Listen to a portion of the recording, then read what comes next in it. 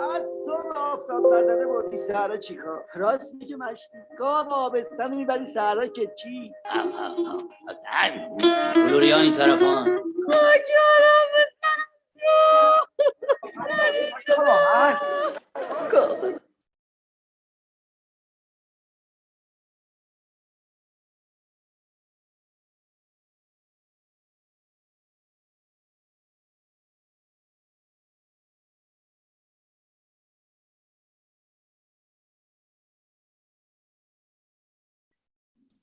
We can start. So, hi there, ladies and gentlemen. Welcome to our symposium. It's a great honor to moderate it in the session titled Cinematic Thought, Aesthetic and Time. During this session, we will have 4 international speakers, and every speaker is going to have 15 minutes for their presentations. And at the end of our speakers' speeches, our audiences are going to have an opportunity to ask their questions to the speakers. So our first speaker will be Slava Yanakieva. Yanakieva got her PhD from St. Clement Ohridsky, Sofia, in the field of cinema and theology. And she is working as a lecturer at St. Clement Ohridsky University and National Academy of Arts. And her presentation is gonna be Time as Memory, Memory as Conscious. So Slava, it's your turn. You can start your presentation whenever you want. We're waiting for you. Thank you. For Henri Bergson, thinking is an integral movement of memory between contemplation and action. Thinking, says Bergson, occurs when pure memory moves forward in a singular images.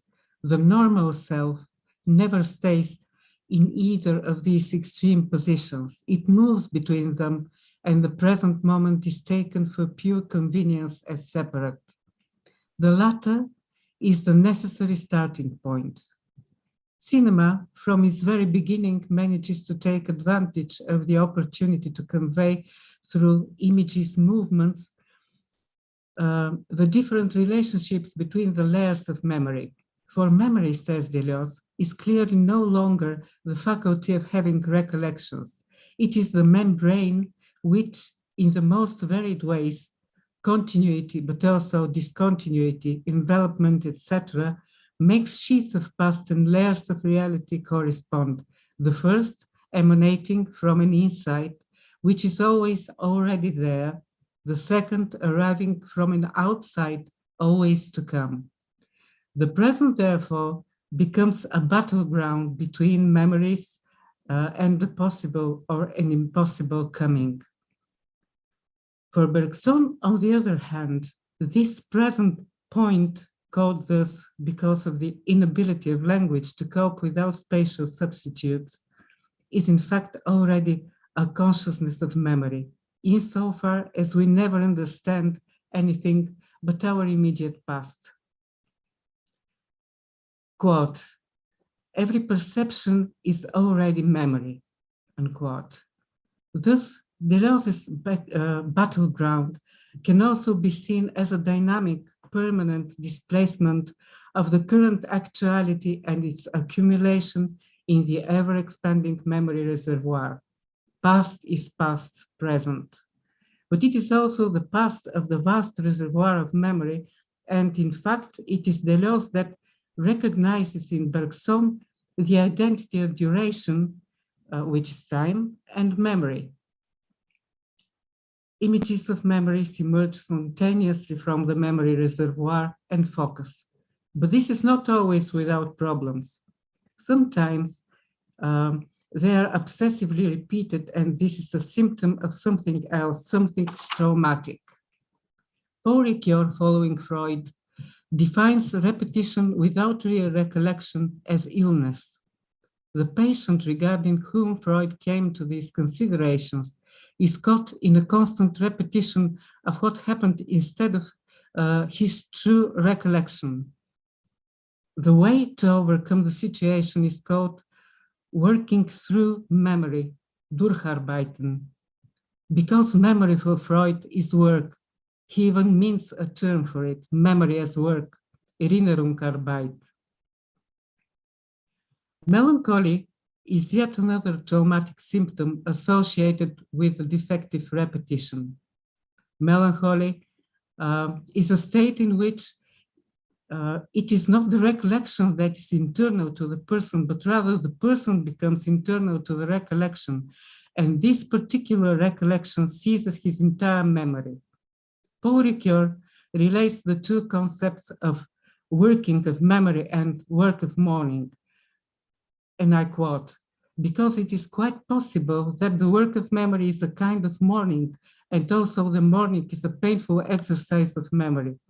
Mourning is a reconciliation with the loss of some objects of love, person. In melancholia, there is a despair, a longing to be reconciled with the loved object, which is lost without the hope of reconciliation, unquote. As what I'm going to present today is only a small section of a larger project, I will by necessity omit some of the material which provides the analytical base for my thesis. I will have to sacrifice the time-memory connection as it is traced through Chris Marker's La Jetée, Alain René's The Whole Memory of the World, and Je t'aime, as well as Tarkovsky's The Mirror from 1975, focusing thus my presentation mainly on his Solaris from 1972. Popular as it is, it relieves me from the obligation to summarize its plot. In Tarkovsky's masterpiece, The Mirror, the external time seems condensed, almost brought to a stop for several indivisible days. The present-day story begins early in the morning with the protagonist's faltering voice answering the phone. His mother is calling. It is not unusual for Dergisi to use telephone ringing as a hierophanic sign. What's wrong with your voice? Are you sick? The mother asks. It's nothing, probably just a sore throat. A few days later, at the very end of the filmic time, the I character dies. Next to his deathbed, his mother will ask, can a sore throat be that serious? Meanwhile, the I character will have traveled times and spaces relating his and his family lives that will have expanded to utter limits of their historical embeddedness. In Solaris, time is limited in a fantastic fictional way. The hero is transported to an extraterrestrial space, a space station on a distant planet, actually Solaris, in which the terrestrial time seems to be absent and staying there looks like unnaturally extending duration. The station is somehow devoid of the rhythm of earthly history.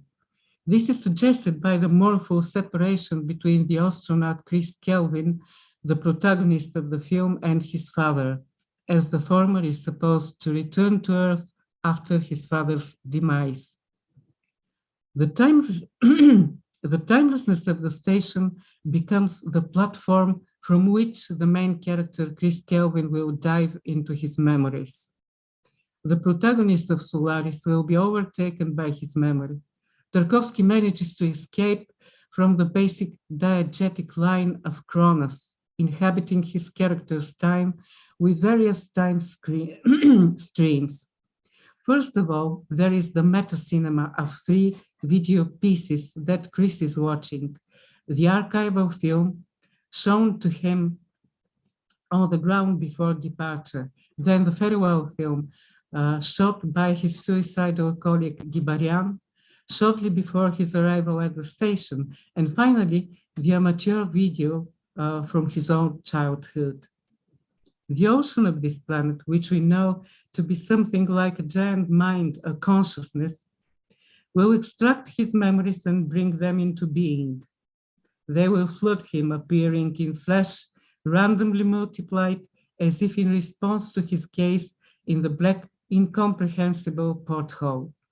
His suicidal wife, Harry, appears in his cabin.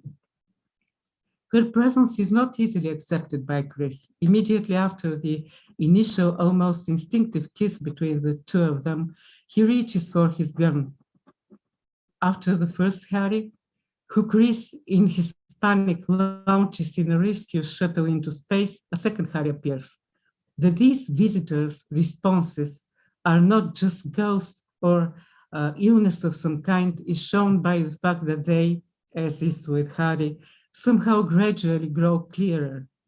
They gain their identity in a way reminiscent of Bergson's description of the leap in memory that can be compared to the rotation of the telescope lens, in which at first we see only nebulae and then images gradually loom being brought into focus. Harry doesn't remember herself at first. She can't sleep, even the dress she's wearing doesn't have a slit to undress. In her love affair with her husband, and through the resistance of the other two members of the crew, she gradually reaches personal density. The guests, as these visitations are called at the station, of the other characters are of different kind. They are deformed and aggressive or erotic seductive creatures. They rather point beyond the simple actualizations of pure memory. It is directly articulated in Professor Snout's words. He says, incidentally, consider yourself lucky. After all, she's a part of your past. What if it had been something you had never seen before, but something you had thought or imagined? Together with his memory, Chris's guilt is also brought to focus. This guilt, however, does not remain restrained within the private experience, but transcends his personal tragedy and even his personal memory, and is experienced as guilt of humanity, in which the protagonist has his share. Therefore, we can assume that this is not so much about the temporal past memory, but about conscience in basic etymological sense of the term, from con and stire, knowledge with. The ocean exerts the traumatic knowledge of the dwellers in the station together with their remorse. Chris relieves once more his love for his wife, redeeming with empathy and guilt of her early death. Her, the second Harry's final suicide, is already enlightened. Chris manages to reconcile himself with his loss. His compassion for Harry too, does the work of memory.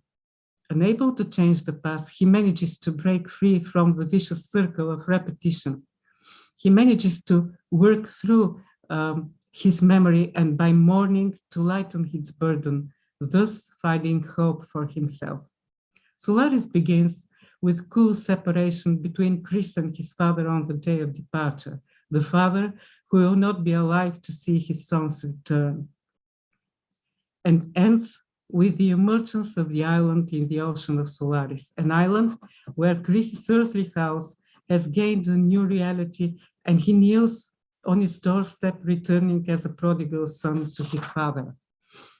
From what has been said so far, sorry for interrupting, Slava, but you have about 2 minutes for the end of the presentation. Thank you. Okay. From what has been said so far, it can be assumed that Tarkovsky's intuition has added two important aspects of human nature to Bergson's time of perpetual accumulation of the world's reservoir of memories. The first one is its existential relatedness. A person, Chris, is always in relationship with the loved ones, with the family, with God. The traumatic memory that is healed, or if you will, the conscience that is resolved, refer not only to Chris's wife, Harry, but also to his father and to his mother, and implicitly to the whole humankind. They all emerge as a confession, if we can borrow this phrase from Chris Marker's La Jetée. They emerge in the stories about them and and do not remain abstract as some universal archetypes or simply as materialized desires, but always personally thanks to the ocean. The second aspect is that personal memory is always part of a narrative, which in its own turn is part of a large-scale narrative of the world's historical completion. This narrative is given to us in various ways, as plot, as a vision, as a speech, through the cited literature, Don Quixote, and art, Bruegel's landscape on the wall, and all this through co-inherence. Co-inherence can be seen not only in the exchange of islands of memory between Greece and the ocean, but also in the clear perception that person has his or her being with the others, has his or her being narratively and extratemporally in the memory of something or someone bigger, the ocean, God. This someone or something bigger is the one with whom together Tarkovsky's characters know their memories and guilt in their consciences. Thank you. Thank you for your valuable contribution and fluent presentation. Now we will go on with our second speaker. And our second speaker will be Nefise Lale. She got her PhD from Istanbul University, Department of Radio, Television, and Cinema. Also, she is interested in theater and music. And currently, she is working as a translator, writer, and director. So her presentation gonna be comparative analysis between the cinematic languages of Yılmaz Güney and Dariush Mehruji, a contextual analysis of two films, Hope and The Call. Yeah, it's your turn. You can start your presentation.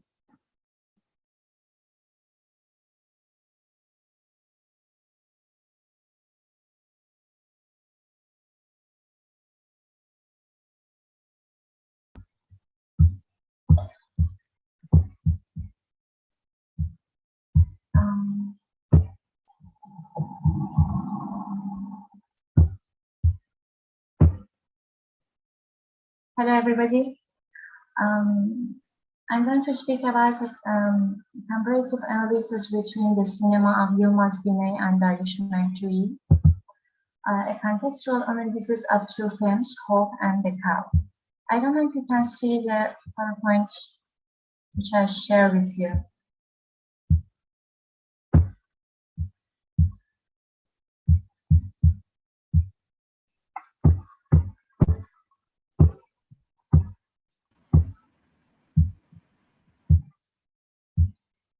Sorry. Okay, I'm going to start on that.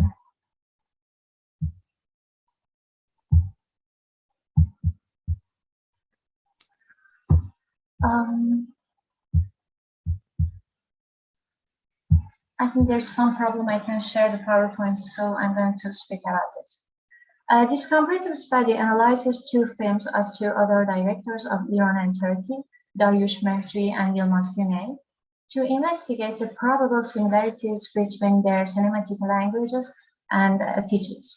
For this purpose, Gab, The Cow, a film by Dariush Mehruji, and Umut, The Hope, a film by Yılmaz Güney, are psychological analyzed based on Anthony Giddens' theory of structuration. Anthony Giddens divides societies into three. Do you hear me? Sorry for interruption. As you know, in our Congress, it's an international one, and we have a simultaneous interpretation. While we are speaking, our translator had some difficulties hearing what you say. So is it possible to use in a kind of headphone while you are speaking? Do you have any headphones, or can you speak loudly or more clearly? Is it possible? Okay, I'm going to speak a bit more loud. Is it okay now? Better. Can you hear me? Okay. I'm going to speak about Giddens, who divides societies into three general categories. The first one is tribal societies, which emphasizes kinship and tradition in time and place. The second one is class-divided societies, which are organized with a kind of urban-rural differentiation And the third one is class societies, with 4 specific institutional areas, especially economic and political.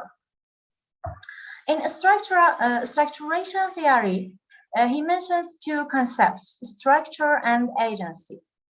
Structure finds meaning only in human acts and consequently creates a link between the views of structuralists and individualists, and therefore structuration is a two-way theory that refers to the duality of structure. Structure is not predetermined or limited to the agency of individual action, but the social structure is used by active agents, and by using the characteristics of the structure, the same structure is transformed by them. In his consideration, structure consists of rules and resources. It means that there are resources in society which generate rules for living in that society. And with the flow of them in society, social interaction occurs. He also sees social interaction and social structure as intertwined because people follow the rules that are in the social structure, and by gaining collective knowledge based on social interaction, they interact with each other and with the structure again. According to him, people are both subject to the rules and its creators. He sees power within social structures as having a broad meaning, the power of doing things by all individuals, and a limited one, the domination of some over the others. These resources are used by active agents, and the structural features of society are created by repeating behaviors. By continuing and expanding these features in specific time periods, social relations are formed. And when he speaks about agents, he says that they use resources to perform actions and activities. Giddens considered resources as including things that create power. When agents interact with each other, they use resources, and when they use resources, they shape the acts of others. Ontological security is the root of the agent's behavior, which refers to the continuity of personal identity in terms of time and place, and the reliability of social life. And also he mentions knowledge of the agents, and he says that many of things that give directions to the act are hidden in the subconscious. Giddens divides the knowledge of the agents into practical consciousness and discursive consciousness. Discursive consciousness is something that agent understands and knows and can express, but practical consciousness is perception and cognition that cannot be expressed. The agent acquires knowledge with discursive consciousness and the practical consciousness, and then he performs social action. Double hermeneutic, the interaction of act and structure on each other, means that without ontological security, the agent has no knowledge of social action. So it is with ontological security that he reaches discursive consciousness and practical consciousness, and then he performs social action. Social actions are performed by knowledgeable human agents, and they create reactions. Therefore, the structure is dependent on the activity. The structure is both a mediator and a consequence of the process of structuring production and reproducing actions in terms of time and space. Giddens calls this process double hermeneutics, which is a two-way conflict between individuals and institutions. In short, we create society, and at the same time, we are created by the society. And he speaks about dialectic of control, and in this way, the agent with the rules and resources gains enough power to repeat social action and causes the formation of interaction, and thus social actions are formed and become a social structure, and the cycle of this interaction continues in the same way. Now it must be imagined that if one side of this cycle fails, for example, the agent does not act or acts unknowingly, or do predetermined and defined tasks in the lack of ontological security, This defect also spreads to the structure and social institutions which will not meet the real needs of agents and individuals in society because this cycle has remained flawed. Such a society will gradually lead to the domination of a limited number on the mass who have no agency, and power will be in the hands of a limited number, and thus the rules will be determined and defined by these same limited resources. To prevent such an event, he then introduces the concept of dialectic of control.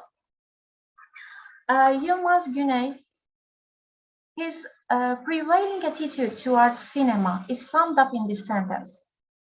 At the moment I read Nazım Hikmet's poem, it sparked a fire in me, and I realized what class I belonged to.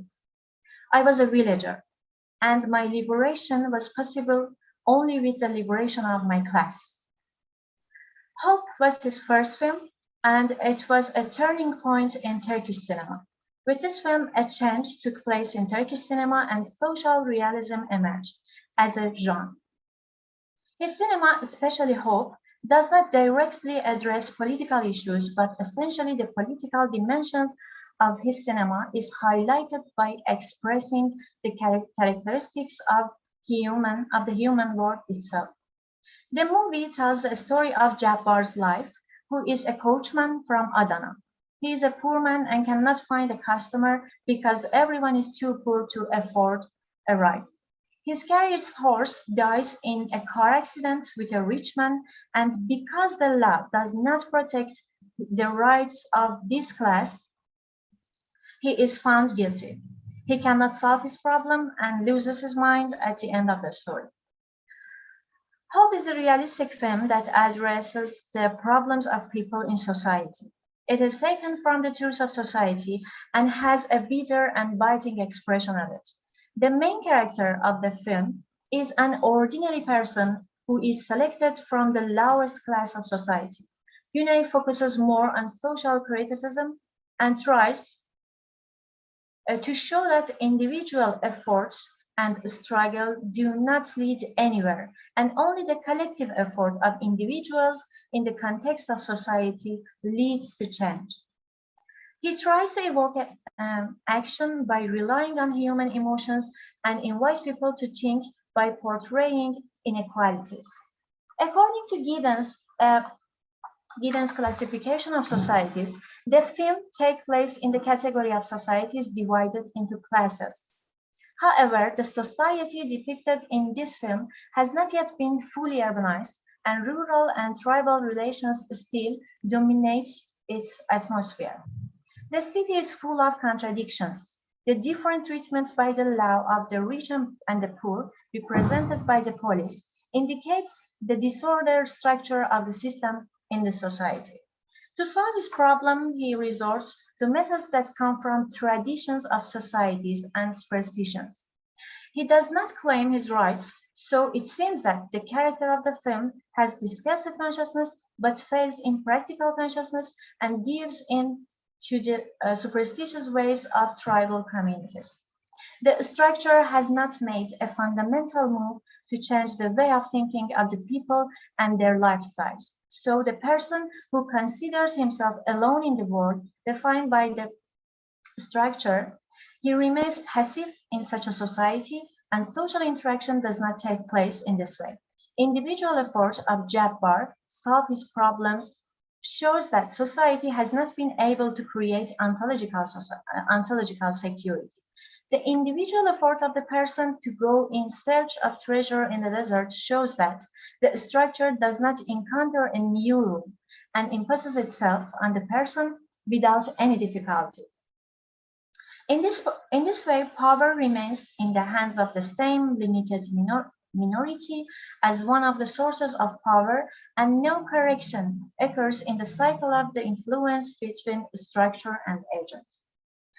And now I'm going to speak about Cow, a film by Dariush Mehri. He is known as one of the most influential filmmakers and creators of the new wave of cinema in the 70s of Iran.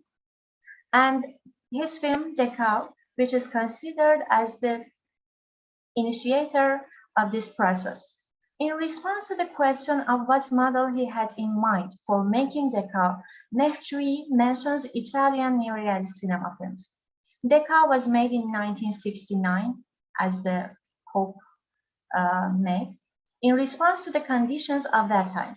Dariush Mehcui, as the other director who has always been associated with Iranian social issues, chose this story to show some problems in society after the White Revolution. In 1960, the White Revolution was supposed to take steps to protect the interests of farmers and workers through land reform and some other fundamental changes. Decca is the story of Mash Hassan and is limited to his personal work. A story of rural man who had a deep emotional connection with his cow, which was a source of income for him and his family, and was killed for unknown reasons. The man loses his mind after the cow dies, and after that he thinks that he is a cow himself. According to Giddens' classification of communities, the community depicted in the cow is in the category of tribal society. This society is still involved in ethnic relations and superstitious customs.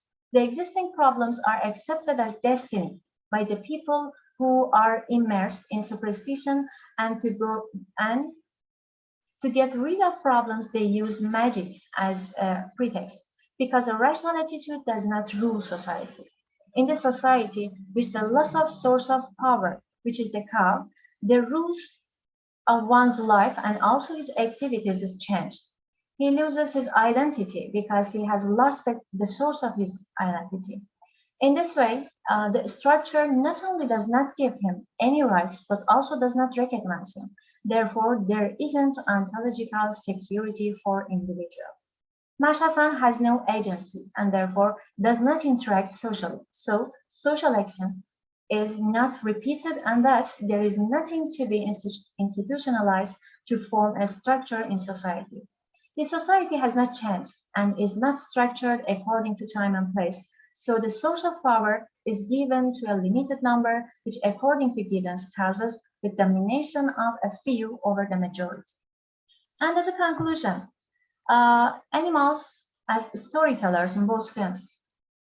In the first encounter with both films, the cow and the horse as animals are significant. Mehcui narrates his film with a cow, Güney with a horse. Both animals are sources of power for the film's main characters. Domestic animals dominated by humans.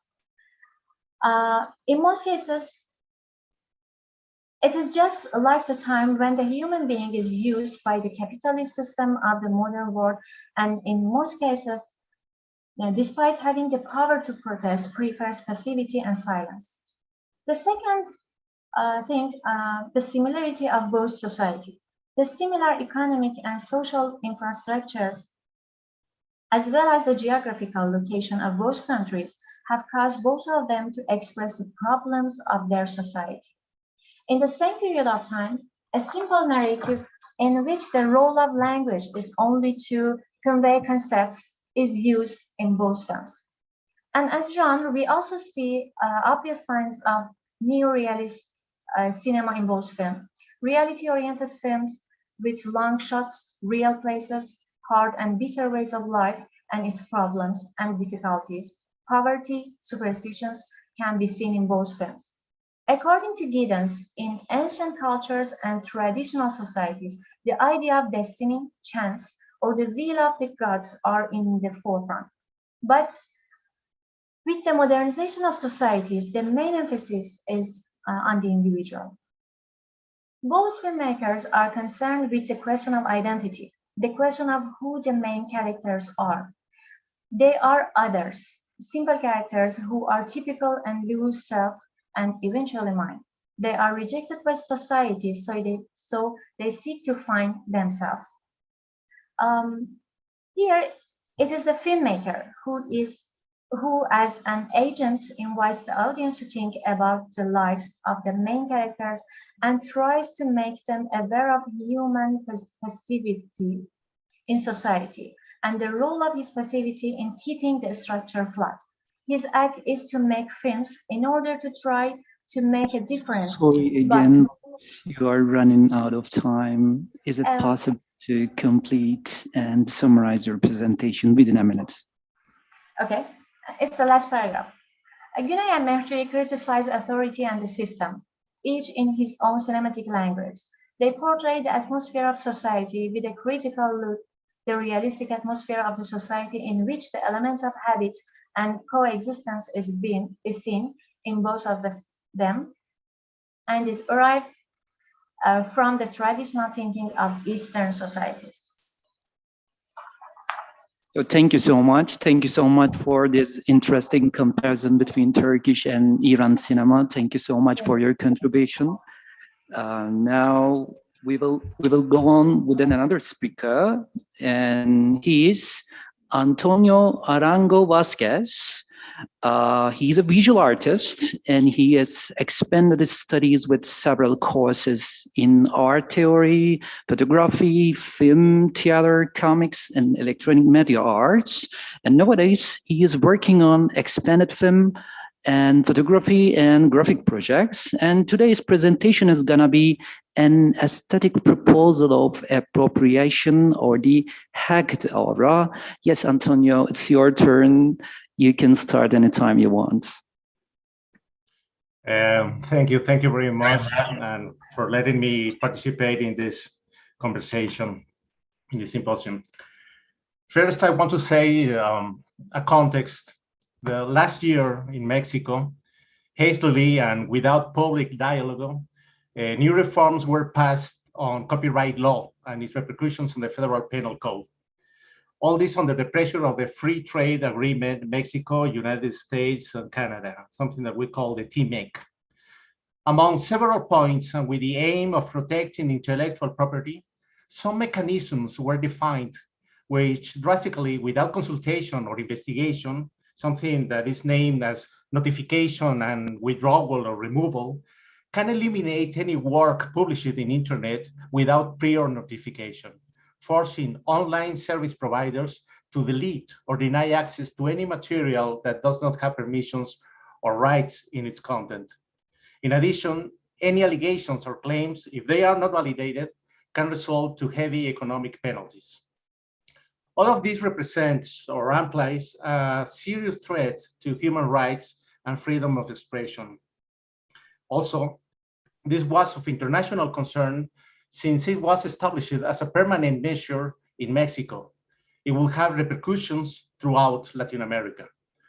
Currently, the National Human Rights Commission has filed an injunction to the Supreme Court of Justice, considering it unconstitutional. But from this, several reflections emerge in some public conversations about property, rights, and freedom of knowledge. By the way, one of our conversations was downloaded from YouTube for property rights. I mention this since from this serious initiative and the incident that we had, I elaborated an audiovisual exercise, a series of quotes, instructions, brief and sufficient descriptions so that the reader, viewer, can refer to the images that I propose under a selection and disposition mounted temporarily as if they were appropriated images. Now I want to share the video with the exercise that I made. It's very short, 2 minutes, and it doesn't have sound. Okay. The video has no sound, so Okay. it's being played.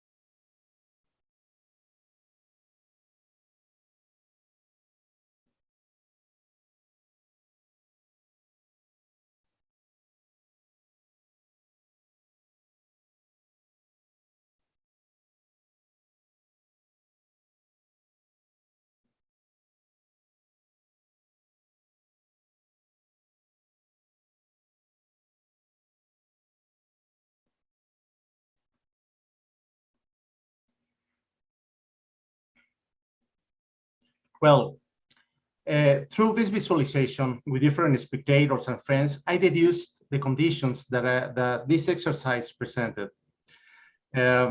First, the reading times of the quotes, instructions that do not necessarily coincide with the times of the sequences or shots to which they refer. I consider this at the time of ensembling the text and the scenes, defining a special rhythm. I don't include inserts because they are difficult to contextualize and also demonstrate or evidence this temporal distortion. And obviously, the quotation must be known by the spectator, perhaps not clearly remembering the fragment, but must know the referenced film. I found this interesting since in the cases where the quote was not completely known, this did not alter the flow of the visual, since the gaps, the memories are replaced by the imagination of the spectator or viewer. Later, this exercise grew into an essay piece that I already released as part of its evolution. And here I want to mention several references. The drawings of Big Muniz, by the artist Big Muniz, in which he replicates from memory images with the only resource of remembering. These images came from the Life magazine and have been reproduced several times. Muniz defines this technique as memory rendering. These examples are similar to the work of animator Alexander Shello, who in an amazing way from memory captures moments in many drawings, which become later animated films. Fragments of moments that he draws relying only on his memory. And a very interesting discovery and similar to the proposed exercise, it is the work of the photographer and publicist Michael Schirner with his project Pictures in Our Minds. Schirner alludes to collective memory propagated and disseminated by the media. Many of them coincide with what Muniz drew. These images converge both recent photographic history and Western pop culture.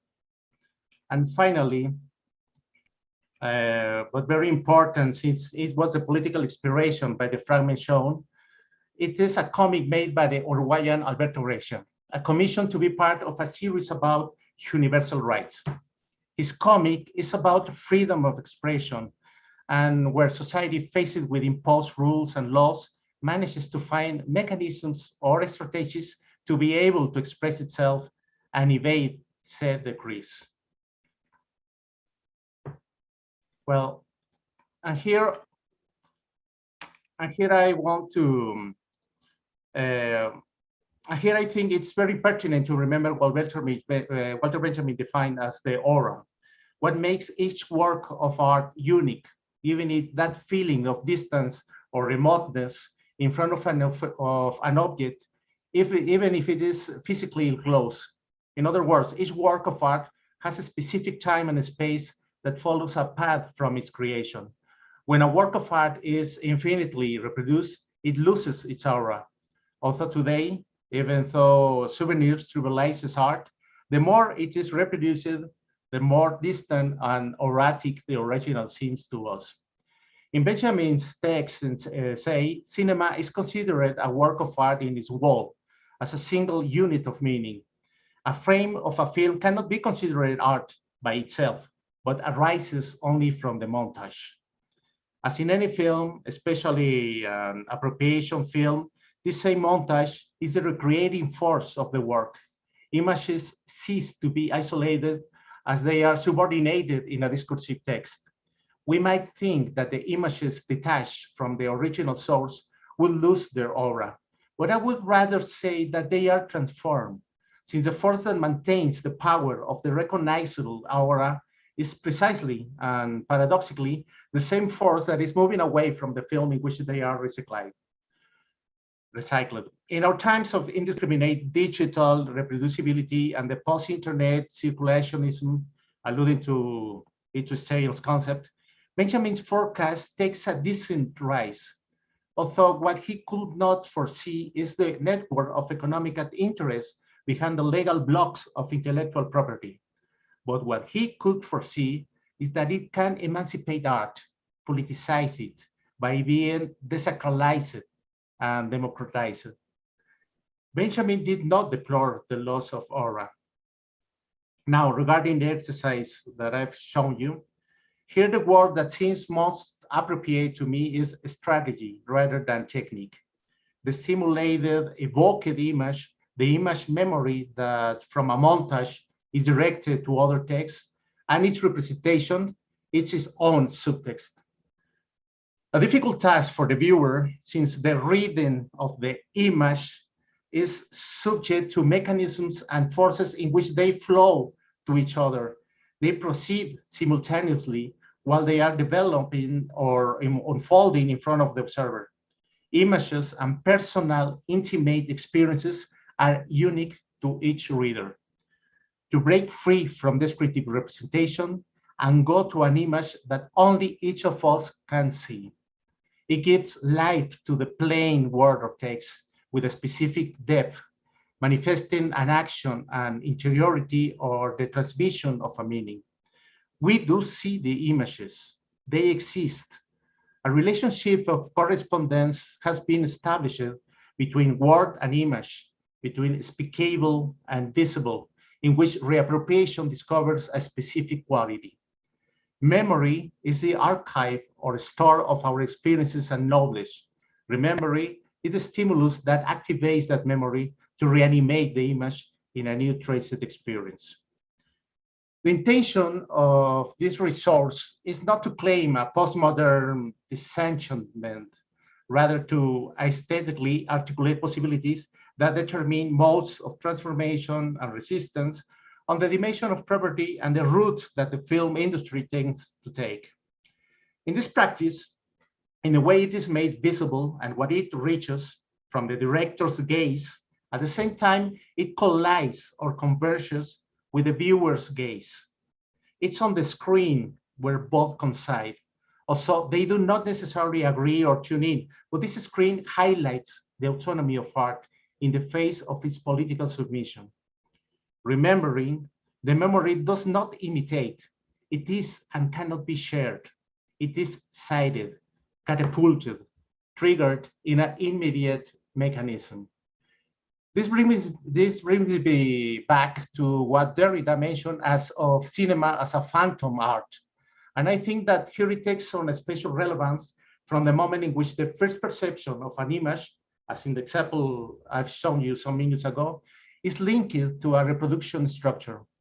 It is a writing or text system that tries to oppose speech or image by means of traces instructions to follow, in order to see new appearances of the spectra preserved in memory, ghosts that haunt the movies already seen, or ghosts imagined by an unknown trace. At this point, there is no doubt that cinema responds to the politics of oblivion with a vindication of memory and the mobilization of its most significant values. Hence, all cinema, insofar as it activates memory, is political, and in some way will stand as a kind of visual axiology. And here I have a question. Is this cinema? Now, let's go back again to the exercise, but now in this political stance, hacking. The writer Mackenzie Wright defines the nature of hacking as a freely discovering, freely inventing, freely creating and producing. It is its fundamental principle. Thus, we don't own what we produce. What we produce owns us. Hacking produces many kinds of knowledge from many kinds of experiences, and also have the potential to produce new knowledge. Thus, hacking has the possibility to produce another nature. A nature apprehended as property is converted into something with economic value. The form of property turns nature into an object. So in this case, through this action, the filmmaker and the spectator extract freedom from the necessity of new cinematographic nature, transform perhaps a second nature, I could say. Hacking, says work, makes matters to be expressed in another way. It is an alternative exit as a resistance support. Deleuze said that what we need is creation. We need resistance to the present. And I think that to remember is to resist. When I made this aesthetic exercise that I have shown you in response to an imposed situation, I searched a profound proximity to its own aesthetic experience and the opening of cinema to improvisation and imagination, proposing a new mode of participation as inventive repetition. Cinema as an open work, and the reception or enjoyment of it does not require the concentration and insight that its traditional contemplation demands. I am not referring for a future cinema or an aesthetic avant-garde, but to a reflection as a filmmaker in the current context, a conceptual exercise where memory as heritage and property right is inherent to the human being. Sustained in this heritage that goes to the memory image, to our remembered image, there I think is also the cinema. Thank you. So thank you so much for this different point of view, and thank you for obeying the time. Thank you so much. And now we will go on with our final speaker, Diana Neva. Diana is a PhD candidate of philosophy at the University of Minho in Portugal. And her thesis that she is working on cinematic thought experiments as philosophy. And today, her presentation is gonna be film as philosophy, thought experiments, and mental modeling. So it's your turn, Diana. You have 15 minutes. You can start. Okay, hi. I hope everyone can hear me well. So the idea that films are or could be philosophical goes back to at least the 70s with Stanley Cavell's The World Viewed, or with Gilles Deleuze's books Sinema 1 and 2. However, the film as philosophy per se, what has been known the FAP hypothesis, became an independent area of research during the 2000s after Stephen Mulhall's publication of On Film in 2001. And also with Thomas Wartenberg's publication of Thinking on Screen, Film as Philosophy in 2007. In his book, Mulhall defends that some films can philosophize for themselves. They are not just the material for philosophers to work on, but they actually think for themselves. Wartenberg addresses all the main objections made against this idea that film can philosophize on his book, Thinking on Screen, and he argued that films can philosophize in various particular ways, such as, for example, illustration, self-reflection, thought experimentation, and counter-exemplification. So one of the main objections made against the film as philosophy idea was the so-called generality objection made by Bruce Russell.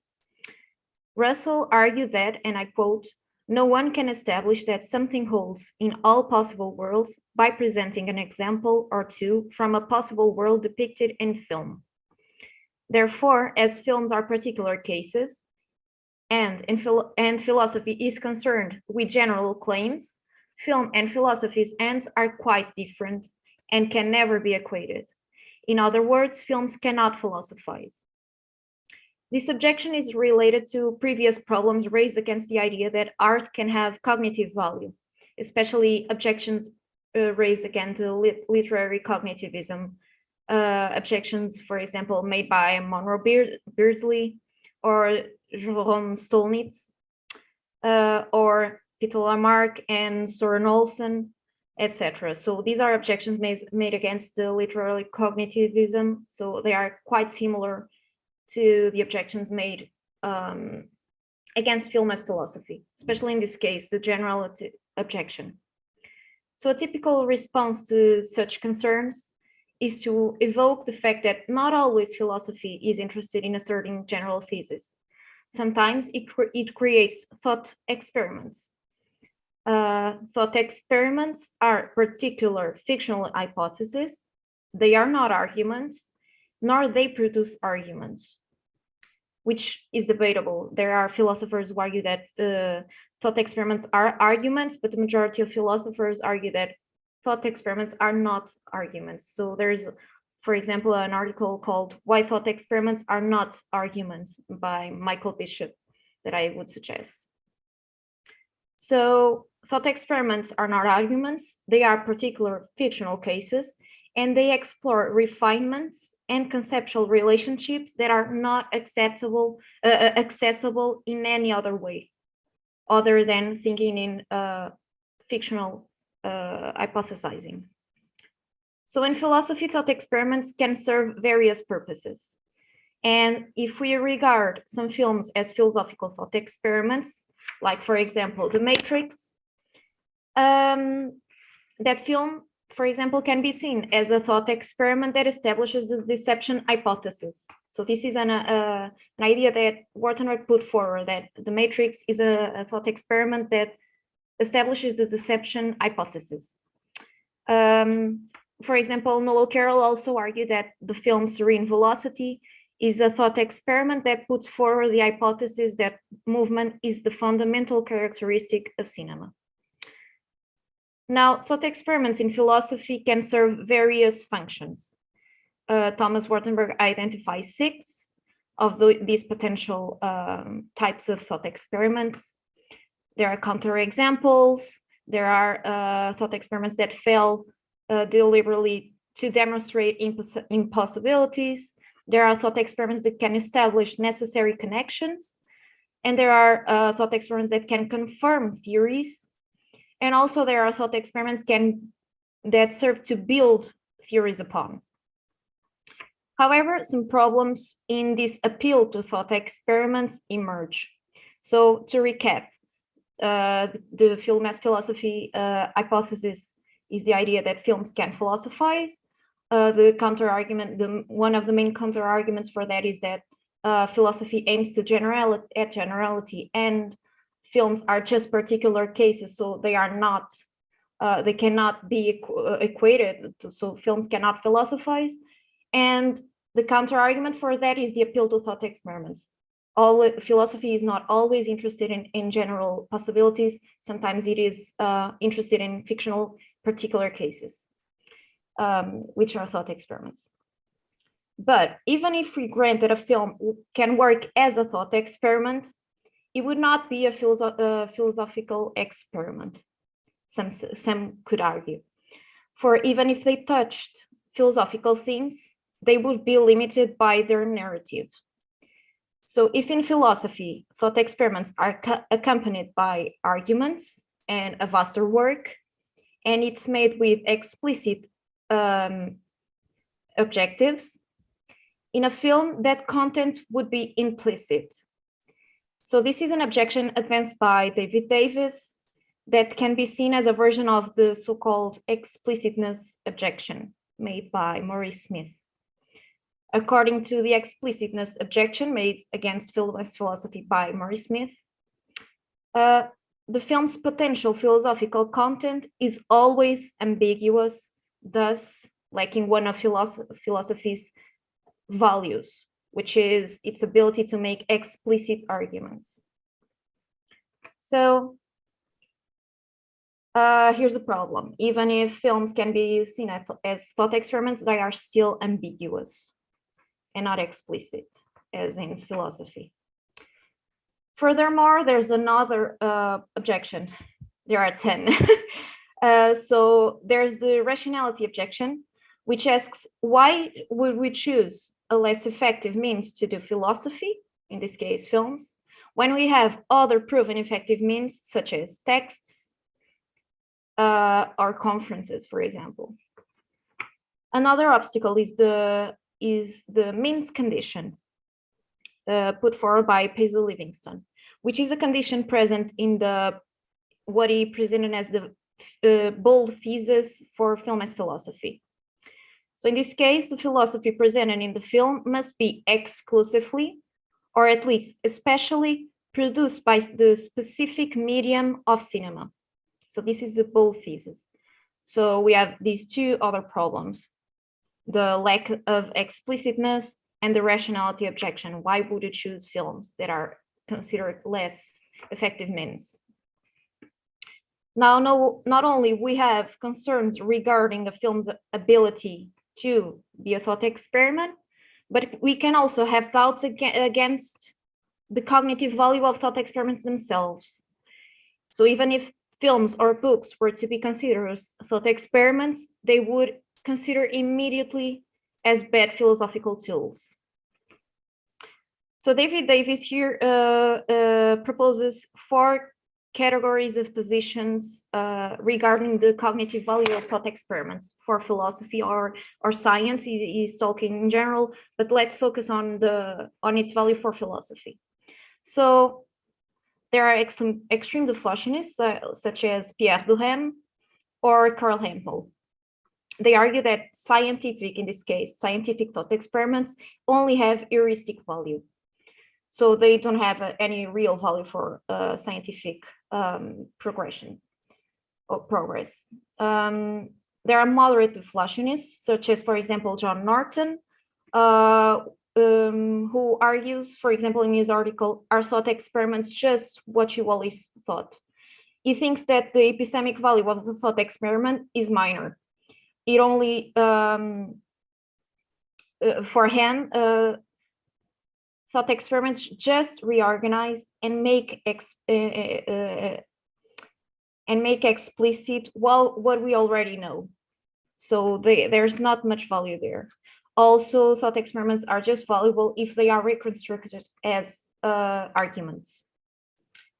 So for the Flashinist, the case for cinematic thought experiments as philosophy is irrelevant, or even worse, whether thought experiments are bad tools and just have heuristic value, or if thought experiments just have any value if reconstructed as arguments, they are not good tools for philosophy.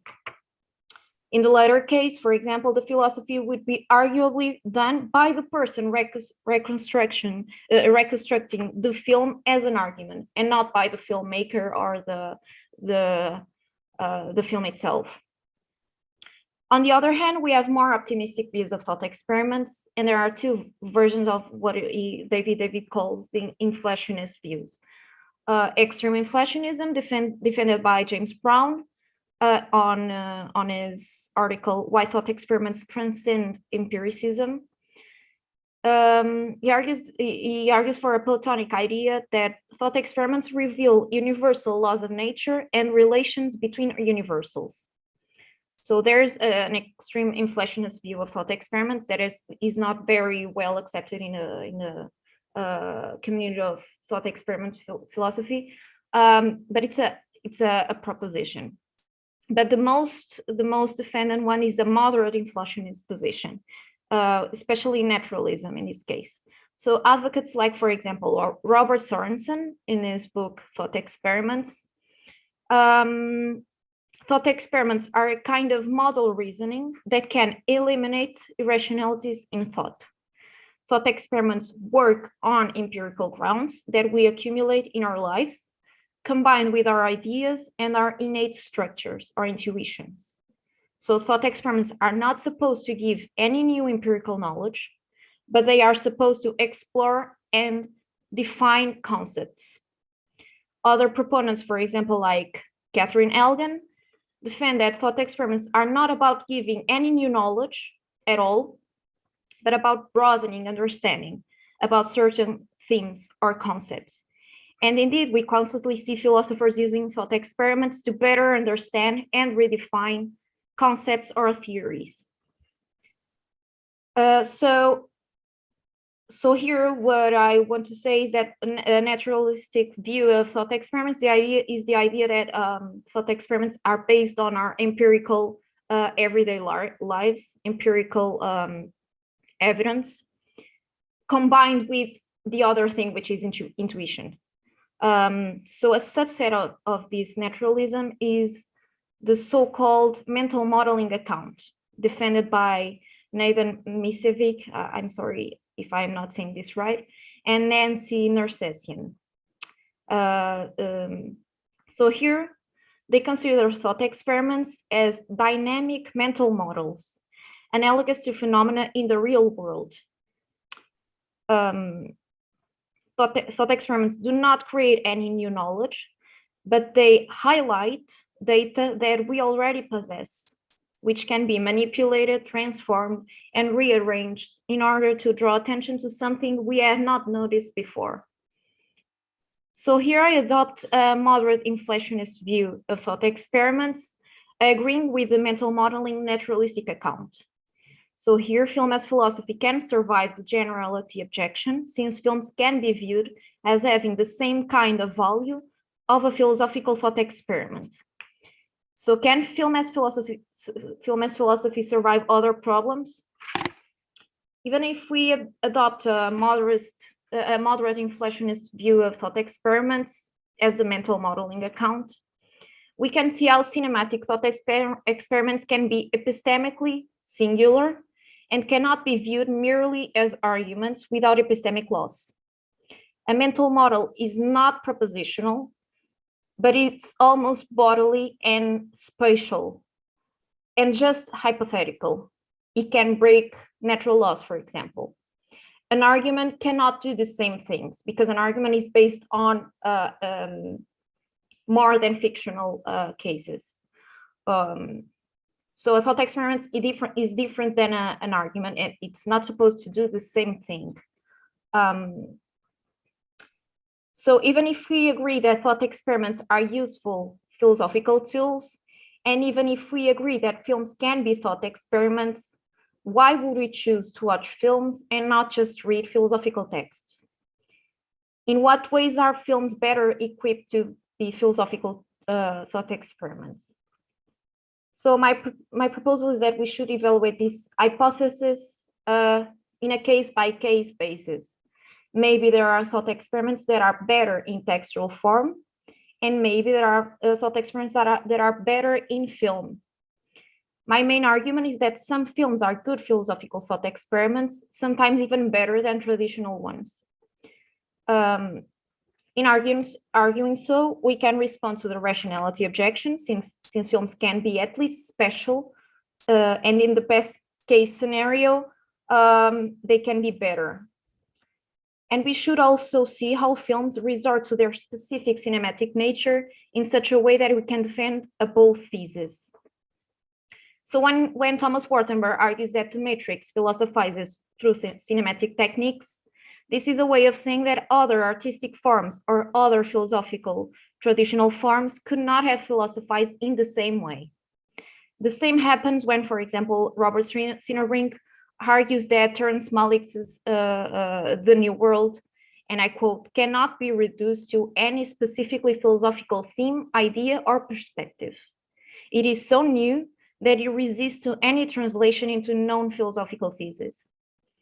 So this is one of the reasons why he argues that there is a distinctively cinematic way of thinking. So, for example, Tom McClellan analyzes some objections made against the use of thought experiments in philosophy. Sorry, we are running out of time. Is it possible to complete your presentation within a minute? Okay. Okay, so I have to skip this, but let me just highlight one of the most important aspects, I would say. So Tom McClellan analyzes some of objections made against the use of thought experiments in philosophy, and he sees those objections as opportunities for film as philosophy, or for thought experiments through film as philosophy through thought experiments. So what he's saying is that some arguments against thought experiments in philosophy can be seen as good news for film as philosophy. I will just say an example. So Edouard Machery, for example, claims that the psychological mechanisms that are working when we reflect about thought experiments are the same that we use in everyday lives. So this means that the reliability on the ability depends on the circumstances of its use. So Machery states, for example, the circumstances in which a physical or psychological capacity is reliable from the proper domain of this capacity. If we have reason to suspect that a physical skill or a psychological capacity is applied outside its proper domain, our confidence in the success of this application should decrease. So the challenge to our thought experiments here is that for Machery, the situations described in thought experiments are beyond our proper domains of our psychological abilities. And so this encourages skepticism towards fanciful thought experiments. But thought experiments that are probable scenarios would not have this problem. So as McClellan notes, a film that frames thought experiments in an everyday life situation is less fanciful, even if it's a scientific fiction, because it is framed in an everyday life situation, not as a different fanciful, out of ordinary situation like in philosophy. So here, if we send it by an inflationist naturalistic view of thought experiments, we start to understand how there's a possibility that films can be good philosophical thought experiments. Films can be detailed, but also open to interpretation. And sometimes having some lack of explicitness can be advantageous. This adding with the fact that films seem to be more in scope with our psychological capacities of our everyday lives, it makes possible to defend a bold thesis, thus responding to the rationality objection, for example. Here, viewing films as philosophical thought experiments is not only rational, but maybe a better option than using traditional thought experiments in some cases. So You completed your presentation? yeah. Yeah, thank you so much for this powerful presentation. We are about to complete our session, but before we complete it, let's ask our audiences who want to ask any questions. Anyone who are volunteer to ask any questions for our audiences? Is there anyone who want to ask a question? Yeah, I think it seems not. So thank you for your great participations, valuable participations, and great presentations. We're completing our presentations. Have a good day for everyone. Thank you so much again. Thank you. Thank you.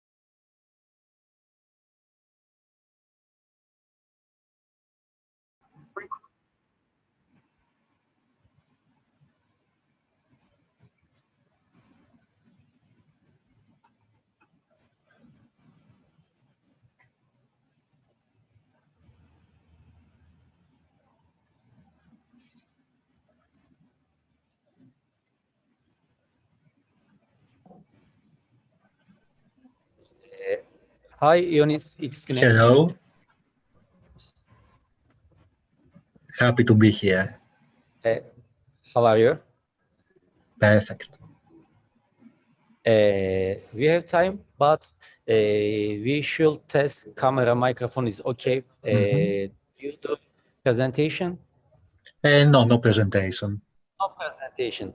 Okay, it's okay. I want to test this one. We have 15 minutes. Oh, beautiful. 15 minutes later, we will start. Okay. Perfect. See you soon then.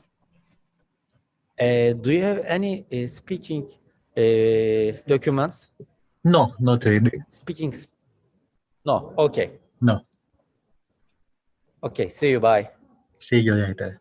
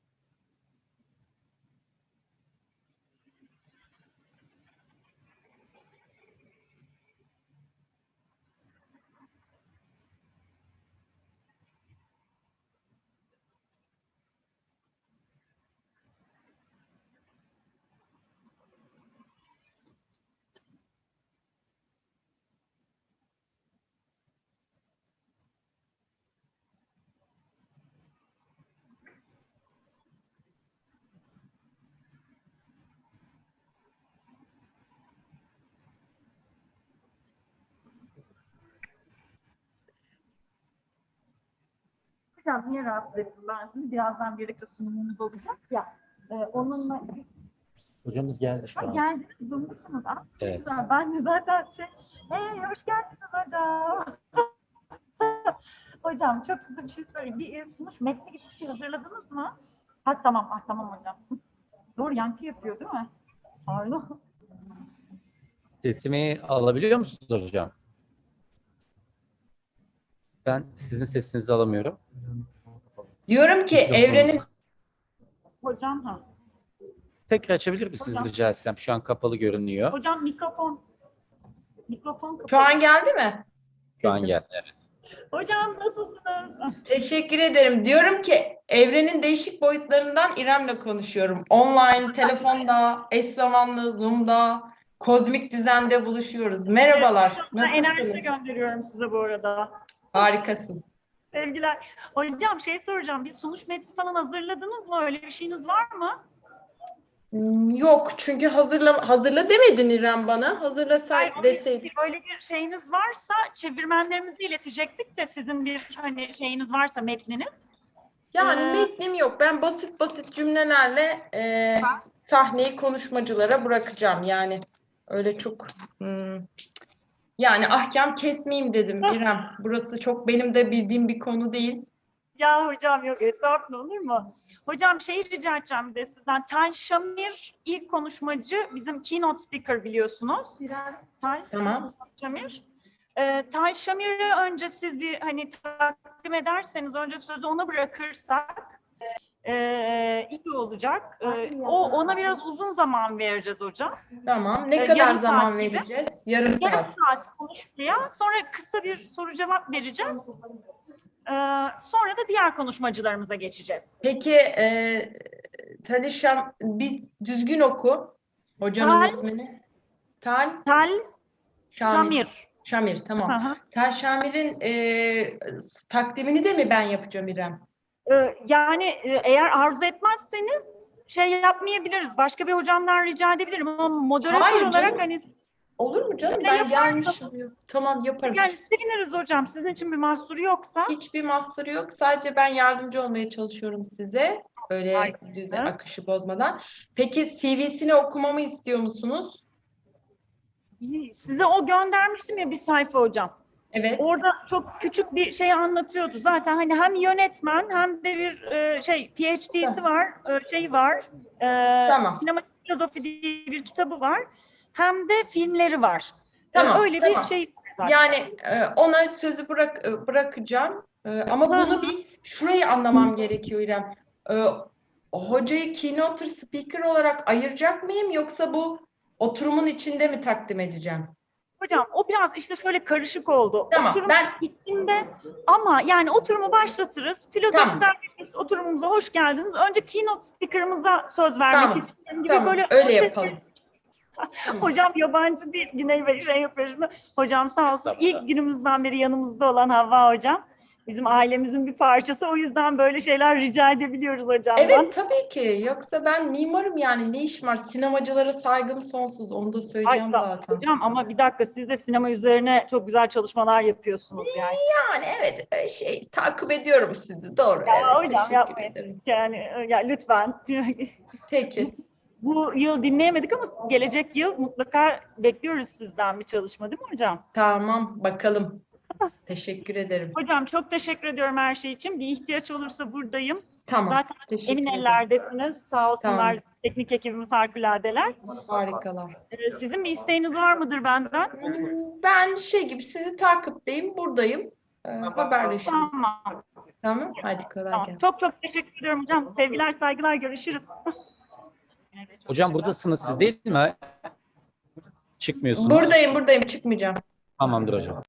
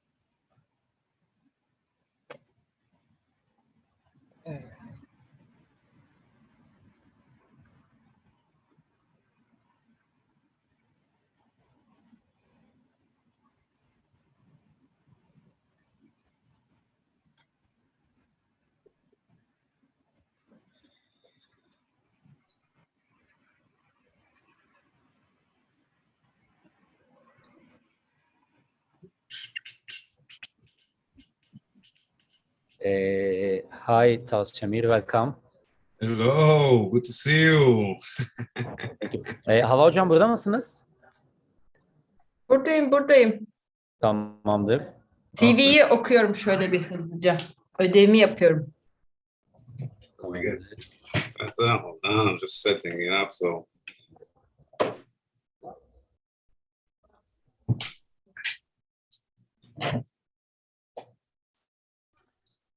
We have just 5 minutes later we will start. No problem. I'm actually just do your checks, whatever you guys need in terms of like cameras and I don't know, connections, etc. I'm doing my final checks anyway, so it's always good to be a little bit earlier. It's always better. Now I see everything is okay. Camera and microphone. Do you use presentation? Say again? Do you use presentation? Oh, I will jump into like a share screen. Okay, can we check it now?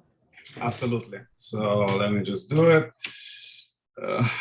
And let's just do, okay, share screen, you will see me as well. So desktop, share, and then let's just do this, for example. You see it? Yes, now it's okay. Okay, hold on, let me just play this, see if the sound works. Yes, it's working. Okay, great.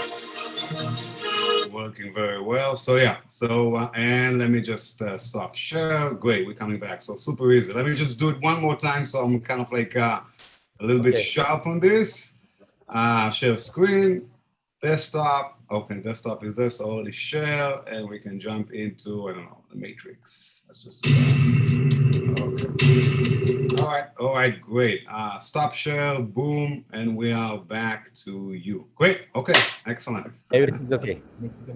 Everything is working perfectly. Thank you, guys. I'm really excited. Maybe I'll pick it up a little bit. Thank you. And can I take your presentation you sent to chat box? I can't hear you. What? I couldn't hear you. If you sent your presentation, we will share with translator. Share my presentation, like what I talk about. It's all messed up in like all sorts of things. So I don't know. We can chat about it in that sense and figure it out how to do it, because it's all a big mess at this moment.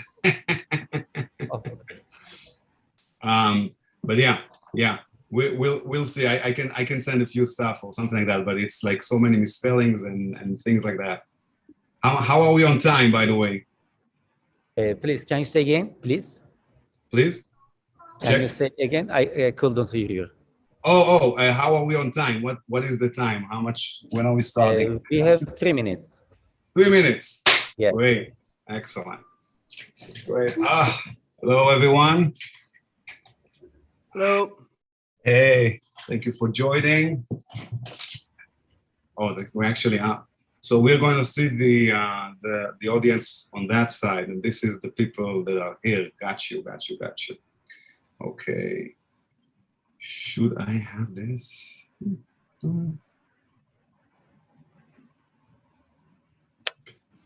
What time is the cutting time?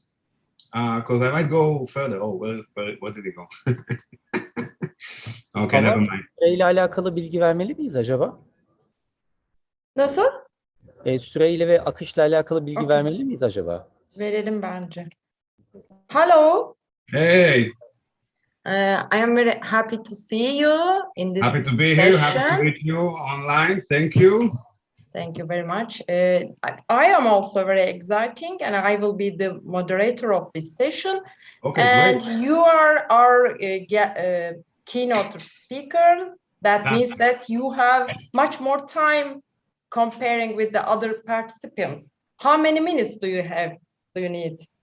I think it's probably going to be like 40 or 50 minutes. I think it's going to cover that. So it's going to be like a good, strong hour in that sense.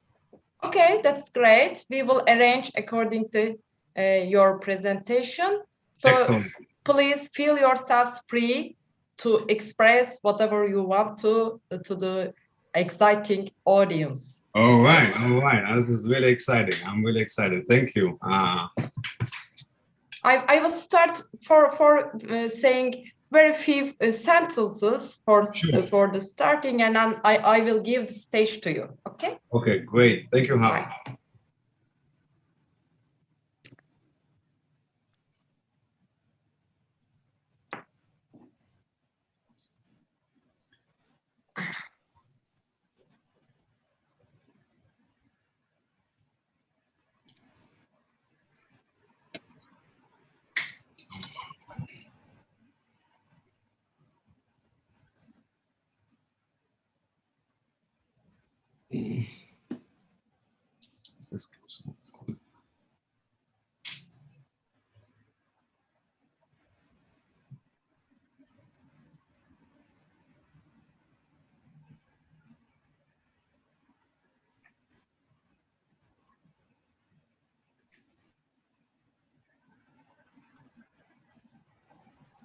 Hava hocam, sesimi alabiliyor musunuz? Evet, alıyorum. Evet. Nihal'ın da ekran görüntüsü paylaşacaksa onu bir test edebilir miyiz acaba? Okay. Is there anyone who wants to share the screen while presenting, except for Shamir? What about? Yes, I do, just for a short film clip, if that's okay. It's better to check how it will go. For the Right. You want me to do it now? Yes, just a practice and Okay. to be able to see if it's everything going technically well or not. So just 1 second. It's just going to be a clip from YouTube. So hold on. Do you want to share with your screen, or do you need some help from the technical team? Well, I was just going to share my screen. Will I just do that now? Okay. So share screen. Here we are. Okay, so sharing full screen. Can we all see this? Yes. Yeah. Great. We see it. Looks good. Yeah. Good. What about the sound? Can you hear sound? Yeah. Yeah. Oh, from the film. I am hearing your sound, but not the film's voice. It's quite a. Oh, hang on. It is better to share your screen with the computer sound. Maybe you have forgotten that. Right. You can try it again. Let me try it again. Yes. One. So. I have using several different. Oh yeah, sorry. Here we are. Okay, so share sound. Oh, share sound. Yeah. Share. Right. Try now. Yes. Now it's perfect. Yeah. Perfect. Okay. So that's just going to be a couple of minutes clip I'm going to show. Okay. Okay. So I'll stop sharing. What about Ioannis? Nothing. Nothing. Just you will talk. That's great. Also, this is a nice option. Hava hocam, her şeyimiz tamam sanırım. Başlayabiliriz. Evet. Burada hazırım. Evet. Tamam. Ben 3-2-1 deyince başlayabiliriz. Peki background'ı koyayım mı koymayayım mı? Sen söyle. Tekrar koyabilir misiniz hocam? Bakalım. I am making my presentation as beautiful as our speakers. Is it good or not? Hangisi? Hocam çok bir farkı yok. Sadece şu an ışık size geldiği için orada biraz senin background olduğu için. Tamam. Tamam. Peki. O zaman ben background'ı kaldırıyorum. Tamam mı? Tamam. I am in the room very sunshine and the light. That's why it's brightened. Okay, we are ready. All right, I'm ready. Let's do it. Hocam başlayabiliriz. Hello to everyone. I would like to start my words to congratulate the SineFilozofi team that carried out this important organization. I would like to thank the Serdar Öztürk for invitation for that session called Philosopher Directors. I am an architect, deal with the power of visual arrangement. So, I really sincerely respect and admire directors and the filmmakers. Moreover, if there are philosophical directors, then there is talk of miracles. So you are in the session of miracles, I can say. We have very important speakers in this brilliant session, and we will leave the stage to Tal Shamir. He is also the keynote speaker, so he will make his presentation about his special field. He is directed, produced, written, and edited dozens of short films that have been presented in a wide range of film festivals, galleries, and museums. He is really good at his job because he has won many awards, including a gold medal in the Academy of Motion Picture Arts. Maybe we can talk much more about his CV, his special field, but I think you will prefer to listen to him instead of talking about him. It is better to give the stage. Dear Shamir will talk about cinematic philosophy and the visual revolution. Thank you for your effort and your contribution. Stage is yours, dear Shamir, Tal Shamir. Right, thank you so much. Thank you. Thank you so much for this generous introduction. I'm honored. I'm also honored and privileged to talk to you today at this lovely and wonderful conference. In this talk, I will go over some of the key ideas from the Cinematic Philosophy book I published in 2016 with Palgrave Macmillan. I will also talk about the choice of being a filmmaker and a theoretician. We'll talk about what media and cinema and film can give philosophy that the written text and the oral lectures cannot. Also go over some of, and finish with the exciting and fearless revolution, visual revolution that is happening in our time, and how it's connected to each and one of us sitting in this room hearing this lecture. So first and foremost, I want to say that I'm a filmmaker, as well as also a film philosophy theoretician. I've been working in the independent filmmaking world for quite some time. I wrote 4 feature scripts. I made many short films. One of them won the Student Academy Awards from the Academy of Motion Pictures and Sounds in Los Angeles. At the same time, I also have a PhD in film and philosophy, and I published this book with Macmillan, which is based on my PhD dissertation. When I was a young film student, a few professors told me that I have to make the choice between being a filmmaker or an academic or philosophical academic. But I, on the other hand, felt that there is a deep eminence and connection between the two worlds that can feed each other in a way that hasn't been seen before. For me, filmmaking wasn't just a craft or an art. It is the language of the future. And to me, great films are a window to the big questions of life. You know, we all are thrown into this world with no real answers, and good films can give us a glimpse on what it is to be human. At the same time, if we learn the language of cinema or the language of the future, which I believe it is, might as well be knowledgeable with the deepest and most thought-provoking perspectives about humanity, which to me is philosophy. And in a nutshell, philosophy is the exploration of the world from the most basic and essential tool we have, which is our mind. Using mostly the tools of the mind, such as deduction, logic, analysis of concepts and ideas, and dealing with really tough, hard questions that we don't normally do and deal on a daily basis. For example, like what is real, what is matter, what is thinking, what is the limit of our thinking, what is the right thing to do, what is ethical, and so forth. Jumping back to the Cinematic Philosophy book, I gotta be honest that it came out of a frustration. When I did my undergrad in philosophy, and I was also working in film and media at the same time.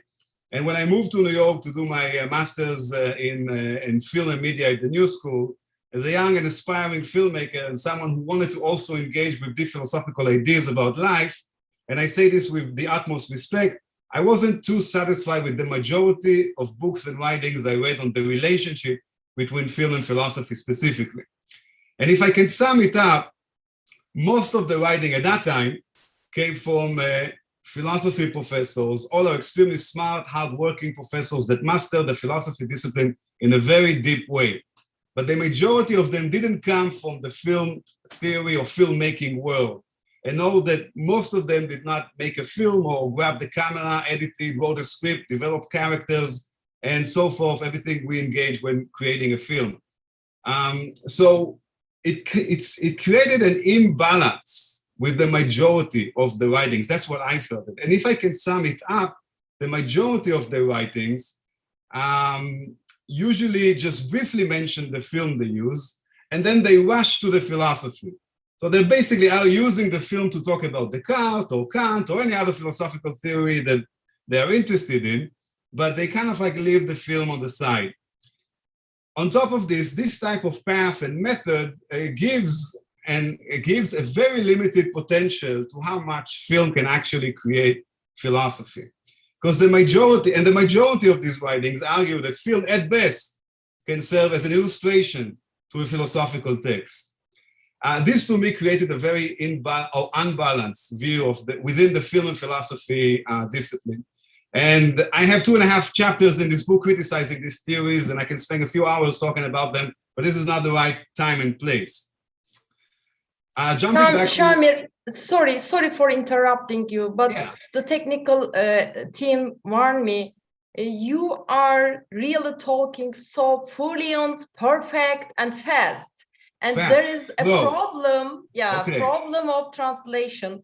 So Sure. Is it possible to make it much more Slow. Thank you. Sorry for that. No problem. Thank you. I'll try. And if it's too fast, let me know.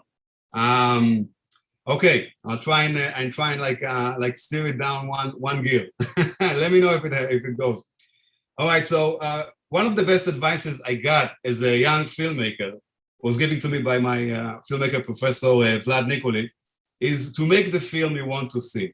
And in a sense, just shifting that suggestion to my PhD dissertation, I wrote the book I wanted to read. And also, besides having an inner passion to understand the relationship between film and philosophy in a deeper way, I also felt it an opportunity, since as a filmmaker, I might be able to give a different and perhaps, if I get lucky, a fresh perspective on the film and philosophy world, because I come from a little bit of a different perspective. So the goal of, if I sum it up, the goal of the cinematic philosophy book is to establish a connection between film and philosophy, and to answer some of the important and big questions within the film and philosophy field. For instance, we are analyzing films and finding philosophical evidence in them. Great, but why is it important? How is it referred to our time and place? Why would anyone care if, there's a few philosophical ideas or illustration in a certain film, and so on? So within this book and in this lecture, I will try in the few minutes that I have to establish, or at least given the idea of how cinema can become a new platform for philosophy. And although it might be different than the written text or lectures, it is equal in its potential to engage with philosophical ideas. If we think about the practice of philosophy, we automatically think about two mediums that philosophy has been taking place at. One is the oral, which is spoken lectures and dialogues, what we are doing right now. And the second is written, books and articles. And my goal is to show that our era and our time introduces a new possibility to create philosophical thinking, which I believe is cinema, or the cinematic medium. In order to begin establishing this ambitious goal, I ask a very strange question. But in philosophy, the questions are very important. Since they lay the foundation for any possible answer. So one of the main questions I ask within the book is why philosophy has always needed cinema. I know it's a strange question, since cinema is around, in existence for around 120 years, since 1895. And philosophy is much older.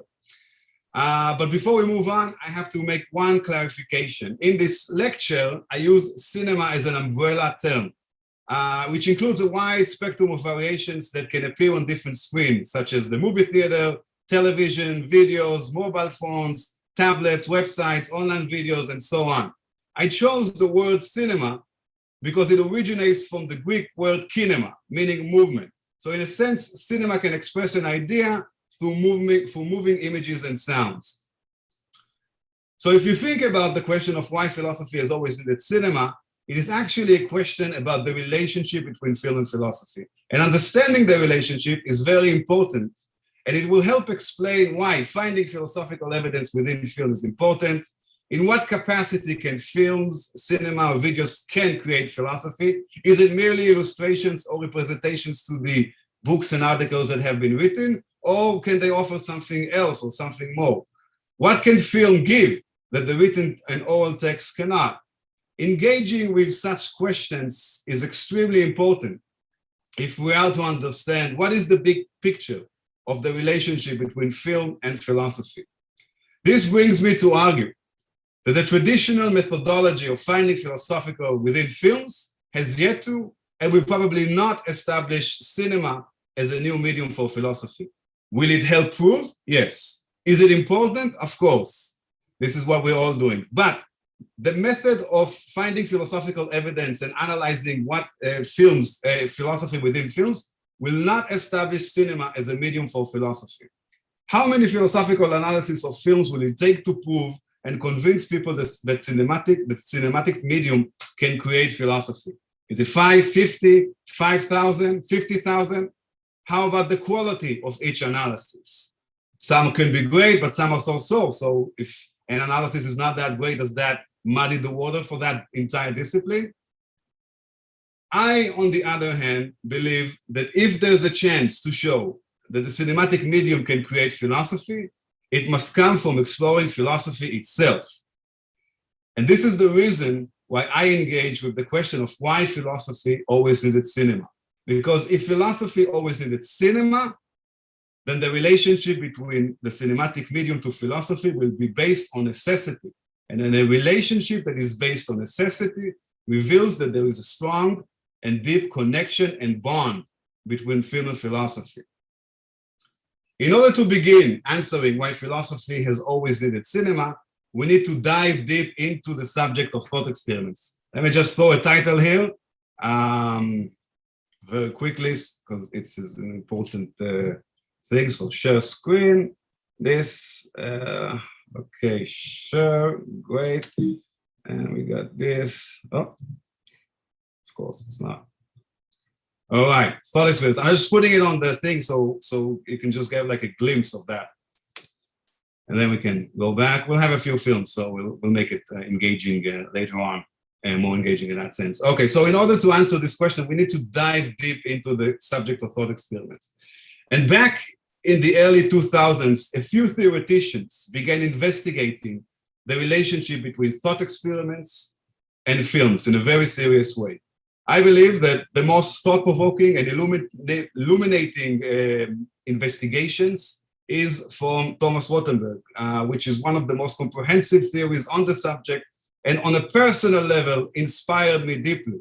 By the way, Thomas Rothenberg is speaking right after this lecture. So I urge you all to stay for this for his lecture, as he's an incredible thinker and philosopher, and you should listen to everything that human has to say, especially about film and philosophy. In essence, Rothenberg's main methodological path is to show how specific philosophical techniques, such as thought experiments, are used in specific films. If certain films can provide a screening of thought experiments on screen, then cinema, in potential, can swing philosophy, or at least serve as an illustration for philosophical work. This has rightly so became one of the most, the main method and comprehensive understanding on the relationship on how films can engage with philosophy.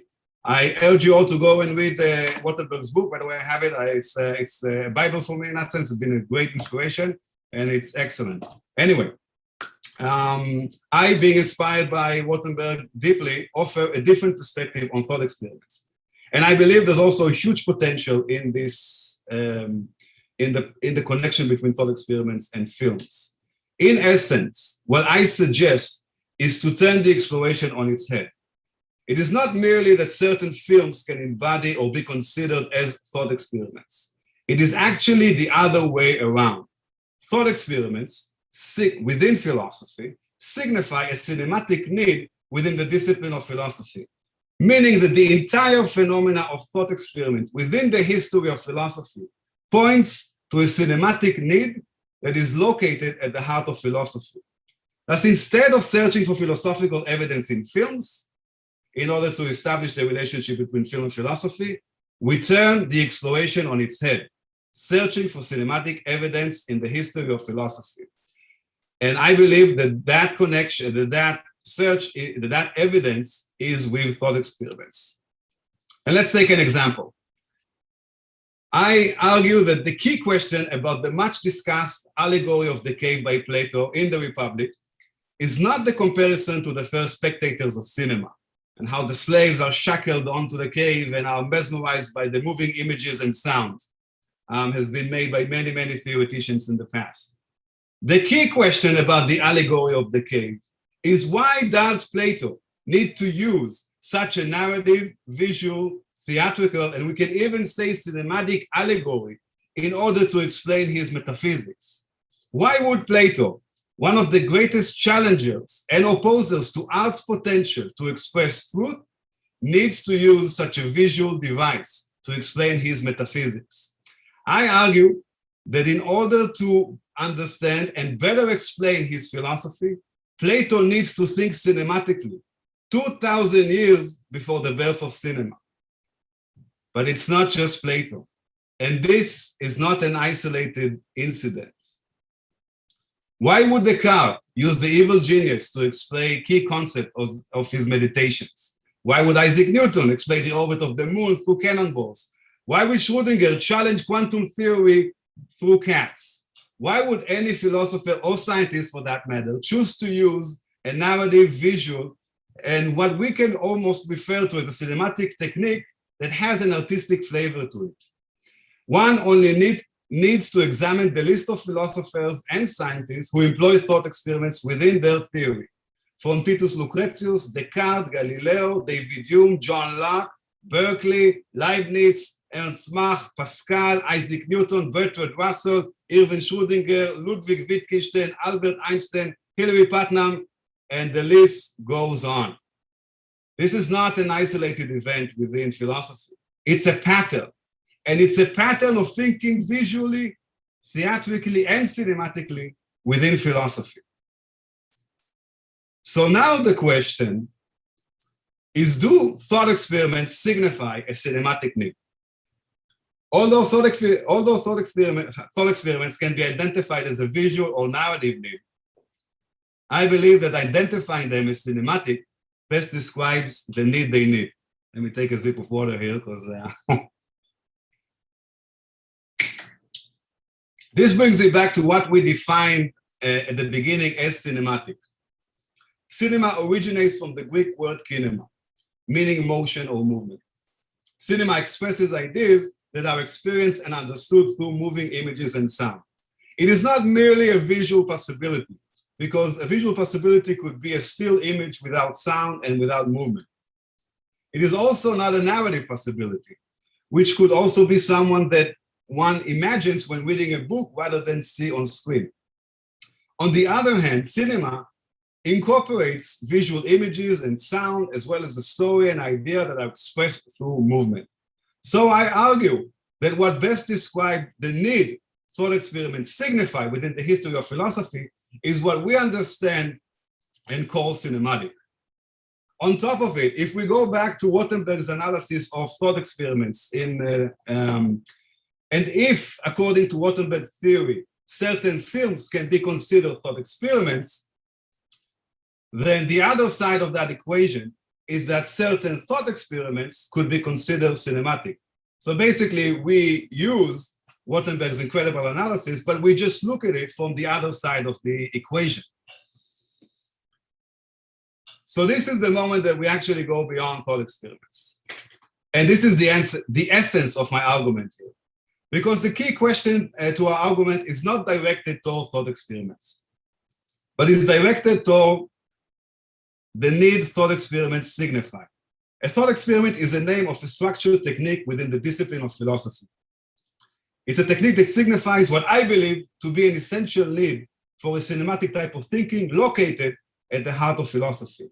It is not by chance that Plato chooses to express aspects of his metaphysics through what could be understood as a cinematic tale known as the allegory of the cave. It is not by chance that all these philosophers and scientists use it as well.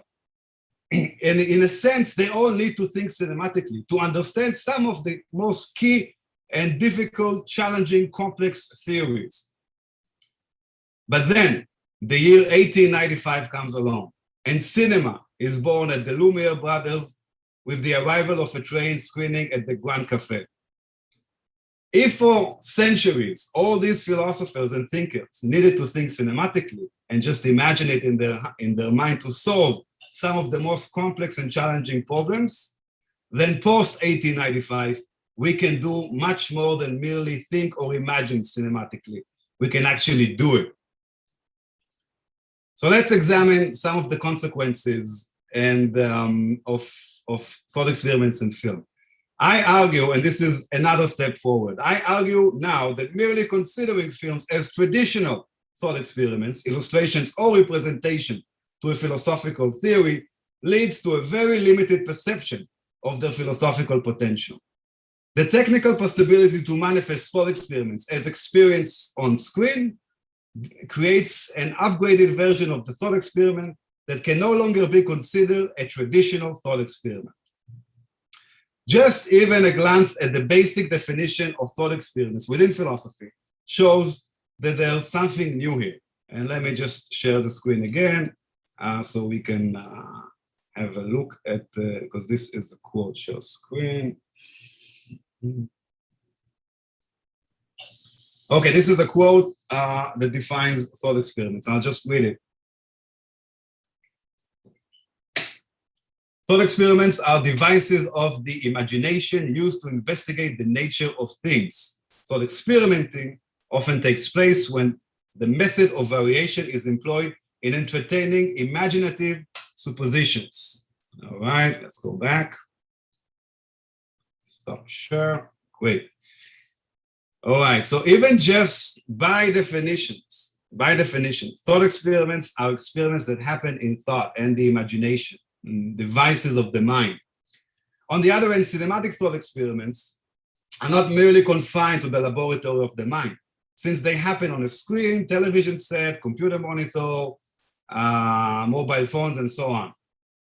Another problem is the use of empirical data. If one of the main issues with traditional thought experiment is to consider how we can learn anything new about the world just from thinking without the use of empirical data, then without leaping to what is the definition of empirical data, whether it is the recording of sound or visual, manipulated or constructed, there is no doubt that cinema utilizes a certain type of empirical data from the empirical world.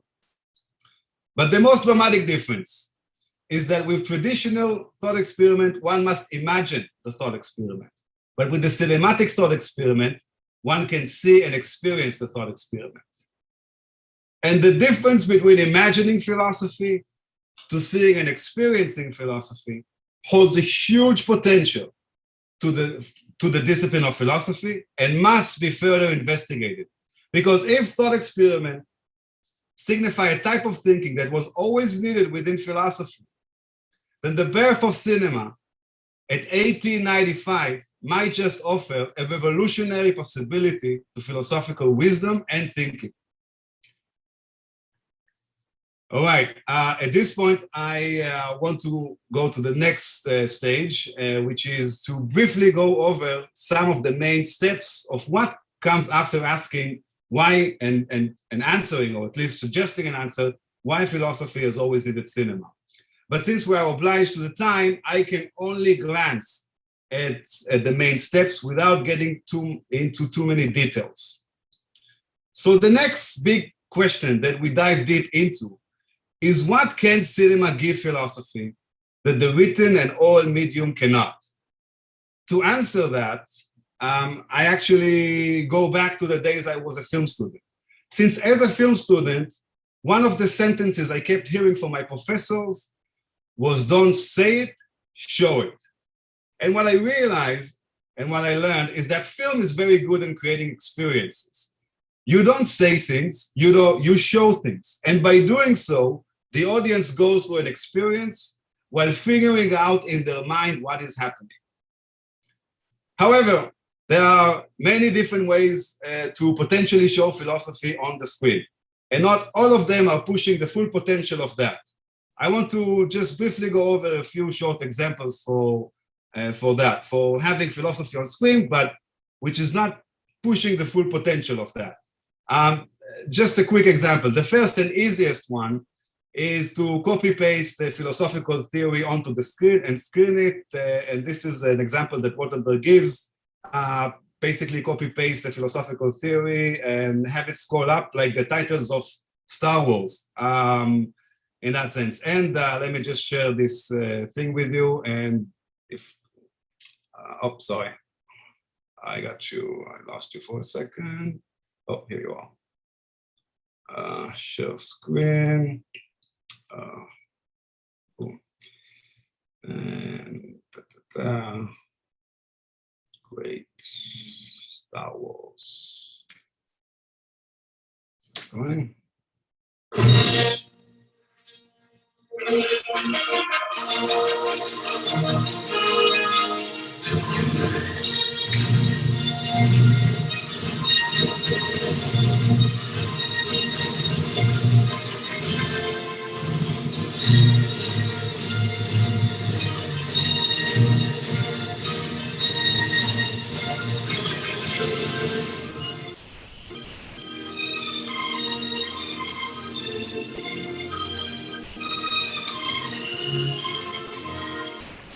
All right, since we are short on time, I'm gonna cut it there, but you get the point. Although this is philosophy, this is Nietzsche's On Truth in the Extra Moral Sense, an incredible and inspiring theory and article. The fact that it's on the cinematic screen and scrolling up like Star Wars as suggested and exemplified in Rothenberg's book, this does not make a film and philosophy, or maybe it is, but it's really not what we're looking for. It's really a limited thing. And if we go over some of the other type of things like that, we can, we can have a sound recording of a theory, of a philosophical theory, and post it as a film or a podcast. Yes, it is on the, cinematic or media type of like thing, but it's still not the real translation that we are looking for, the real engagement. We can have a lecture recorded, etc., etc. We're still lacking the visual experience, and this still does not fulfill the full potential. I'm not against it. I think it's good. I think it makes things more accessible in this type of things. But the fact that it's on the cinematic screen doesn't mean that I see and experience the philosophy. So I'm still very far from the show, don't tell, because, that was the Star Wars example is a completely tell. And I'm still not in the show, don't tell, that is so important and essential to cinema and film and filmmaking. Because film can tell us a story and express an idea through movement. Things are not told, like in a lecture or when reading a book. We see the actions that are unfolding on the screen, and we figure out what is going on there. And let me just jump into another example, which I believe has done this very well. This is a classic one, Groundhog's Day. Let me just jump, share screen, and share.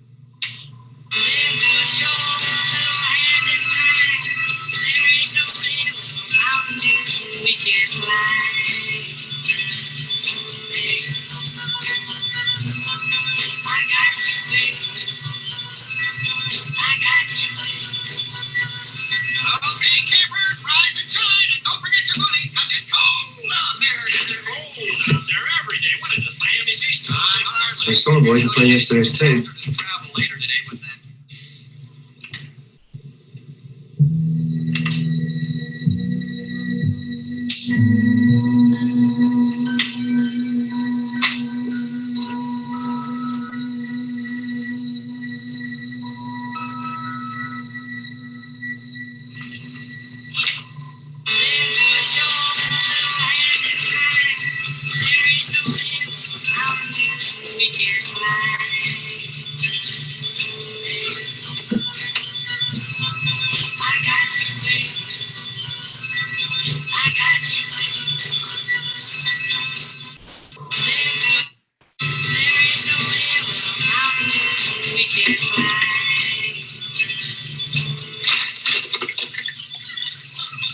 All right.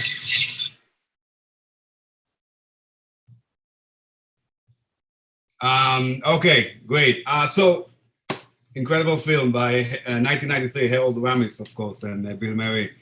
There are no voiceovers, titles, or talking head expressing what we could refer to as Nietzsche's total return. Doesn't need to be specifically to Nietzsche, but it could be referred to a concept raised by Nietzsche that is called the total return. There is a journey that makes us experience the total return from a certain perspective. It is an in-movement cinematic event. The audience is stuck with Bill Murray in this situation. And then he figures out with the character what is happening while it is happening. So the audience needs to think, wait, what is this? What's going on? What is happening? And it's very interesting, you know, this film takes you and puts you in a situation where all, you know, our daily worries about death and money, respect and fame are completely meaningless. And through this experience, the film asks and questions, what would one choose to do if all these, you know, the fear of death, money, fame didn't matter? And it does it as an experience. There's no voiceover. You don't have to imagine it. You see it and you get what is happening. He's stuck in that loop, which I think is a great example. I'll just jump quickly. How are we on time, Hava? Is this good? I mean, actually, we are very happy to follow you, but you have a few minutes actually. If we give how many minutes? Because so I how know, many minutes do you need? I think was 15. Let's make a cooperation in 10 minutes, okay? All right, sounds good. Excellent. So can I speak faster or? It's okay. It's okay. It's okay. Okay, I'll try and find that great balance. Okay, let's not waste time. Well, I was about to bring The Matrix, but everybody knows The Matrix. I mean, it is exciting. The Matrix 4 is coming out. I hope it's going to be great. But The Matrix is the same type of idea. There's no voiceovers. We see the experience of a very complicated epistemological gap that is presenting as an in-movement cinematic event. We see the world that Keanu Reeves was living at the beginning, then he wakes up in that battery farm, and then he goes into the seemingly beyond the simulation or beyond his perception film. But I can't go into that too much, and let's just jump.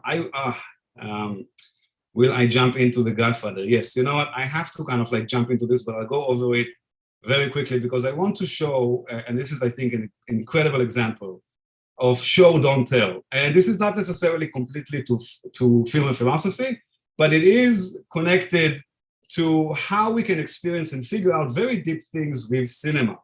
And I think it's like an incredible example. And, you know, this is The Godfather, 1972, Francis Ford Coppola. And let me just jump into it as quick as possible and just talk about this quickly without too much. All right, share screen. We had this. And then we got The Matrix we skipped. We're just going to The Godfather. Great. Let's put this.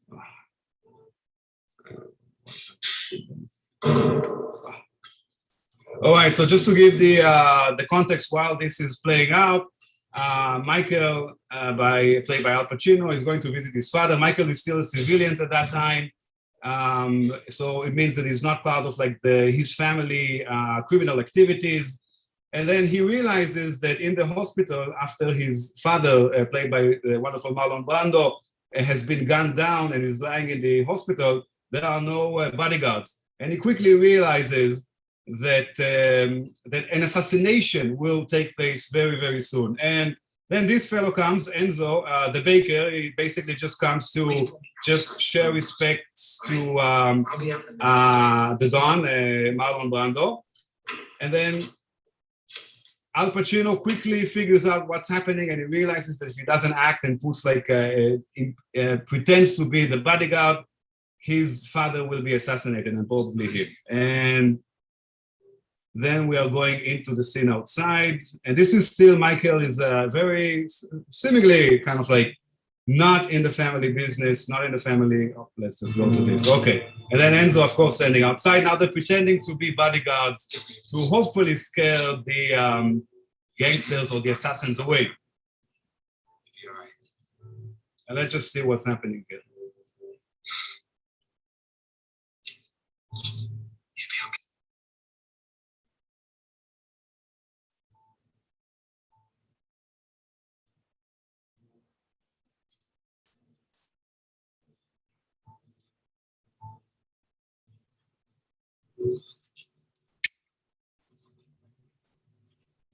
All right, these are the assassins. Look at them.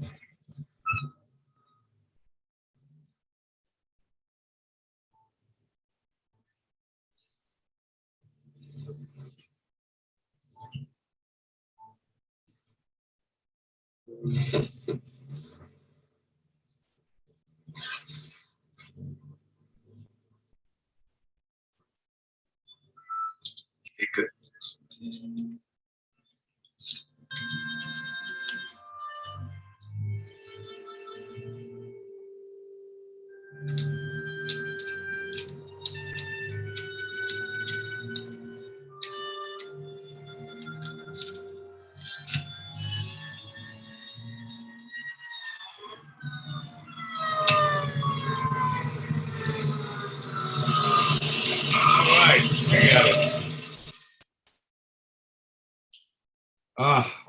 Oh, sorry, wrong one.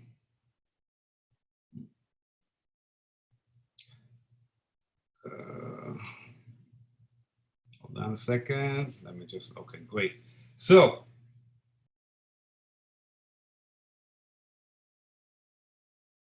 without too many words or dialogues, there's no words or dialogues, we learn so much about Michael. He's resourceful, how he can deal with immense pressure. And I mean, I just want to jump into like the, the lighter scene and how Enzo's hand is shaking and how Michael just grabs it so gently and so gracefully and just lights it and just gives it to him. And so much information, so much knowledge, so much deep knowledge that is being and understanding about his characters, and so much is being said without saying any word in that sense. And then we can understand, we can see that Michael can deal with immense pressure. We can see that he's resourceful. We can see that he's calm. We can see that he can become the Godfather. And on top of it, just with that moment, just with that small moment of being calm under this immense pressure, he also stops on the lighter, and he also understands that. So much information and depth is shown without saying a word. Honestly, it's hard not to be impressed by the power of cinema and how rich it is, and how deep it can go into the world in that sense. And that's it. All right, I wanted to show a film that I did a few years ago, but unfortunately, because of time, I will have to jump forward. So I guess I will have to do this in the future. Okay, so let me just jump forward. Okay. Time will become very squeezed, so okay. It's better for us to say the last sentences because we are really the back of the program. So got you. Okay, I prepared this. No problem. Let me just finish the point.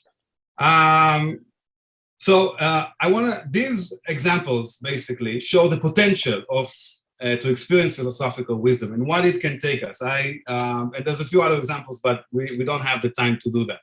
We don't have to imagine anything. We can see and experience philosophy or deep ideas and we can experience them as a journey. And rather than reflecting or imagining philosophy, the potential we are talking about is the potential to create the experience of philosophical wisdom.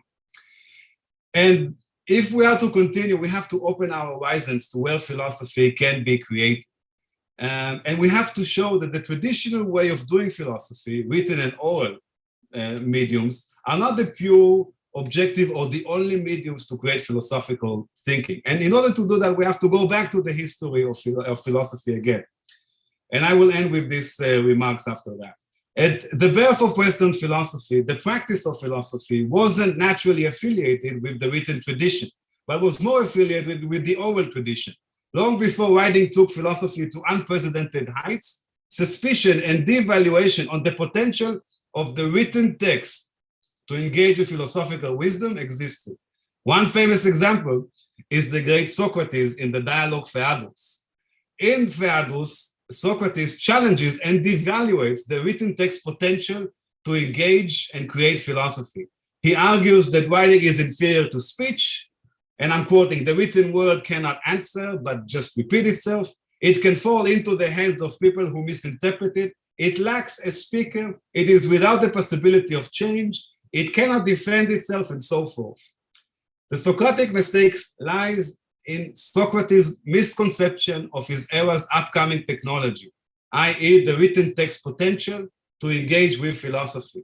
Think of all the heights that the collaboration between philosophy and the written text brought humanity, thought and wisdom, and realize that Socrates missed this potential. This shows that philosophy wasn't born with writing, and it is not purely connected to it. And if philosophy can be created in different mediums, then there might be a possibility to create it in the cinematic medium. Which, okay, this I have to jump, and then I have to, okay, oral philosophy, Spinozistic. I need to finish with like, okay, I'm jumping on a few excellent and exciting and juicy things, but all right, let's just wrap it up with a few last sentences and conclusions.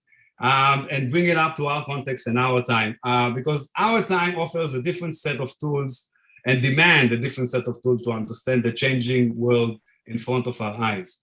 And if I cut to the chase, it wouldn't be an exaggeration to assess that we are shifting from a written-based society to a visual-based society. Therefore, we cannot and must not ignore these tectonic changes. Last time a shift like this, or kind of like this, happened was around 1440 in Germany, where Johannes Gutenberg created and invented the printing press, sparking the written revolution. As we set sail towards the 21st century, the visual world, whether through screen or moving images or emojis or any other thing, is becoming a new alphabet and a new language. And as Ludwig Wittgenstein said in the Tractatus, the limit of my language is the limit of my world. These changes are bound to change and create a new type of thinking and a new type of reality. Do we look at this new world with content and agony and a cry for a past that will never return? Or do we choose to look into the eyes of change and be a proactive part in it? Now more than ever, philosophy, the love of knowledge, is essential to our time to help make sense of the chaos with so many human rights violations, ethical changes, challenges, collapse of empires, the rise of mega companies, the rise of AI, on top of the transformation to a visual-based society. Will philosophy merely engage with the past, or will philosophy look at the present and future and be an active participant in this changing reality? But if we are to take part in this new world, it means also engaging with the language of the future. For too long, in my mind, philosophy has been closed in the academic ivory tower, away from the people, away from where it matters, away from where it can make a difference and a significant difference in the world. I believe it's time to bring philosophy back to the people, back to the marketplace, back to the agora, where it began with the Socratic dialogue. Shamir, thank you very much for your presentation. I will just end with one last sentence. Sorry, one last sentence. Let me just mention that René Descartes wrote in French, and at that time that was considered to be blasphemy because the accepted language for philosophy was Latin. But Descartes didn't merely aim at philosophers. He was writing for the people, in the language of the people, and he invited them on one of the biggest conceptual revolutions in history and to human mind. So I urge you all to engage with film and philosophy, and also not to shy away from learning the craft of filmmaking as well, and also learning philosophy and finding a way to bring them together and to get to a lot of people. Thank you so much for inviting me. I'm excited to be here. I'm excited to hear the other talkers as well, and also answer questions. Thank you very much to Tal Shamir. It is very nice speech, to a very provocative question, why philosophy has always needed cinema. Thank you for this, but it is impossible to get the question. I am very sorry. There is three questions, so it is better for us to jump the second speaker. He is Ioannis Mitsou, Aspects of Meat in Pier Paolo Pasolini's Cinema. So stage is yours, Ioannis.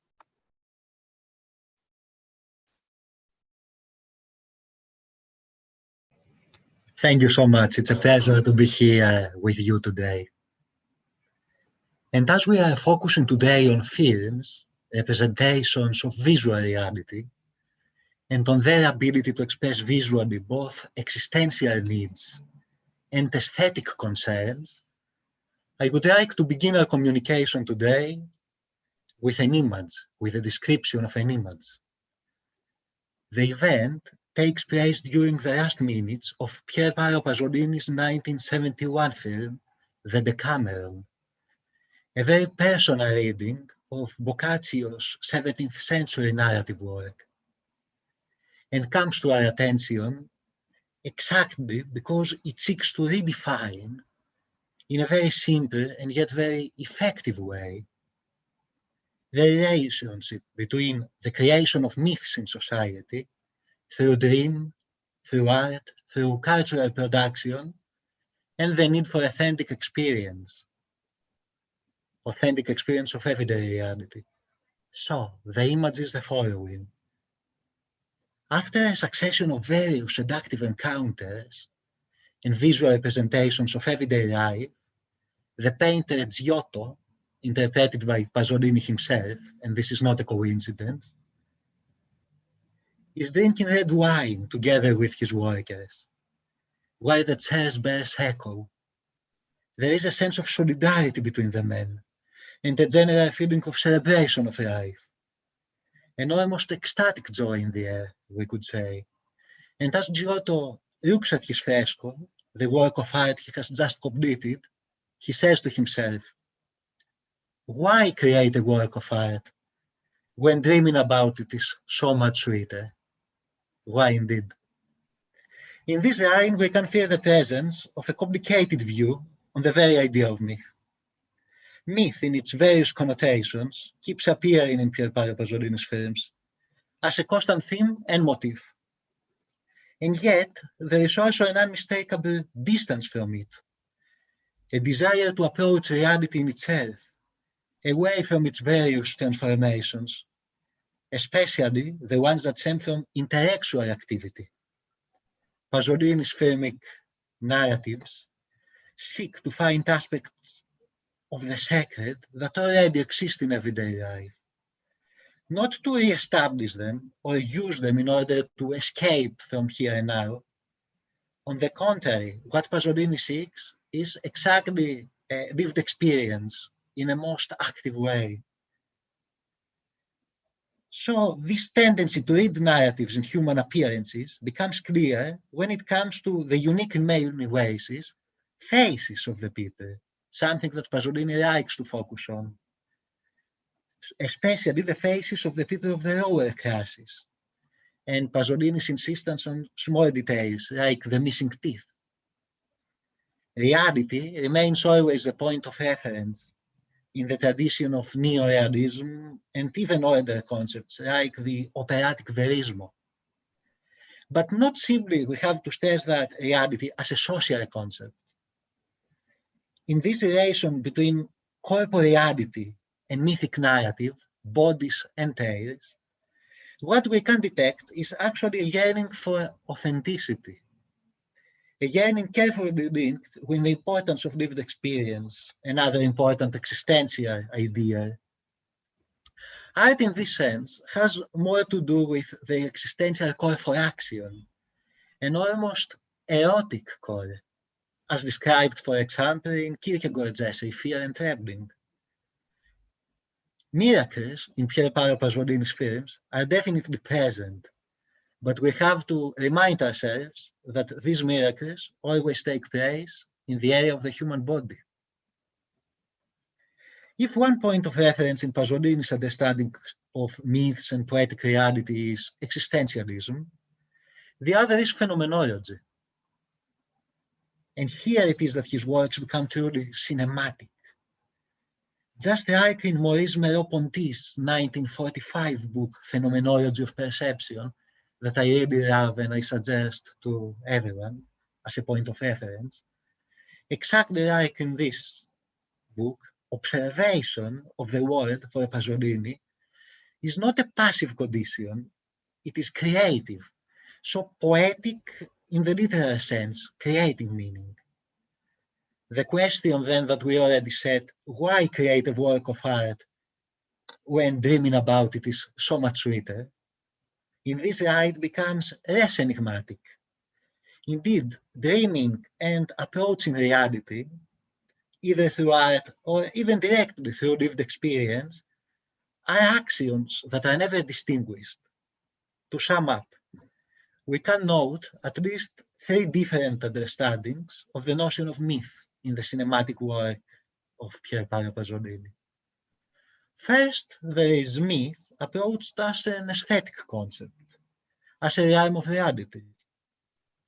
Here, Pasolini seems to be in dialogue with several thinkers, like the ideas of Henri Bergson, for example, his priority of intuition as a way to approach the real. Then there is myth in the literal sense, as a cultural product, as a source of inspiration. And we note at this point that at least three of Pasolini's films, Oedipus, Medea, and of course my favorite, his adaptation of 1001 Nights, are clearly based on myths. Also, we could argue that all of his work follow the mythic as motifs, directly or indirectly. Last but not least, myth for Pasolini is something to be desired. It's associated with authenticity and by extension can be characterized by its absence. Leonis, I am very sorry. I don't want to interrupt your poetic and very nice presentation, but you have just 3 minutes. 3 more minutes? Oh, yes. Thank you so much. Okay. So, to sum up, it is the absence of myth that concerns Pasolini. It is exactly the fear that myth is going to get lost. In this way, his focus is always on the realm of reality. Not on transcendence, in order to speak in existential terms, not the need to escape reality, on the contrary, on immanence, on the need to come back in here and now. So what we can clearly see is that Pasolini's myths are far from comforting. This dynamic character that Pasolini attributes to myths is exactly what makes this underlying motif so liberating for us as well. Just like the powerful suggestions of existential continental philosophy, the term has nothing to do with self-reassuring understandings of myth-making. Pasolini's films struggle not only to interpret rhyme, but also to experience it. And I'd like to close with another phrase that Pasolini uses in 1001 Nights. In this phrase, we can see exactly the essence of his creative production. Reality doesn't hide in only one dream, but in many dreams. So in this idea that is an attack on Platonism, an attack on Christianity, we could add, an attack on seeking only one truth, so on nationalism as well, on any ideological construction, we can see something really liberating. So in many dreams it is that Pasolini seeks the mythic. And this return to lived experience in itself can prove to be not only self-fulfilling, but also liberating more than ever now, in times of fear and unrest. Thank you very much for your attention. I would like also to thank you to you because you save our time, and your way of speak is very poetical. So cinema is not only a linguistic experience, but also it is philosophical experience. And as far as I learned, it is also the poetic experience. Thank you for that contribution. And our last speaker, you have 10 minutes. Yeah, I am very sorry because we have really squeezed because the door was closed for 10 minutes. So we have to finish.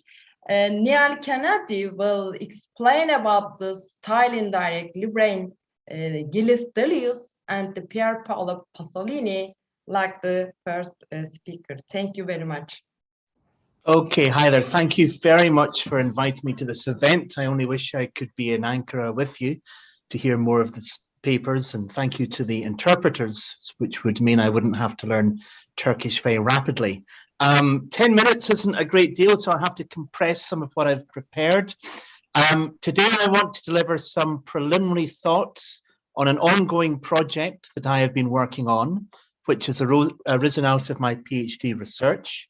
And this project is on one of the first real philosophers of cinema, Gilles Deleuze, and his conception of authorship in the broad sense, which, contrary to prevailing critical opinion, I believe has a central importance to his philosophy as a whole, and not simply to his work on literature or cinema. So one of the 50 years after Roland Barthes preemptively declared the death of the author, I believe that the author is returning into the humanities as a whole, into our understandings of philosophy, literature, cinema, and art. One of the key defining characteristics of the Deleuzian author that I hope to explore in a forthcoming book is the relationship between that author and a major character or persona known in Deleuze and Guattari's philosophy as the intercessor. I believe that so far a very partial picture of this concept has been presented in current criticism, but I believe that for Deleuze and Guattari, the most profound thought operates by means of an internal division between the thinker and the intercessor or friend, or between the author of a particular text and a significant character within that text. And elsewhere in other published work, I've traced that idea to the Portuguese poet and philosopher Fernando Pessoa.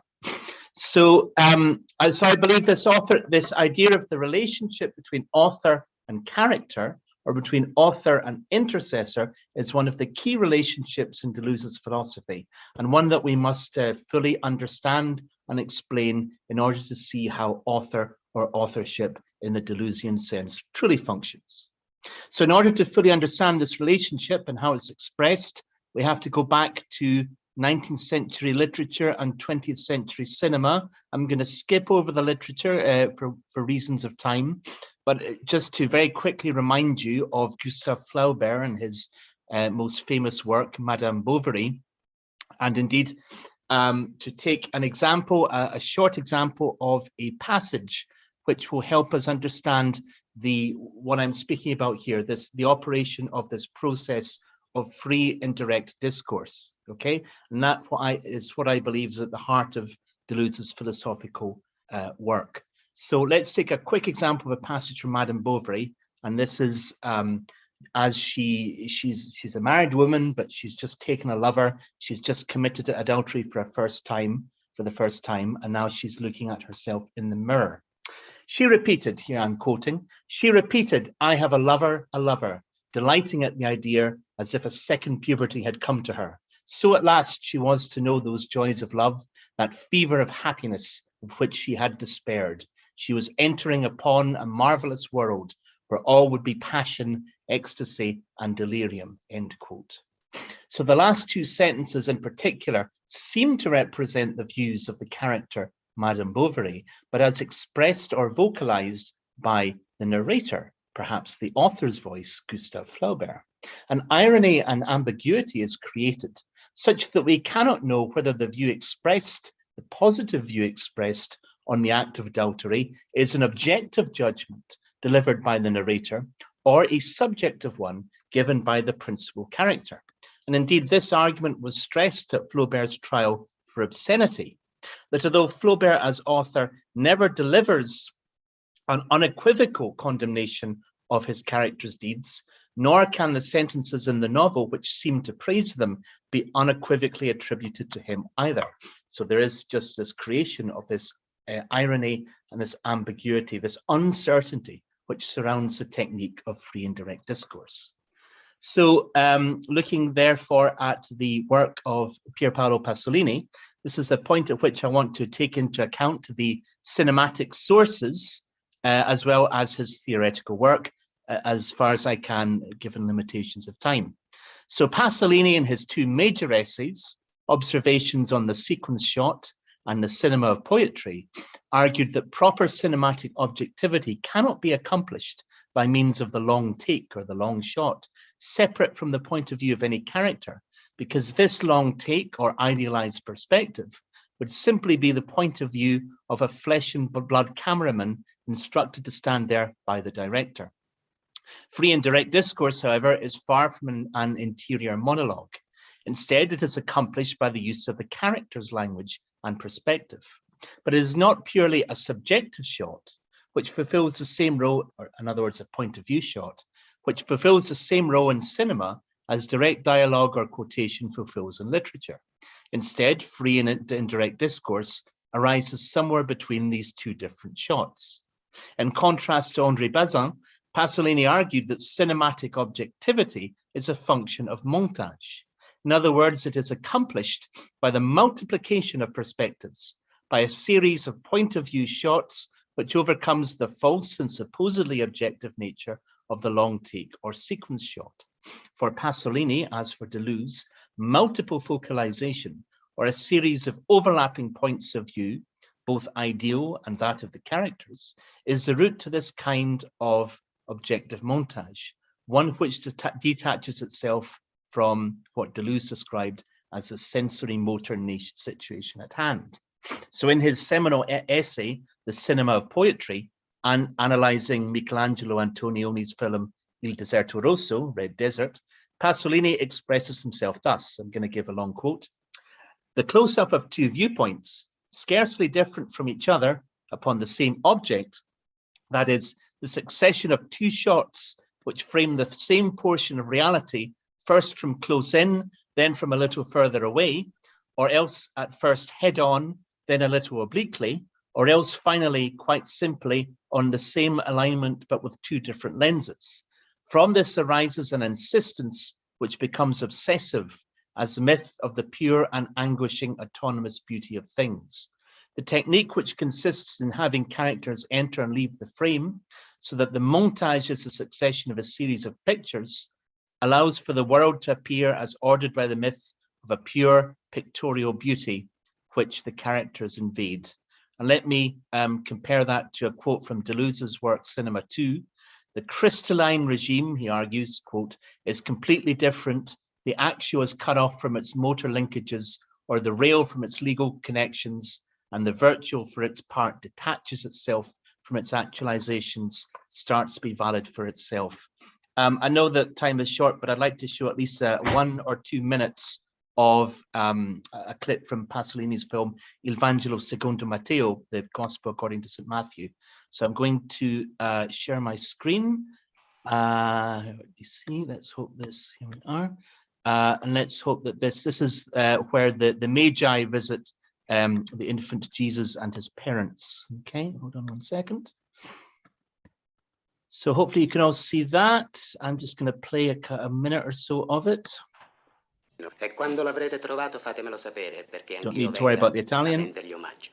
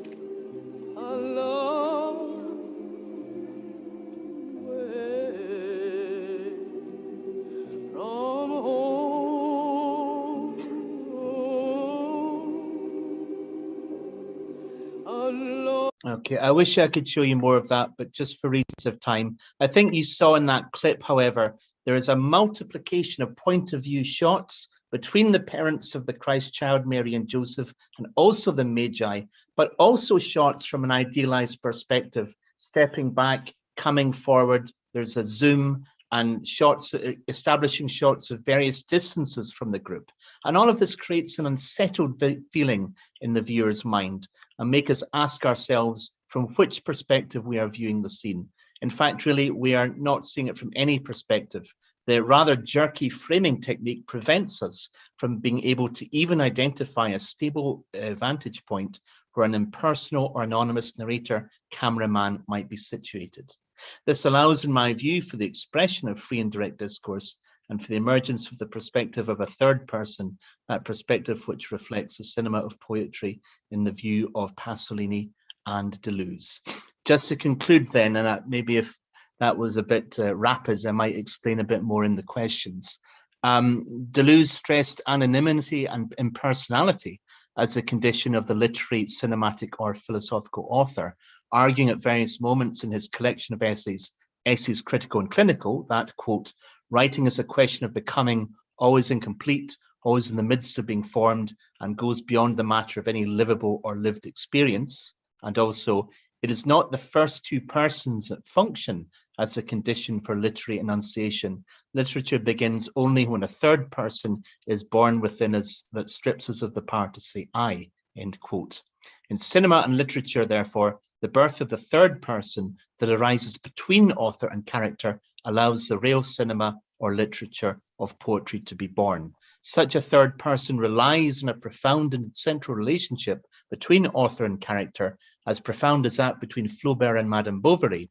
But that relationship must express a blurring, a distillation of the boundaries between these two, such that it becomes impossible to tell where one begins and the other ends.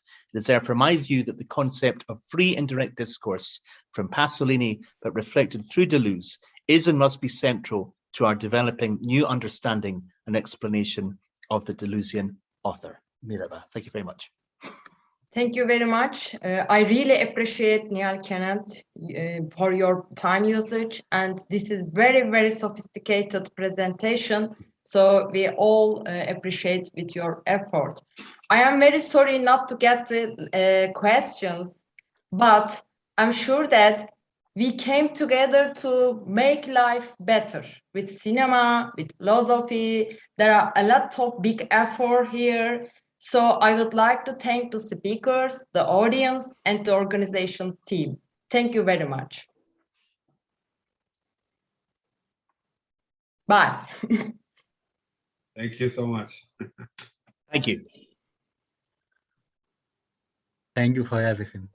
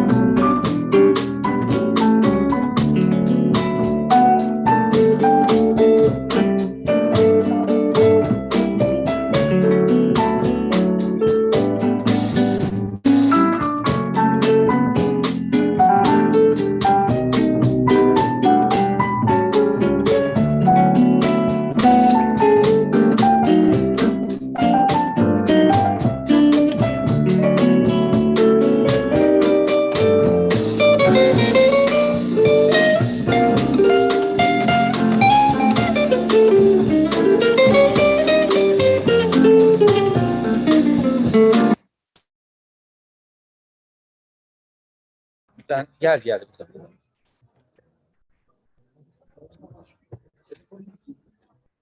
Professor Bordenberg, hello. Hi. Hello? Hi. We will be starting in 10 minutes, so... Me? Yeah, we will be starting in 10 minutes. We are a little bit ahead of the time and behind the schedule. That's why we are starting in 10 minutes, okay? Okay. All right, thank you for waiting. And do you have a text of your speech? Yeah. If you can email that to us, that will be great. Right now? If you have any time. It's written as a book chapter, but... Okay. All right. It's not published, so I don't want you to do anything with it. All right then. All right. No pressure. Okay, thank you. I'll be right back.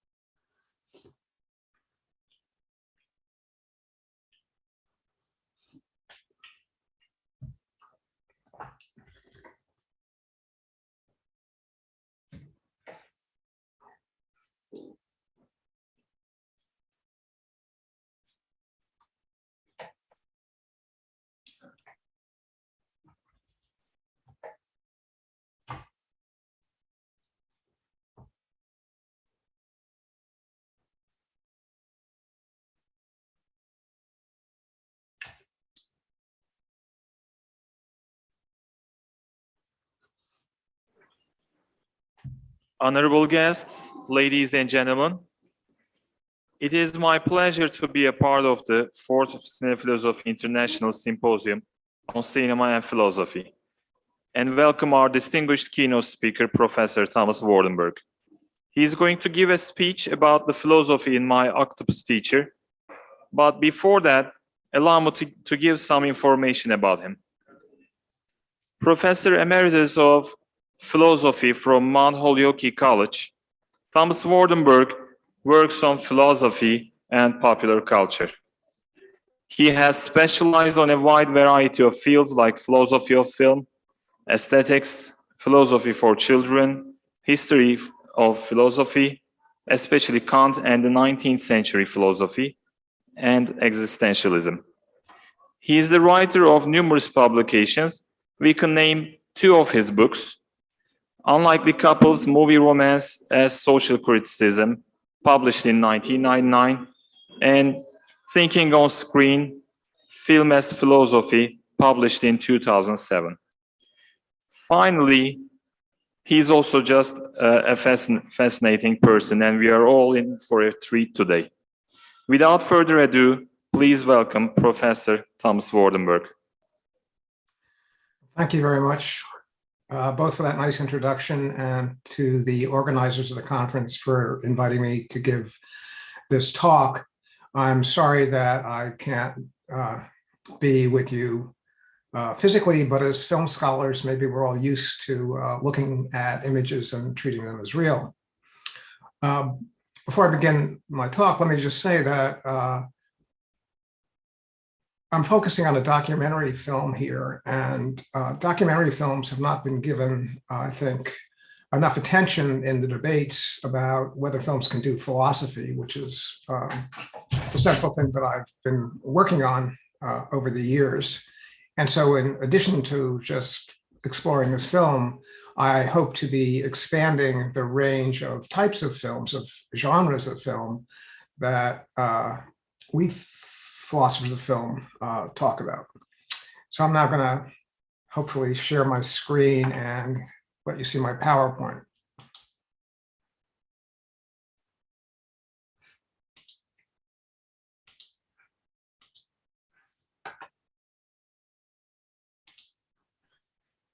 So the title of my talk is Enlarging Our Moral Community. Actually, hold on, that's the wrong, I'm sorry. Let me see if I can, this is embarrassing. That was an earlier version of the talk.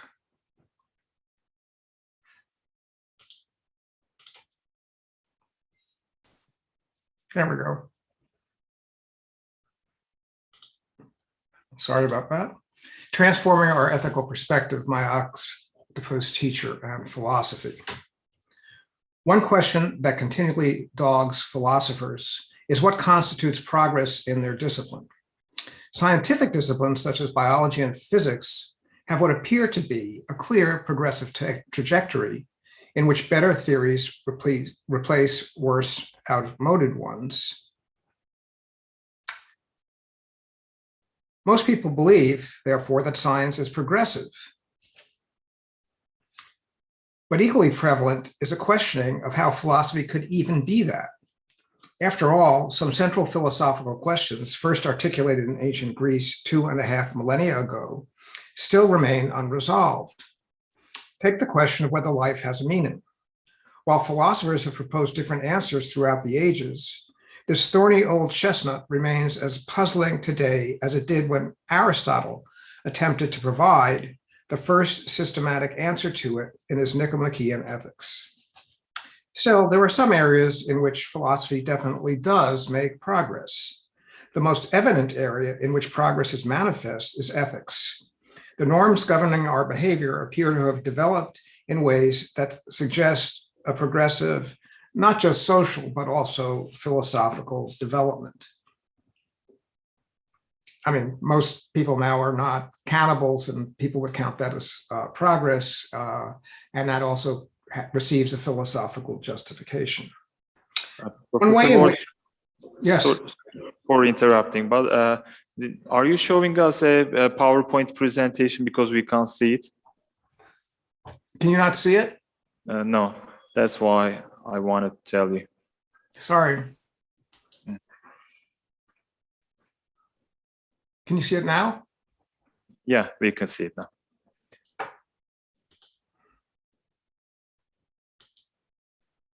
Thank you.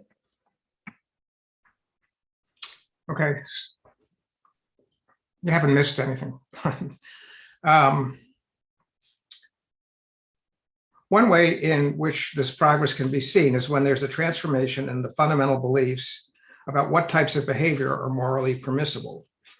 The example I will use in this talk is the question of what attitudes human beings should take towards their natural environment. In Western culture, the fundamental belief for many centuries was nature and all human creatures were there for the benefit of human beings so that people could treat them in any way that served to advance their own well-being. This belief finds its support in the first chapter of Genesis, when God gives human beings dominion over all other creatures on the planet and over the earth itself. And here's a quote from Genesis. It's chapter 1, verse 1. And God said, let us make man in our image, after our likeness, and let them have dominion over the fish of the sea and over the fowl of the air and over the cattle and over all the earth. And that's the relevant part, over all the earth and over every creeping thing that creepeth upon the earth. So everything that exists, including the earth itself, is there to serve human beings who have a right to dominate them and use them for our own purposes.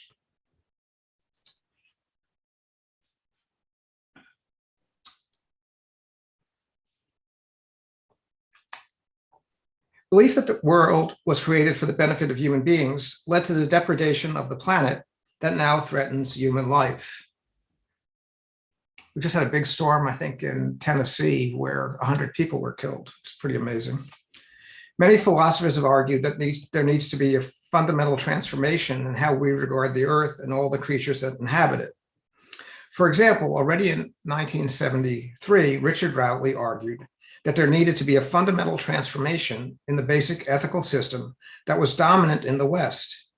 He characterized that dominant system as involving human chauvinism and claimed that it needed to be replaced by a system that treated the environment as invaluable in itself.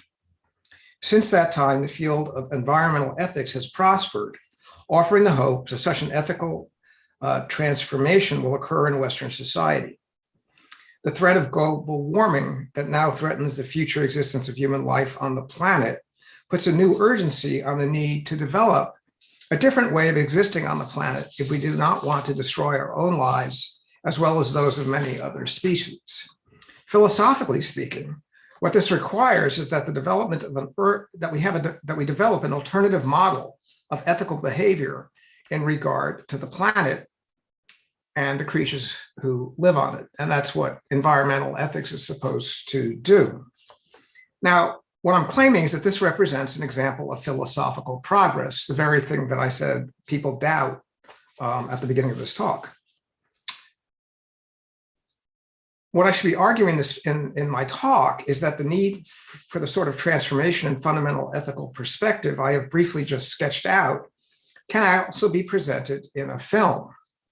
In fact, I think the film that won the 2021 Academy Award for Best Documentary, My Octopus Teacher, which was directed by Pippa Ehrlich and James Reed and produced by Craig Foster, who also stars in it, that this film makes the case for the necessity of just such an ethical transformation, albeit in a very specific context. I will show that the film attempts to change our attitude towards octopuses so that we see them as similar to ourselves. As a result, we will incur an obligation to protect them and the fragile environment they need to survive. And if you haven't seen it, I don't know if it's available in your country, but it's on Netflix here since they produced it. So what I'm claiming then is that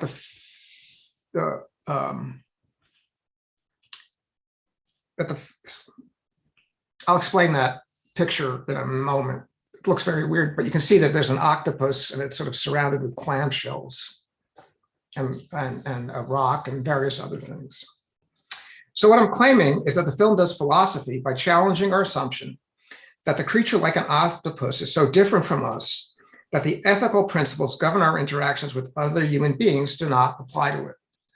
You know, I mentioned earlier that we're no longer cannibals, but a lot of people enjoy eating octopus. And I used to before seeing the film and reading a book that I'll reference in a minute. Now, octopuses certainly look very different from human beings.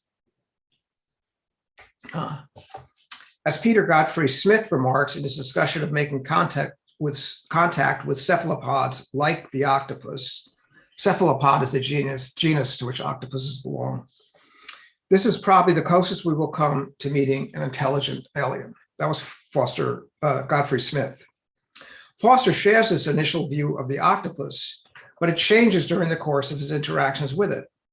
The film uses Foster's own transformation as a guide to how we should actually treat the octopus in its environment, the kelp forest.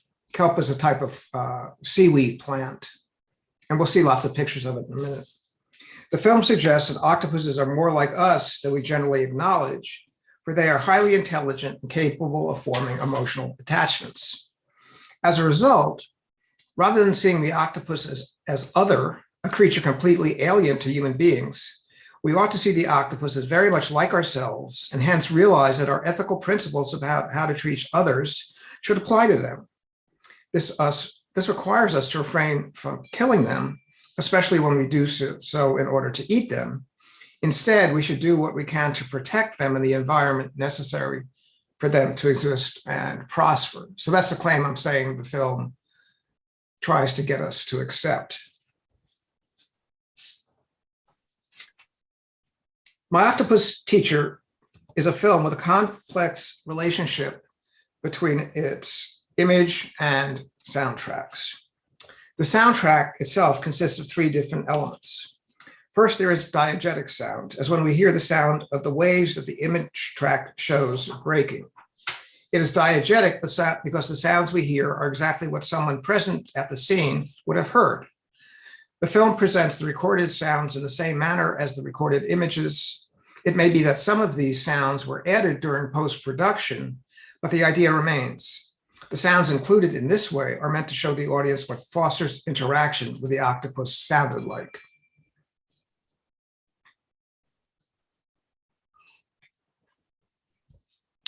Second, there is non-diegetic sound.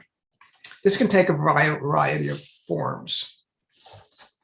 The most evident is the music that accompanies the soundtrack. When the film focuses, for example, on a shark's failed attempt to eat the octopus, in addition to the apparently diegetic sounds representing the events we see on the screen, a restful piano solo plays. I mean, there's a question about whether those sounds that you hear that sound like the ocean are actually diegetic or not, but I won't go in. We can talk about that later. So the piano solo, however, is non-diegetic because no one underwater following the events would have heard a piano playing. The sound of the piano was added by the filmmakers to convey a mood, here at Foster's and our own relief, that the octopus was not eaten by a shark. The final element of the soundtrack is Foster's narration. Although it occurs throughout the film, there are a number of distinct aspects to it. Sometimes he's contributing a voiceover, and this can take a number of different forms. I think I'm going to skip that because of time.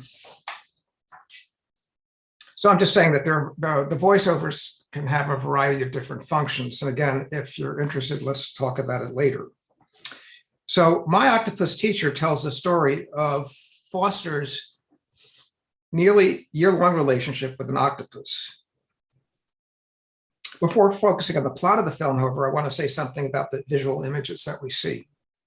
Foster is credited with having filmed the underwater sequences of the film, but Peter Ehrlich and James Reed are listed as its directors.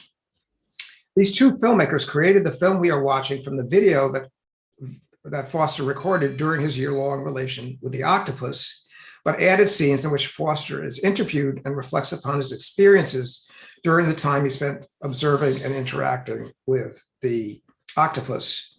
So Ehrlich was actually the first one involved, and then she brought Reed in to help with the interviews. Now, the film is visually stunning. The extended sequences in which we observe the octopus going about its daily life are nothing short of amazing. And I'm sorry that I don't have time to show you them. What we witness is the entire underwater world that most of us have not had the opportunity to see. The sea off of the South African coast, which is where the film takes place, is filled with a wide variety of plants and creatures that the film manages to capture for us in an array of gorgeous shots. We also get lovely views of many unusual sea creatures as Foster follows them as they go about their business. There is no doubt that a good deal of interest elicited by the film stems from the incredible photography that records life underwater. So the film begins with Foster describing a midlife crisis he is experiencing. He tells us that he had become disillusioned with his previous life and his career as a filmmaker. And the film shows that to us. So he returns to the Western Cape of South Africa, where he had grown up, and goes skin diving as he had as a boy. Despite the wickedly cold water, it's about 8 degrees centigrade. He enjoys diving, and it rekindles his interest in filming. At first, he focuses on the kelp forest he discovers. But when he stumbles on an odd collection of rocks and shells, what you see in the image now, and that's revealed to be an octopus in disguise, his plans changed. It is this surprising discovery that prompts Foster to record the octopus's life as it struggles to survive in a hostile environment. Foster tells us that he followed the octopus every day for a year, the rough lifespan of the creature. The film wisely does not show us shots from each day, instead only depicting the evolution of Foster's relationship with the octopuses by focusing on days during which something significant happens between them. Now, as I've said, the film depicts a change in Foster's attitude towards octopuses. Initially, Foster thought of this octopus in a manner determined by its unusual appearance. And he tells us this in the film's first spoken line when he says, "A lot of people say an octopus is like an alien," very much like Godfrey Smith's claim. Now, many viewers of the film will likely share Foster's initial attitude towards octopuses. After all, they look very similar to the alien creatures we see in science fiction films. While an octopus is not threatening in the way that the creature in the Alien series is, it is equally as different in appearance from human beings as H.R. Geiger's cinematic creation. Since octopuses can change their appearance in radical ways, they really do seem to be an example of an alien creature living beneath the sea. Foster's initial perception of the octopus as an alien creature, a being who is totally different than him, has some justification. At a physical level, the octopus has a completely different physiology than that possessed by humans. For an example, an octopus intelligence is not localized to its brain as ours is. Their arms have 2/3 of their neurons and 2,000 suckers, which give them information about their environments. Octopuses have, quite literally, an extended mind. These physiological differences are part of what accounts for Foster's initial sense that the octopus was an alien being. Now, Foster's attitude towards the octopus undergoes a significant change as a result of his spending so much time with her. And I'll explain the her in a moment. But the strange thing is, his narration continues, as you get closer to them, you realize we and the octopus are very similar in a lot of ways. And that's a quote from Foster. And what justifies the change in his attitude is that he discovers that there are a lot of traits that octopuses and human beings shared that are belied by the differences in the appearances of the two types of being. The footage that we see in the film mostly comes from the crucial days during the evolution of Foster's view of the octopus. The first important event takes place on day 25 of Foster's experiment, when the octopus actually touches Foster's hand. I'm sorry, that was supposed to be, I should have shown you that. So that's the difference. Actually, Foster looks a little alien there too, but there are differences in the appearances of the two creatures. And here is the octopus touching Foster's hand. The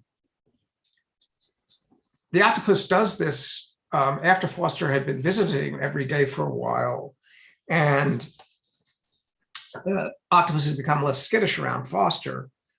Foster holds his hand out, and the octopus comes to embraces. And it's this willingness of the octopus to come close to Foster that shows that it's begun to trust Foster. And its exhibition of this complex emotional response that's crucial, and is what begins Foster's reconsideration of the completely alien status that he had attributed to the octopus. Now, trust is an important part of our human life. Without trust, many of our basic practices would fall apart. One example is promising. If you couldn't trust that the person who promised you something would keep that promise, there would be no point to promising. So by recognizing that trust is a characteristic that the octopus has, Foster begins to see that this creature that appears so alien actually has certain characteristics that are very similar to human beings and that are fundamental to human life. So he starts to see that the differences in the appearance between himself and the octopus are much less important than the similarities in the emotional life or the intelligent life that the two have.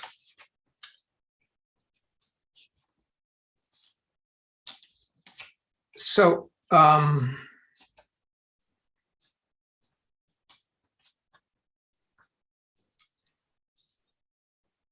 Foster begins to tell us that octopuses are very vulnerable creatures. They don't have an internal skeleton or an exoskeleton like most mollusks, so they don't have shells. So they're incredibly vulnerable.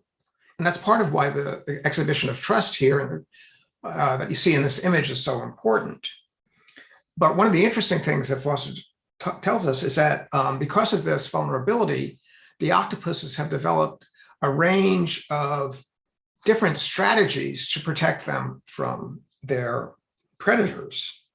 So they can match the colors and textures of their surroundings, which is an ability that allows them to hide in plain sight. We saw a little bit of that in that image of the octopus with all the shells over it, but it can also just by itself blend in to various different environments.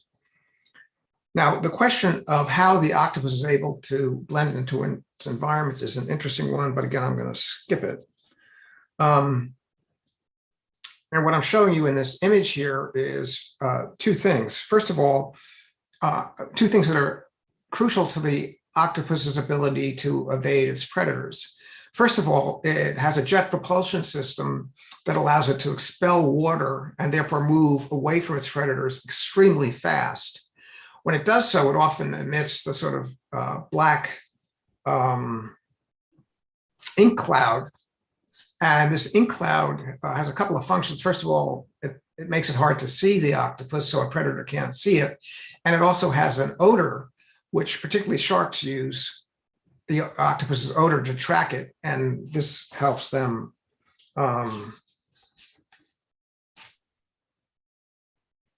evade that. Now, it's noteworthy that in describing this, Foster says that the octopus manifests what he says, formidable intelligence. Those are his words.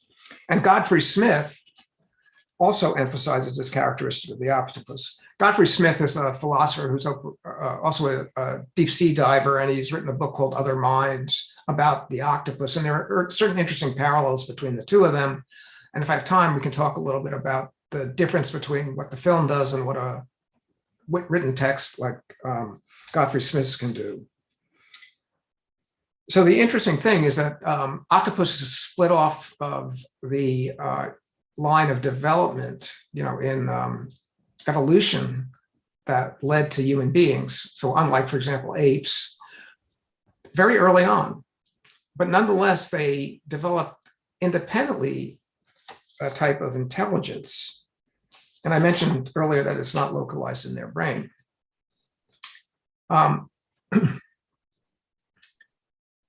Foster admits through his observation of the octopus that it manifests an incredible amount of intelligence.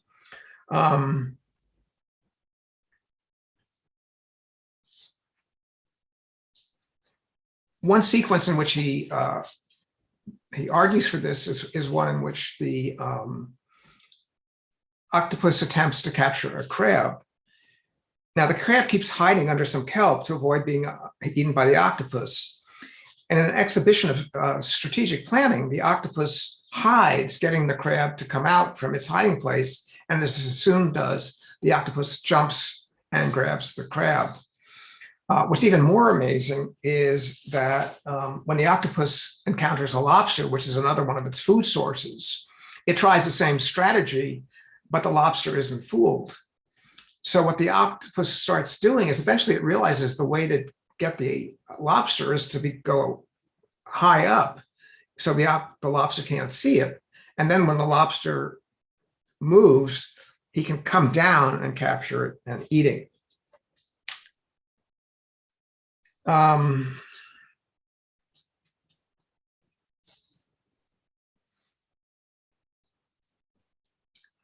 One of the most important, fascinating scene occurs when a shark is attempting to eat the lobster.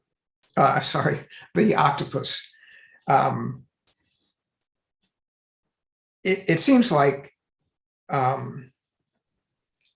basically two things happen. In one sequence, the shark actually gets to the octopus and bites off one of its arms. And although it looks like the octopus is going to die, it manages not to. And one of the amazing features of the octopus is it's able to regenerate that arm. So the tentacle grows back. And Foster's just blown away by this. One of the things he says is that there's not a lot of research on the octopus, biological research, and he's trying to encourage that. And I think a lot more has been done recently.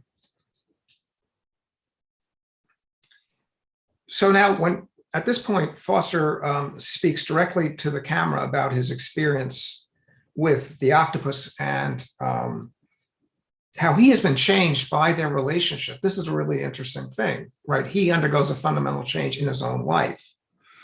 He claims to have been sensitized to others, other human beings, having taught to be so by the octopus. The notion of the other is one that philosophers from Hegel to Sartre and de Beauvoir have analyzed. Although they think of the relationship between a self and an other as limited to human beings, their analysis can be extended to a creature such as an octopus. And what we've seen is that initially it's the appearance of the octopus that sort of put off Foster, but as he began to see it manifesting emotions like trust and intelligence, he began to see that the octopus was pretty similar to human beings. And this shows that there's a lot more similarity between octopuses and human beings than he initially believed. And the final characteristics that he thinks we share with the octopus is the difficulty of our lives. Foster himself, as I said, is coming off a difficult emotional time, what we would often refer to as an existential crisis. It's not clear that the octopus is having an existential crisis, but it faces lots of physical dangers in its life that it has to deal with. And Foster senses a commonality between the two of them. As a result, through his interactions with the octopus, Foster's relationship with others, and in particular with his son Tom, change. And he actually begins to spend time in the water with Tom, eventually finding great joy in mentoring his son in the ways of the stunningly beautiful underground world that he's discovered or rediscovered. One of the most amazing examples of the octopus's intelligence occurs when a shark attacks it again. And in order to elude it, the octopus actually climbs onto land. And it can't remain on land very long, so it goes over this little isthmus and goes back on the water on the other side, but the shark's waiting for it and tries to capture it. So what the octopus does at this point is actually climbs on the back of the octopus, which I don't have an image of that. And he basically rides the shark. I said the octopus rides on the back of the shark, and he rides the shark. And at a certain point, then he can just slide off and escape. Now, octopus is only, let me just say that this is a really great example of all sorts of strategic thinking that the octopus is manifesting, and differential responses to the threat that the shark poses to it. And so it's part of the, and Foster's understanding of that is part of the grounds for his recognition that there's a lot more similarity between himself and the octopus than he initially believed. So I mean, the octopus winds up dying. They only live for about a year, and there's a lot of interest in that, but I'm just going to move past that and talking about Foster reflecting on his own experiences. We actually see him struggling to express the emotions that he feels in regard to the octopus as he attempts to sum up what he thinks he has learned from her. It is the film is after all called My Octopus Teacher. And here's what he says: "She made me realize just how precious wild places are."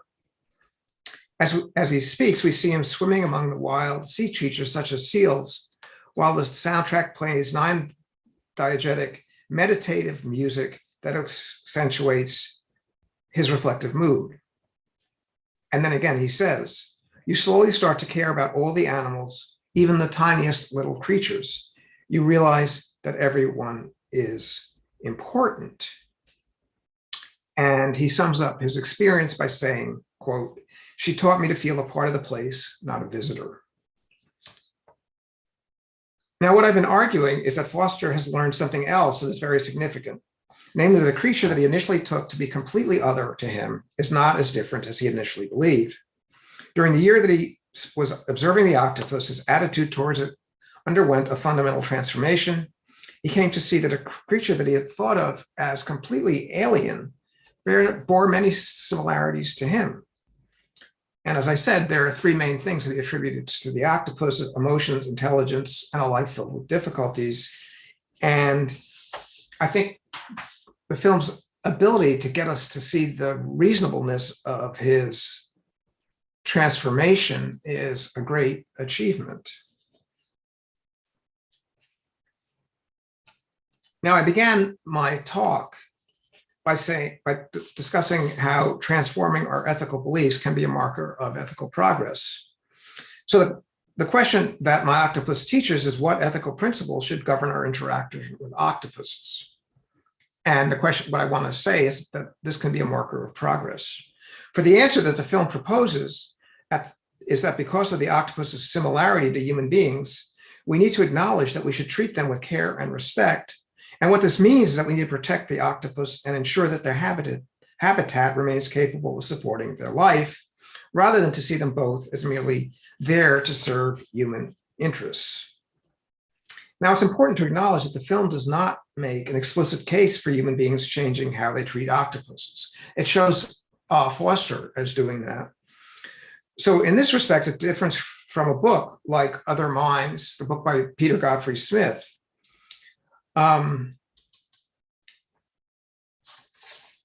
who spends a lot of time telling us about the biology of octopuses and how they work.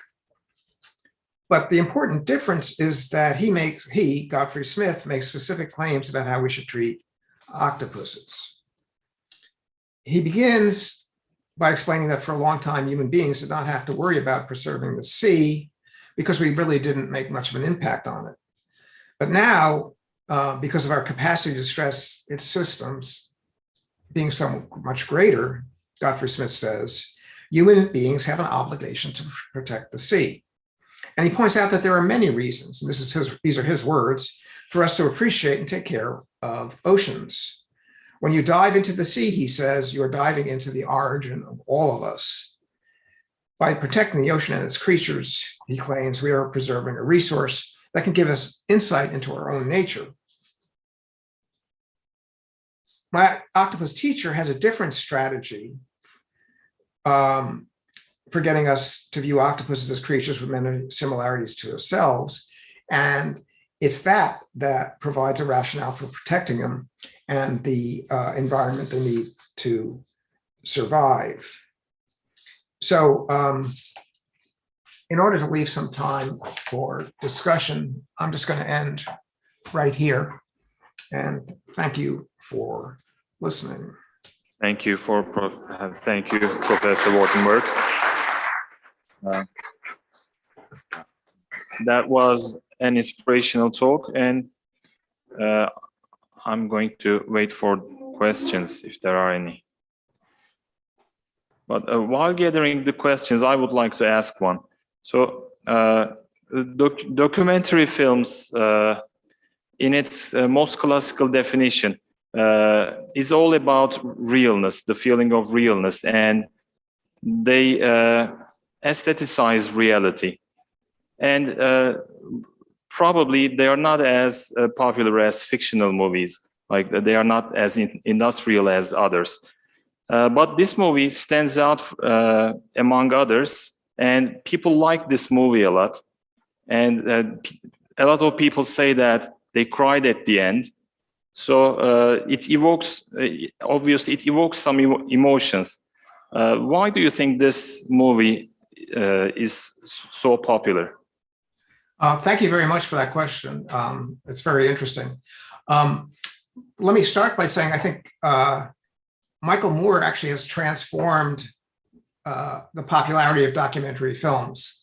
Although many people don't really like his films, because of their basically financial success, documentaries became much more popular, and many interesting strategies were adopted for making a documentary film that made them very different from the earlier types of documentaries in which you heard a voiceover and, you know, the sort of things that were done on TV. Those were exposés, and you had a voiceover explaining things, and you saw images that confirmed claims made in the voiceover.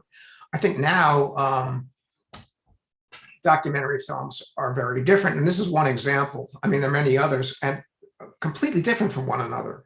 So I think that's a very interesting development, first of all. But your question about the success of this film is a very interesting one. I mean, first of all, as I mentioned earlier in the talk, there's just we just get to see the life of this octopus, and it's just completely amazing. It's really beautiful, right? So there's stunning photography. It's like those nature documentaries which I actually haven't seen very many of them because it's not my favorite thing to watch on TV. But, you know, where Richard Attenborough takes you and he shows you something about some natural area that you knew nothing about. I mean, people enjoy watching those. And I think there's an aspect of this film and its popularity that just stems from the incredible beauty of what we see, and also the amazing nature of the octopus. We learn so much about what an octopus is like, you know. As I told you, I stopped eating octopuses after watching this film. I mean, I just thought, I can't eat a creature that's this smart. So it changed my behavior, as a matter of fact. But I also think that the film, when the filmmakers, the two directors constructed the film, they were able to impose a very interesting narrative on it. And one of the things that this film has in common with fiction films is a strong narrative. In part, it's the narrative of the life of the octopus, because we don't see its birth, but we see it when it's very young, and we follow it over the course of a year until it dies. So there's an interest in that arc. There's a narrative arc there. And then there's also the narrative arc of Foster's transformation. And so I think there's a way in which there's a sort of tragic dimension to the film. We start realizing it's hard for us to think that an octopus can live a full life in 1 year. And we start seeing these creatures as embodying a certain tragic element. So I think that's an important thing to realize. So that's how I would answer your question. Yeah, that was quite well. Thank you. I'm gonna ask you if there are any questions. Sorularımız varsa alabiliriz. I think some people raise their hands during the talk. I don't know, on Zoom. I didn't look because I was talking.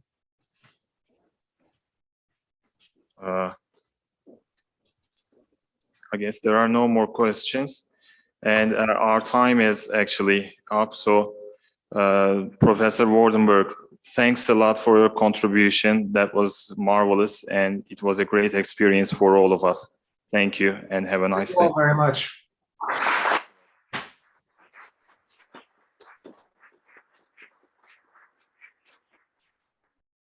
Bye. Ara vermeden görüntü yönetmenleri paneline devam ediyoruz. Teşekkürler.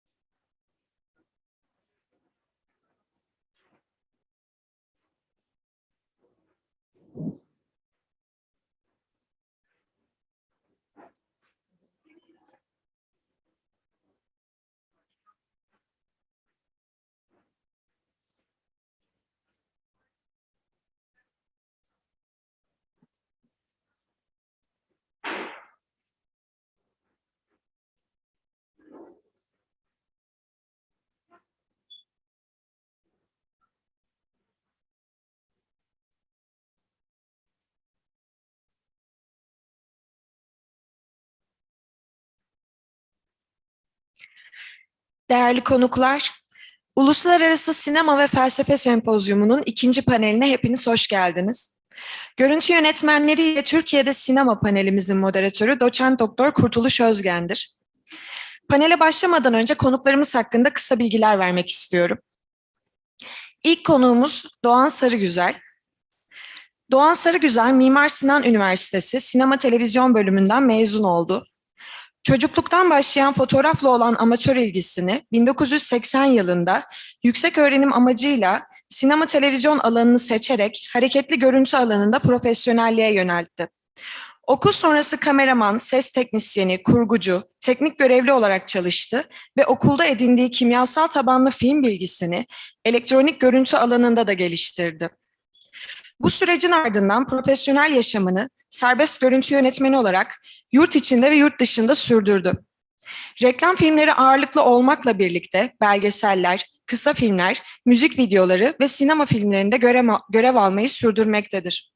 Görüntü Yönetmenleri Derneği kurucu üyesidir ve 2017 yılından başlayarak yönetim kurulu başkanlığı görevini üstlenmektedir.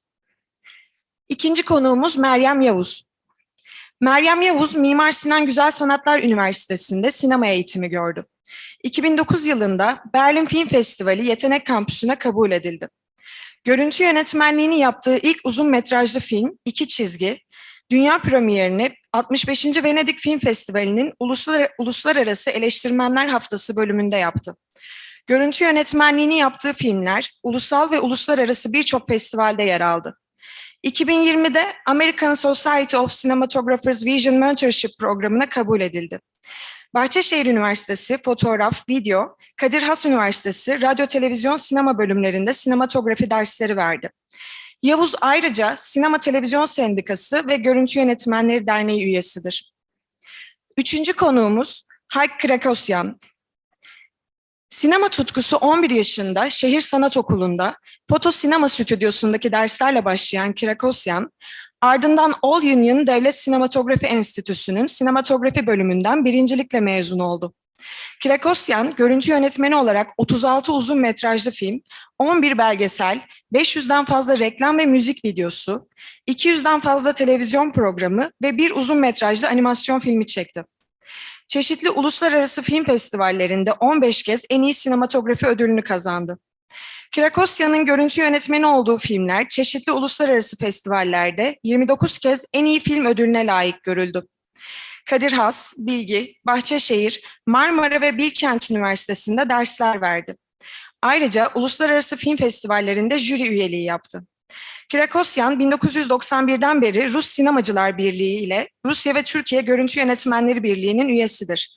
Ayrıca Rusya ve Türkiye'den İMAGO üyesidir. Konuklarımıza hoş geldiniz diyor ve sözü Kurtuluş Hocama bırakıyorum.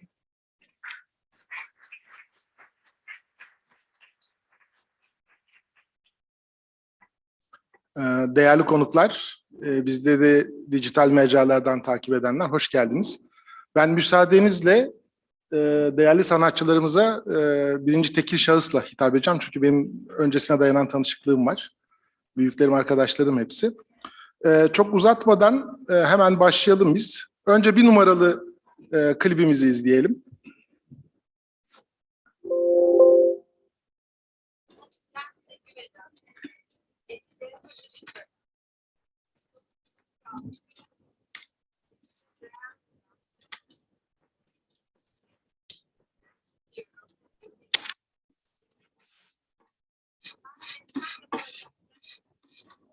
Acıların üçer dörder tane doğurdu. Benim suçum. Benim suçum mu? O kadar doktora gittik. Uğursuzluk sende.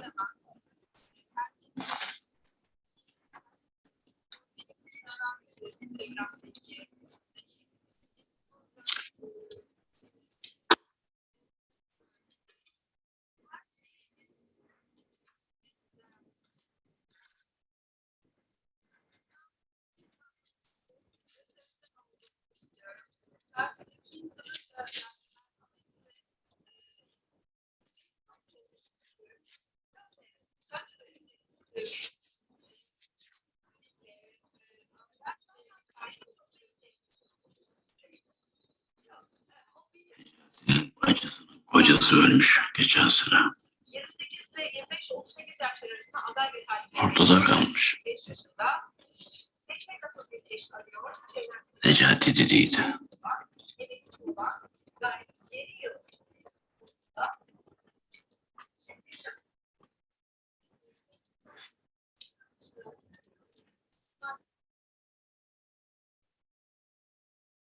Evet, bu öznel bir bilgi, yargı vereyim size.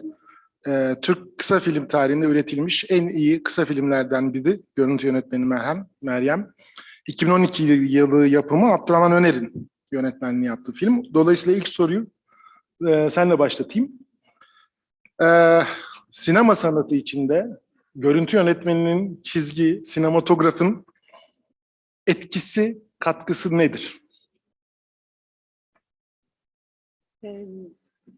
Bir filme görüntü yönetmeninin ne kadar etki katkı sunabileceğine dair alanı yönetmen açıyor. Öncelikle bunu söylemek gerekir.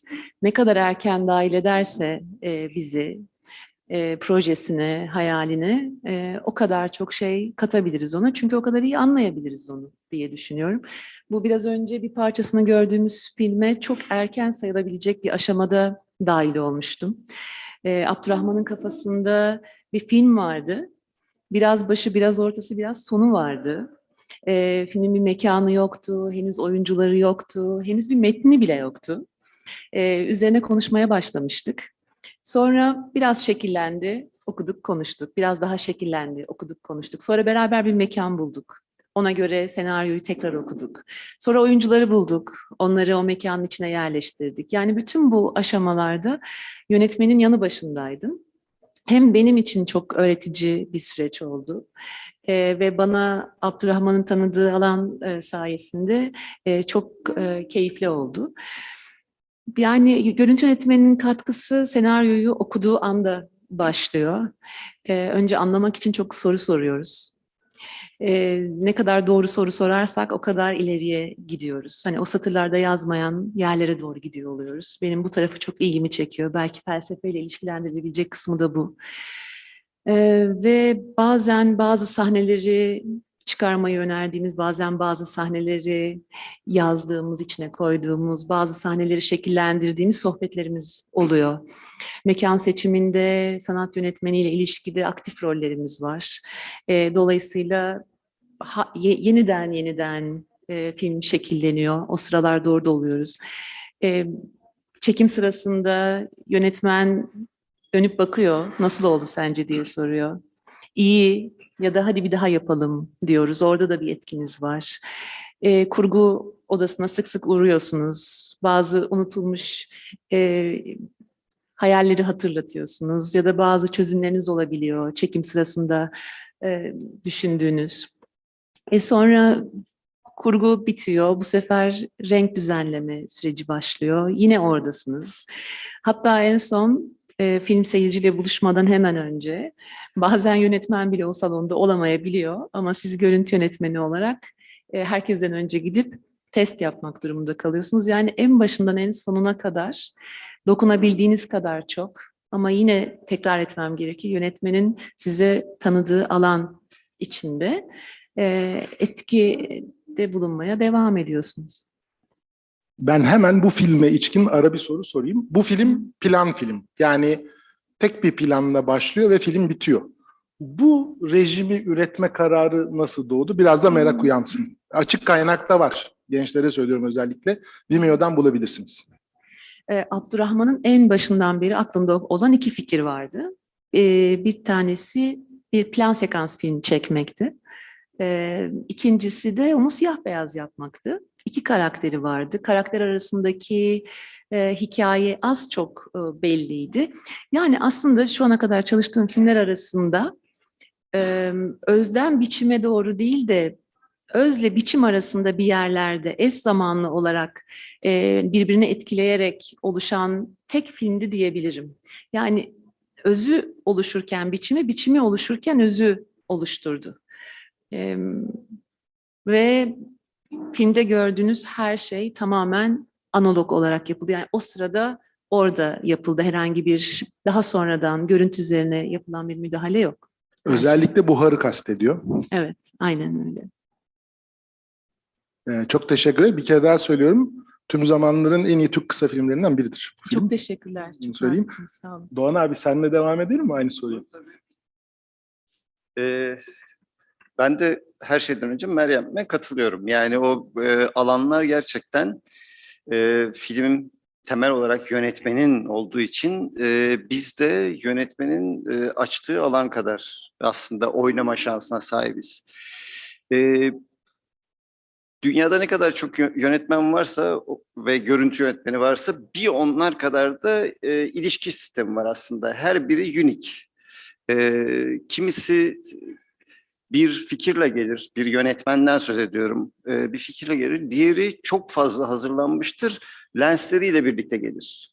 Yani bunu şey yapamazsınız, çeşit çeşit yönetmen var.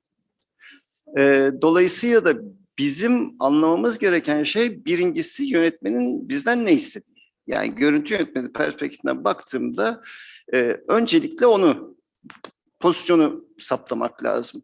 Eğer yanlış bir yerdeyseniz zaten bir süre sonra çatışmalar çıkar ve hani iş sürmez hale gelir.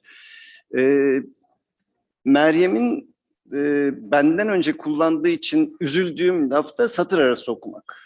Gerçekten satır arası okumak bizim işimiz. Yani bu satır arası okumakta senaryonun içindeki anlatılanlar ve anlatılmayanlar, yönetmenin size anlatıp anlatamadıkları, yapımcının size anlatıp anlatamadıkları, koşullar, işte mekanların size sundukları, onların içinden çıkartabildikleriniz hepsi bir ara okuma gerektiren, yani satır arası okuma gerektiren işler. İşlerimizin büyük bölümü bu aslında, görüntü yönetmeni perspektifinden bakıldığında. Ve başarılı olup olmamamızı da aslında sağlayan bu belirlenememiş alanlarda yapabildiklerimiz. Pek çok kişi için bu bir yönetmenimin görüşüdür. Aslına bakılsa yapılan işin %80'i zaten herkesin yapabileceği şeyler. Bize kalan pay bir %20 falan oluyorsa ve biz bunu değerlendirip hani o yüzdeyi biraz arttırabiliyorsak işte o zaman keyifli bir iş yapıyoruz. Orada tatmin oluyoruz. İş tatmini alıyoruz. Yoksa %80 gerçekten yapılıyor. Yani görüntü hani çok abartacağım şimdi belki ama hani görüntü yönetmeni olmasa da çekilebilecek çünkü ekipler çok profesyonel. Siz eğer doğru insanları bir araya topladığınız zaman çok fazla fikir olmasa da o iş görülür. Yani bir şekilde perdeye yansıyacak bir iş çıkar. Ama sizin farkı üretebildiğiniz alan çok küçük ve bu konuda hani bütün enerjinizi aslında orada harcıyorsunuz. Dolayısıyla da görüntü yönetmeni bulduğu alanda kendini var ediyor. Benim için genellikle çok adı geçtiği için ve ismi de öyle olduğu için görüntü yönetmeni, görüntü aslına bakılsa görüntü yönetmenin çok ciddi işlerinden biri ve biraz da küçümsenen, biraz fark edilmeyen diyeyim, öykünün kuruluşuyla ilgili katkıları oluyor. Yani öykünün anlatımını çok belirleyen insanlardan biridir. Sizin bir kamera hareketinizin bir anlamı vardır ve bu hareketi boş yere de yapabilirsiniz. Hiçbir anlamı da olmayabilir. O zaman zaten anlamsızlığa doğru gidersiniz. Ama doğru bir yerde doğru bir kamera hareketi pek çok kitabın anlatamayacağı şeyi söyleyebilir. Çok teşekkürler abi.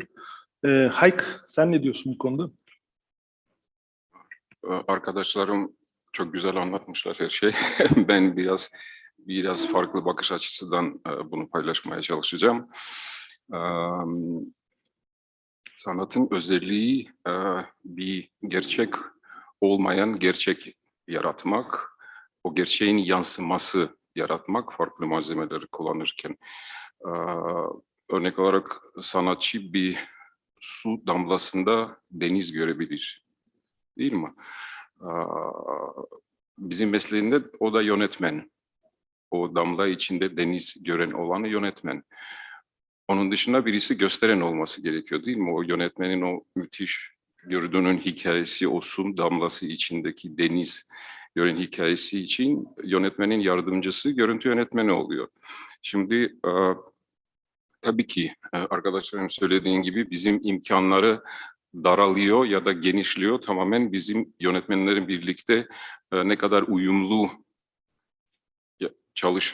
çalışmaya imkan olursa o kadar bizim imkanların artırıyor.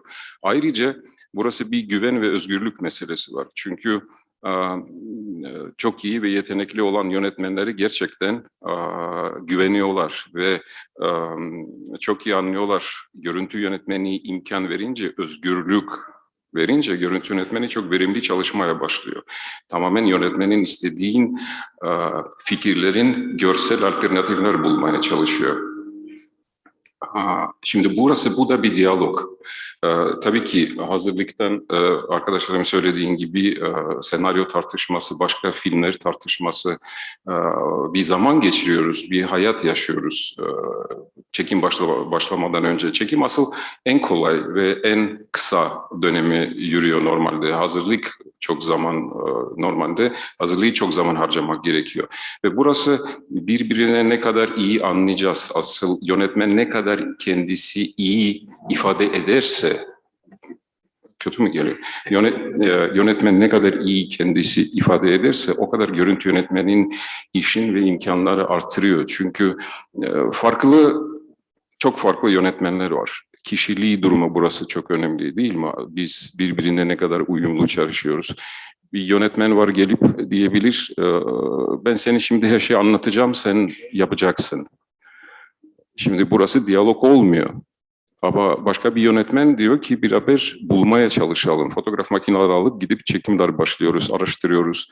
Tablolara bakıyoruz, filmler izliyoruz, fikirler paylaşıyoruz. O zaman yönetmen bir fikirden başlayıp, ben başka fikirden başlayıp biz gelip üçüncü bir noktada birleşiyoruz ve tamamen başka bir şey ortaya çıkıyor. Asıl onun istediğin ve bizim tarafından eklediğin bir mucize ortaya çıkıyor. Çıkabilir. Günün sonuçta çıkıyor. Bir garantisi yok bu. Matematik iş değil. Bu bir sanat. Ama günün sonunda yolu bu. Ve önemli mi değil mi? Tabii ki önemli. Eğer yönetmen kendi filmlerinde görsel düşüncenin sahip oluyorsa, çünkü yönetmenler var, diyaloğun dışında hiçbir şey görmüyorlar. Senaryo geliyor, 90 sayfa diyalog. Öyle bir senaryo gelince reddediyoruz. Çünkü bu bir senaryo değil, bu diyalog listesi. Çünkü sinema bir asıl diyalogların arasındaki bir an. Sinema filmi. Çünkü diyalog müzik gibi bir şey. Diyalog bilgi vermez, diyalog müzik gibi bir atmosfer yaratır. Şimdi yönetmen bunu beceriyorsa eğer, yapıyorsa eğer o zaman görüntü yönetmeleri imkanları gerçekten artırıyor. Görüntü yönetmeni Doğan'ın söylediğin gibi hareket olsun ya da gölgeler yaratmak, ışıkla çalışmak, burası bir sürü imkanlar oluyor. O yönetmenin fikri gerçekten yansıtmak için ve tabii ki bizim için en yüksek ve en iyi mutlu an oluyorsa kadraj ya da sahne hazır olmadan sonra yönetmen diyebilir benim düşündüğümden daha güzel oldu. Şimdi bu benim için çok en önemli olay. Çünkü gerçekten demek benden bir şeyler eklemiş oldum ben bu sahneye, bu filme. Çünkü günün sonuçta biz çekim yaparken biz parçalar çekiyoruz değil mi? Biz sahnelerden bir parçalar çekiyoruz. Zaman parçaları çekiyoruz.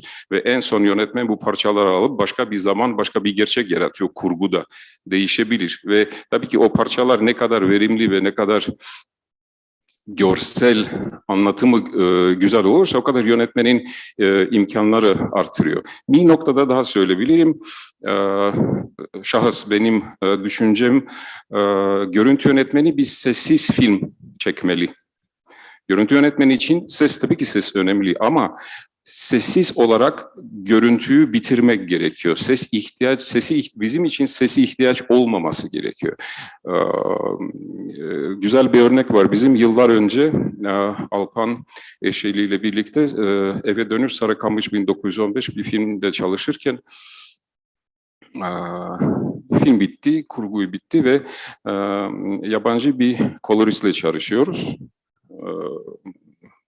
kadın İstanbul'a geldi. Şimdi görüşmeye geldik. Yönetmen diyor ki ben şimdi anlatayım size. Biz ne istiyoruz? Ondan sonra kadın çok güzel cevap verdi. Dedi ki anlatmak gerek yok. Sizin görüntü anlatıyor her şeyi. Benim söylediğim o. Ve burası tabii ki sinema sanat mı? Muhakkak sanat ama sanat yönetmeni sanatçı mı ya da görüntü yönetmeni sanatçı mı ya da makyöz sanatçı mı ya da ses operatörü sanatçı mı? Şimdi herkes bir kreatif, bir yaratıcı meslek sahibiler ve bu özel bir sanat. Ekip olarak yaratılmış bir sanat, bireysel değil.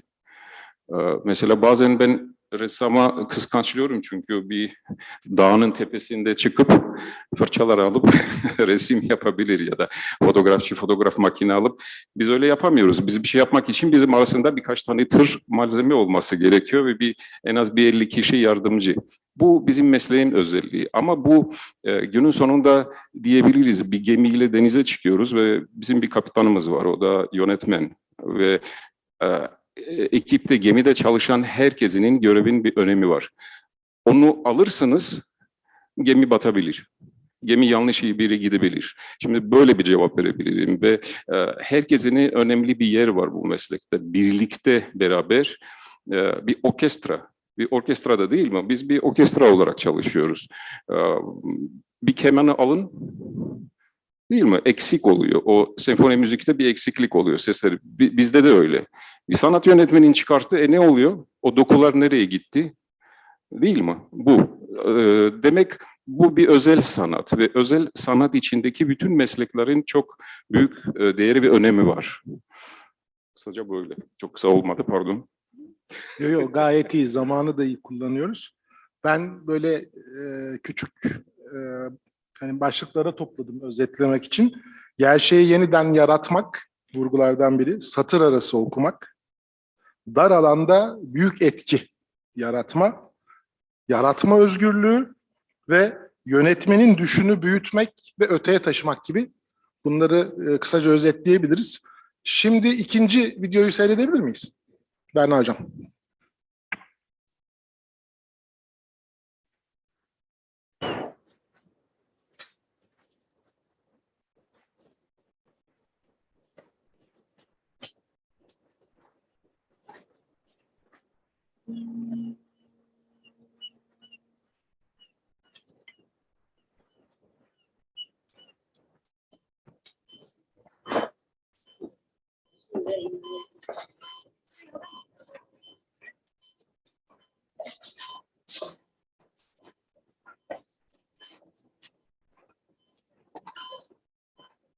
Alo.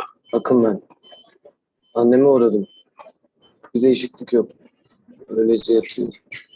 Lan yalancı pezevenk. Biraz önce hastaneden aradılar. Anan ölmüş.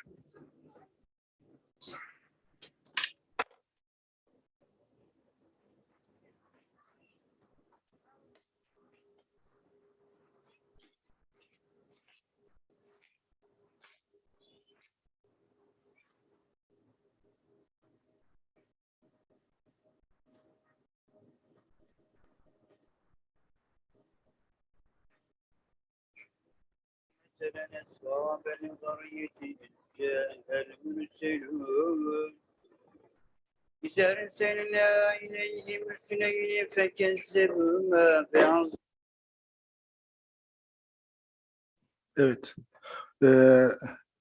2010 yılı yapımı Çakal filmi. Erhan Kozan'ın yönettiği, Doğan Sarıgüzel'in görüntü yönetmenliği yaptı. Bunu seçme sebebim de diyaloğun çok ötesinde anlatının kurulduğu bir giriş ve aslında görsel ileti bizi sarıyor bu başlangıçta. Bu noktada da ikinci soruyu Doğan abi senle başlatalım istiyorsan. Bir yönetmene görsel öykü resimlerken, inşa ederken, hani bu film olabilir, reklam olabilir, klip olabilir, dizi olabilir. Nasıl hazırlanıyorsunuz? Vallahi bunun da tek bir cevabı yok. Ama bu örnekten başlarsak eğer, Erhan daha senaryo ile geldiği zaman birazcık snobluk yapayım. Önce şunu söyleyeyim. Ben bir dönem temel olarak reklamdan para kazandığım için sinema işlerine fazla seçici davranıyordum. O kadar seçici davrandım ki sonunda iş gelmemeye başladı. Yani teklif gelmemeye başladı. Ama bu Çakal'ı ilk okuduğumda, ilk senaryoyu bana Erhan uzattığında gerçekten çok etkilendim. Çok iyi bir senaryoydu birincisi. Üzülerek şunu da söylemeliyim, tarihe not düşmek için. Benim senaryoda okuduğumla sizin izlediğiniz film aynı film değil. Kurguda bayağı bir zaman değişiklikleri oldu ve beni üzen değişiklikler bunlar. Senaryo o kadar etkili ve güzeldi ki Erhan'la başladık. Erhan'la ilk filmimizdi. Yani daha önce bir tanışıklığımız yoktu. O beni buldu. Yani ufak tefek tabii ki tanışıyorduk ama şey değildi. Çalışmışlığımız yoktu. Ve başladık işte olay üstünde tartışmaya. Erhan'ın isteği her filmi tümüyle storyboard haline getirmekti. Storyboardları hazırladıktan sonra çekmekti. Korkut Aykaç'la storyboard üstünde hep birlikte üçümüz oturup uzun uzun tartışarak kareler çizdik. Ve aslına bakılırsa onların devamı oldu. Yani biraz Çakal çizgi roman olabilecek bir konuydu. Birkaç film izledik. Yine Erhan'ın önerileriyle onları tartıştık. Ama beni en çok etkileyen mekanlardı. Mekanlar ve o mekanın içine sıkışmış karakterler. Resimler ondan sonra geldi. Yani başkaca bir şeye ihtiyaç duymuyorsunuz bazen. Çünkü konu zaten size dikte ediyor yapacaklarınızı. Sıkışmış hayatlar, sıkışmış hayatların içinde resimler üreyiveriyor. Şeye bakınca yani tek tek proje bazında tabii resim üretmiyorsunuz. Yani bir görüntü yönetmeni bunu yapabilmesi çok zor. O daha çocukluktan beri kafanızda oluşan imgelemlerin doğru yere oturması süreci aslında bir filme hazırlanış. O proje içinde tabii ki biraz ders çalışıyorsunuz, çevrenize bakıyorsunuz. Eğer konu görsel bir şeyse örnekleri tekrar kontrol ediyorsunuz ama aslında o güne kadar sindirebildiğiniz şeyi ortaya çıkartmak süreci diye bakıyorum ben buna. Yani bir film için sıfırdan bir tasarım yapmaya imkan yok. Yani o sizin o güne kadar yanınızda getirdiğiniz şey o konuyla birlikte ortaya çıkıyor. Tabii ki buna koşullar da şey tutuyor. Yani benim ilk sayısal sinema denememdir, dijital denememdir. O Beter Redvan'la ilk boğuşmam sayılır. Yani daha önce ufak projelerde çalışmıştım ama uzun metrajda gerçekten zurnanın çok zırt dediği yerler oldu. Çok canımızın sıkıldığı yerler de oldu. Bir de onlarla kavga ediyorsunuz. Yani teknolojiyle de kavga etmek zorundasınız. Ara açalım mı? Yani ısınıp kitlenip iptal olan bir kameraydı. Yani çok can yaktı, çok. Az önce gördüğünüz görüntülerden mesela bir tanesinde çok doğal görünüyor. Ben çok mutluyum sonuçtan ama o ilk şey sahnesi, sahilde kuşların uçtuğu sahnede orada güneş üretemiyordu o kamera. Orada siyah bir leke vardır aslında orijinalde. Güneş postta tekrar konulmuştur yani öyle söyleyeyim. Yani dediğim gibi sonuçtan mutluyum. Bir problem yok. Ama Red ilk zamanlarda güneşe tuttuğunuzda bir siyah leke gösterirdi. Öyle bir kamerayla çalıştık. Ama bunlar zaten hani şikayet edilebilecek şeyler değil. Bizim hayatımız zaten böyle geçiyor. Yani bugün başka bir kamera çıkıyor. Öteki gün başka bir sorun çıkıyor. Zurnanın başka bir zırt ettiği yer çıkıyor. Bunlarla yaşamayı seviyoruz. Bilmem sorunuza yeterli cevap verdim mi? Yok, gayet güzel, çok sağ ol. Hayk, senle devam edelim mi? Olur. O kadar ilginç, ben böyle duyuyorum ilginç diye. Soruyu unuttum bile. Hemen hatırlatayım. Doğan o kadar güzel anlatıyor. Nasıl hazırlanıyorsun? Bir proje geldi önüne. Okey. Bir kere de var, onu da açalım. Bu değerli sinematograflar, görüntü yönetmenleri ne? çok çeşitli proje teklifleri geliyor. İlk hazırlık aşaması kabul edip etmeme kararını vermek. Evet, o asıl önemli bir soru. Kabul etmek, etmemek o bayağı acı bir durum. Bir sürü sebepler var çünkü. Hepimiz eminim hayatımızda hem fiyaskolar yaşadık hem başarılı projeler yaptık. Bu bir hayat. Asıl fiyaskoların sebebi bir şeye inanıyorsun ve oraya yola çıkıyorsun ama yolun sonu kadar artık gemide çıktık ama yaya son noktaya kadar geliyor. Bir şekilde finala doğru gelmek zorundasın. Asıl kabul etmek etmemek benim için şahıs bir insani bakış açısı önemli. Daire filminde Atıl İnaç yönetmen, ben hatırlıyorum senaryo okudum. Şimdi senaryo ilginç. Ama bu senaryo 10 farklı şekilde çekebilir. Burası çok asıl yönetmenin bakışı önemli. Yönetmen nereye taşıyacak bunu? Ve bizim ilk görüşünce ben dedim senaryo beğendin mi? Soruyor Atıl. Ben dedim bana bir şey cevap verebilir misin lütfen? Ondan sonra beğendim ya da değil söyleyebilirim. Evet buyurun ne soru? Ben dedim sen ne istiyorsun? Ne anlamda? Ben diyorum ki neden bu filmi çekiyorsun? Asıl önemlisi o. O yönetmen bakış açısı o. Gerçekten ne için bu filmi çekiyorsun? Çünkü aynı hikaye, Hamlet hikayesi, yüzyıllara tiyatrolardan, sinemalardan her şey çekiyoruz ama her zaman bir farklı şey çıkartabilir değil mi? Çıkartmaya çalışıyoruz ve asıl eğer o yönetmenin bakış açısı, yönetmenin istek beni dokunuyorsa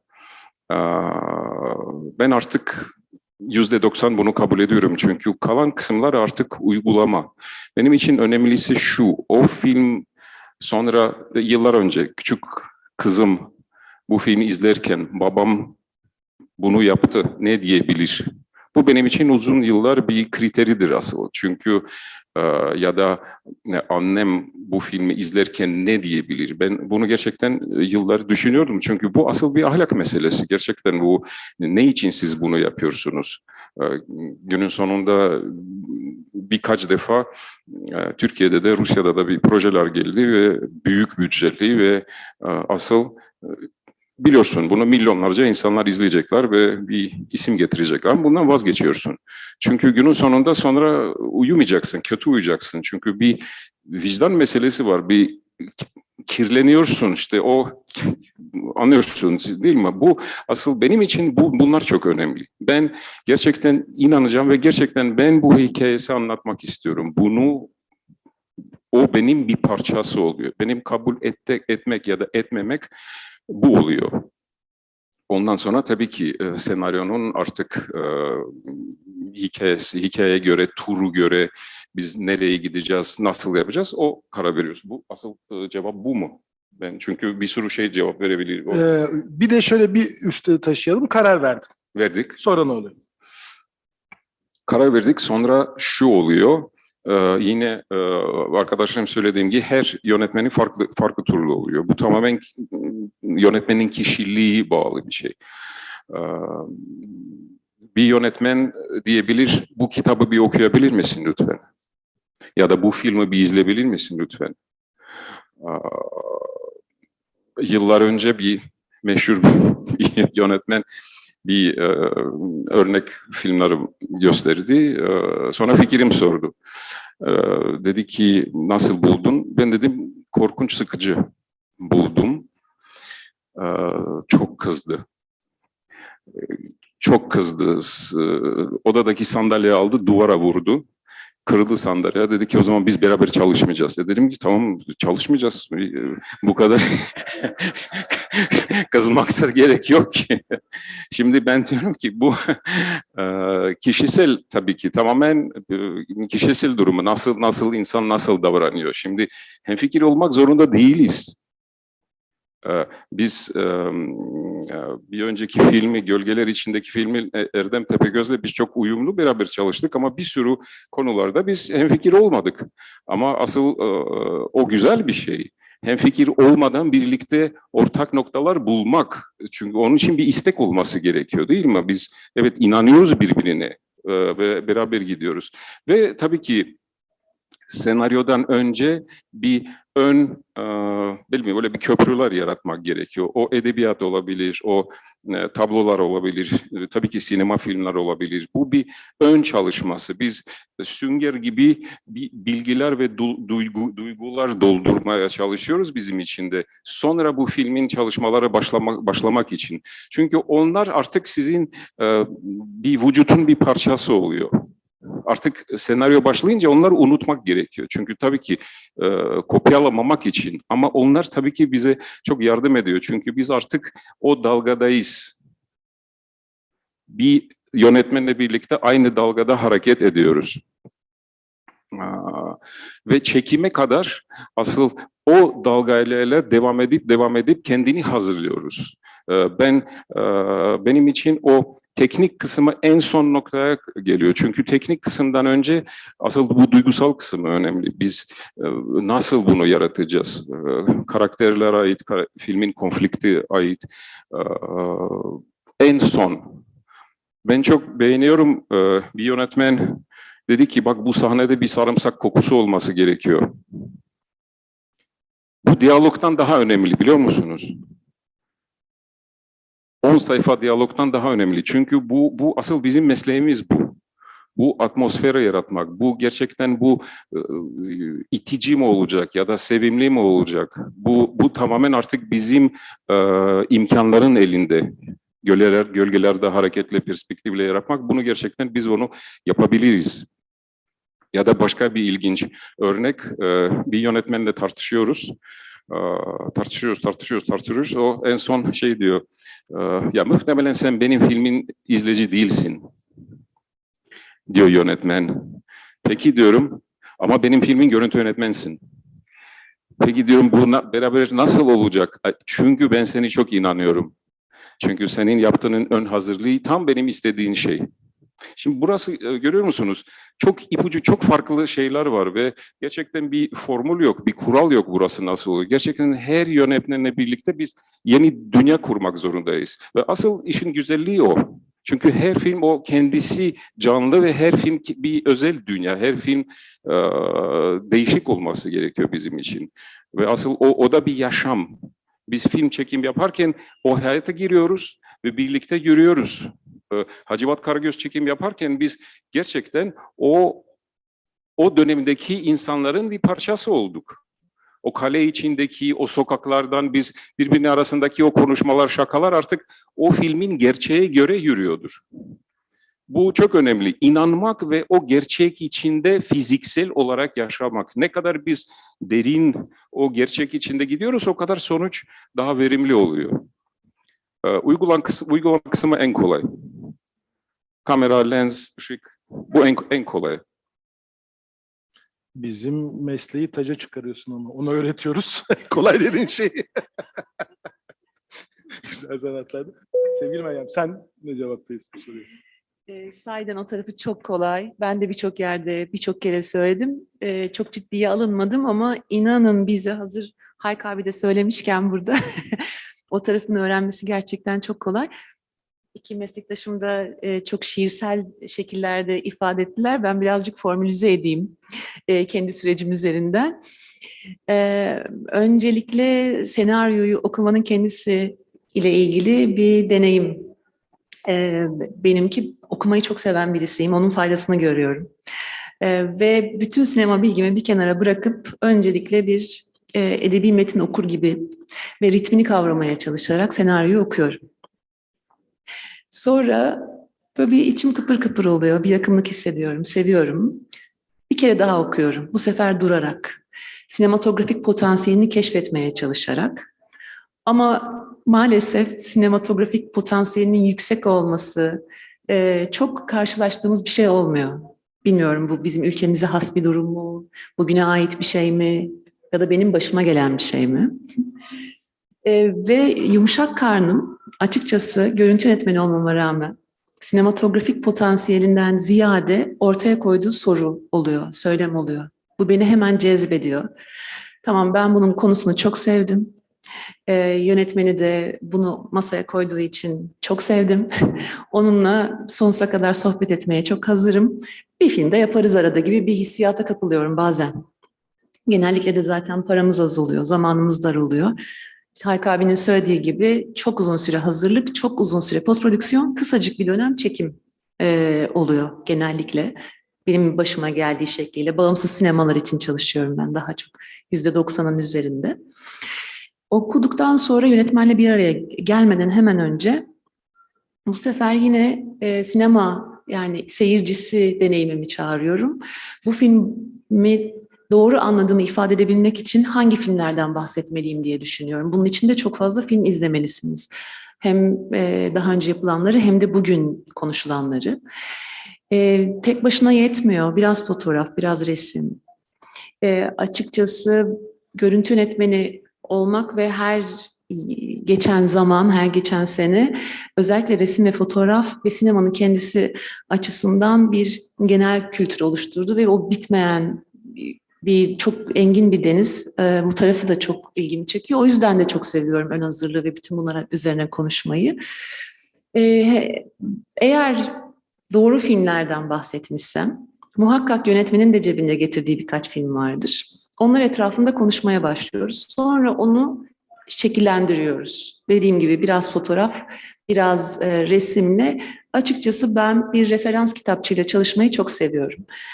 Onların aynısını ortaya koymak için değil, tamamen ne anladığımı anlatmak, yönetmene kendisini iyi anladığımı ifade etmek, onu ikna etmek için ve de bir hayalden bahsetmek yerine böyle bir şeyden bahsediyorum. Bunun şurasını şöyle yapmaktan bahsediyorum. Sence iyi bir fikir mi diye konuşmak için böylece sürprizlere gebe olmuyor süreç. Sizin ortaya koyacağınız ortada, yönetmenin eleştirisi ortada, sanat yönetmeninden kamera asistanına kadar herkesin kafasında daha film çekilmeden bir film oluşmuş oluyor. Her şeye rağmen tabii siz filmin yönetmen senaryosunu yazmış olmasına rağmen sonucunu ilk önce gören kişi oluyorsunuz. Ama etrafınızdaki insanlar da sizin gördüğünüz resmi ne kadar ince detaylarına kadar sizinle beraber görebiliyor olursa o kadar çok katkı sunabiliyor. Yönetmene katkıda bulunmakla ilgili sınırları zorlamayı çok seviyorum. Çünkü ben de benim etrafımdaki kamera asistanları, ışık şefleri, set amirlerinin katkılarına çok aç bir şekilde sete gidiyorum. O katkıyı alabilmek için de bir mesai harcamak gerekiyor. Onlara anlatmak gerekiyor. Doğru anlatabilmek için de yönetmeni iyi anlamak gerekiyor. Ama hala sözde kaybolma olasılığı var. Bunu egale etmek için de yine sinemanın kendisinden açıkçası faydalanıyorum. Bunu ortaya koyduğumuz zaman da dediğim gibi çok daha az hatalı, çok daha kısa zamanda çok daha fazlasını ortaya koymuş oluyorsunuz.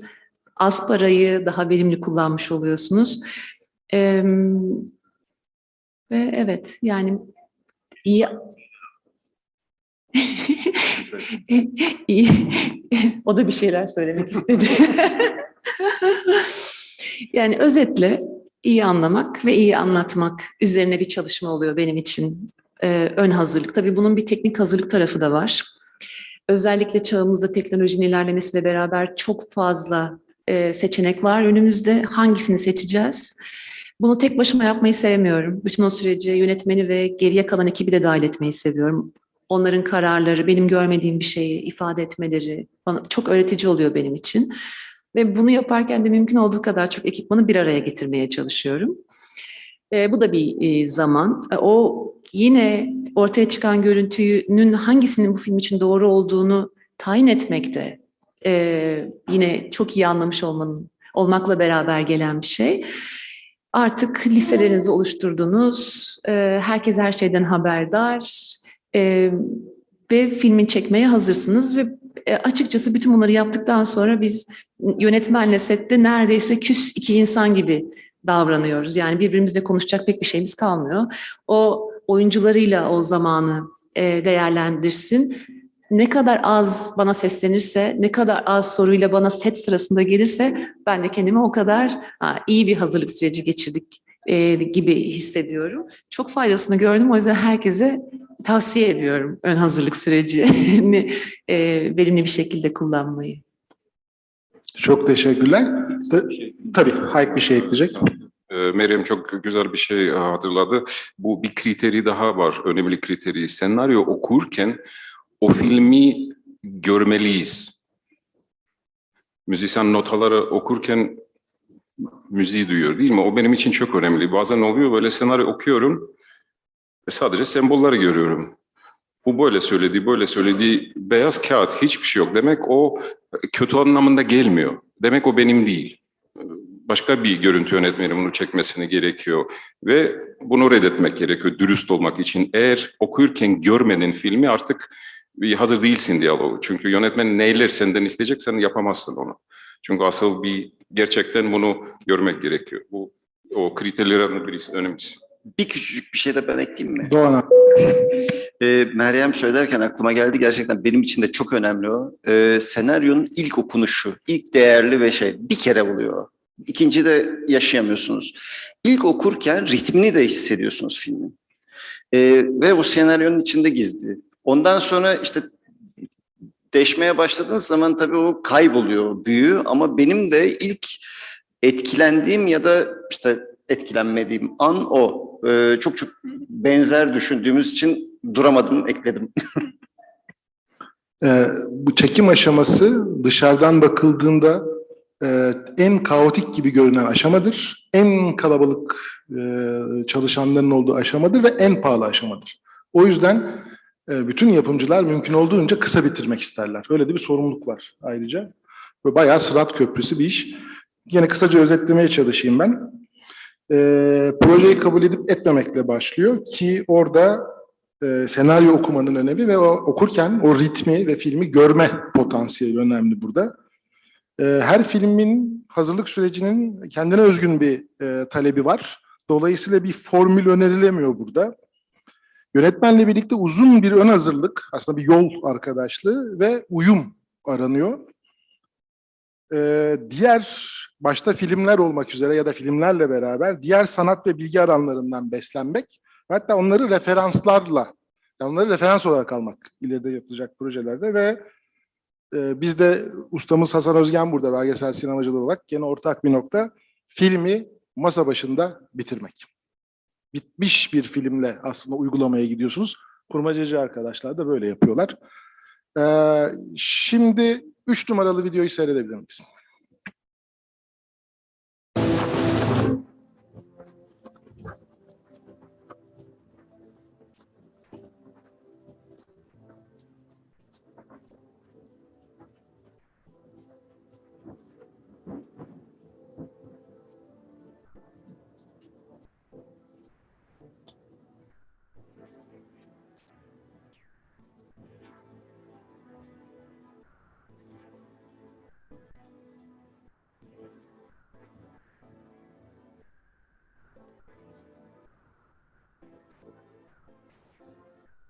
Siz kimsiniz?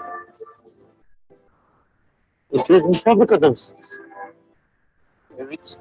Ya siz?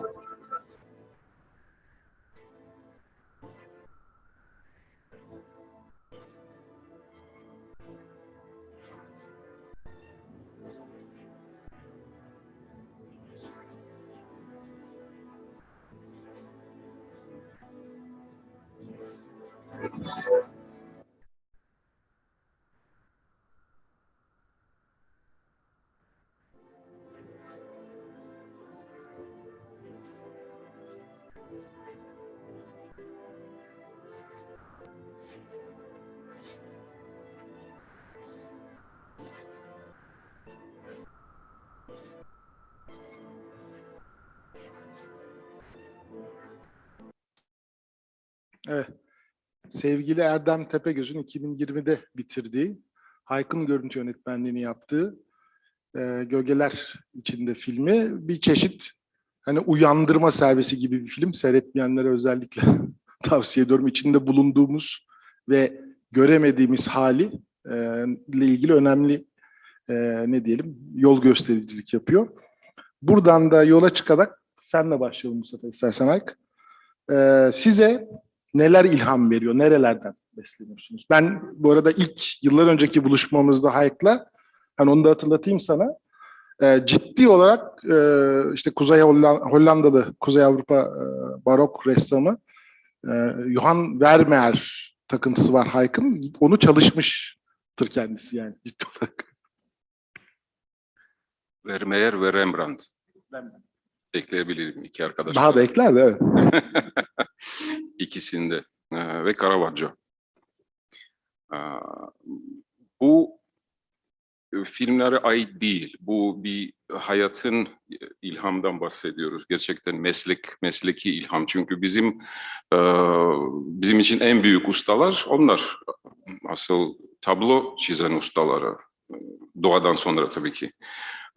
Çünkü en büyük hoca ve en büyük öğretici doğa. Bizim için biz ne kadar dikkat ve ne kadar derin doğayla yaşamaya ve doğaya izlemeye çalışıyoruz, o kadar zengin oluyoruz. O yüzden bu soruyorlar neden sürekli fotoğraf makinesi yanında taşıyorsun? Çünkü her an bir mucize olabilir. Doğa bize öyle bir sürprizler gösteriyor ya, birisine anlatırsan inanmayacak.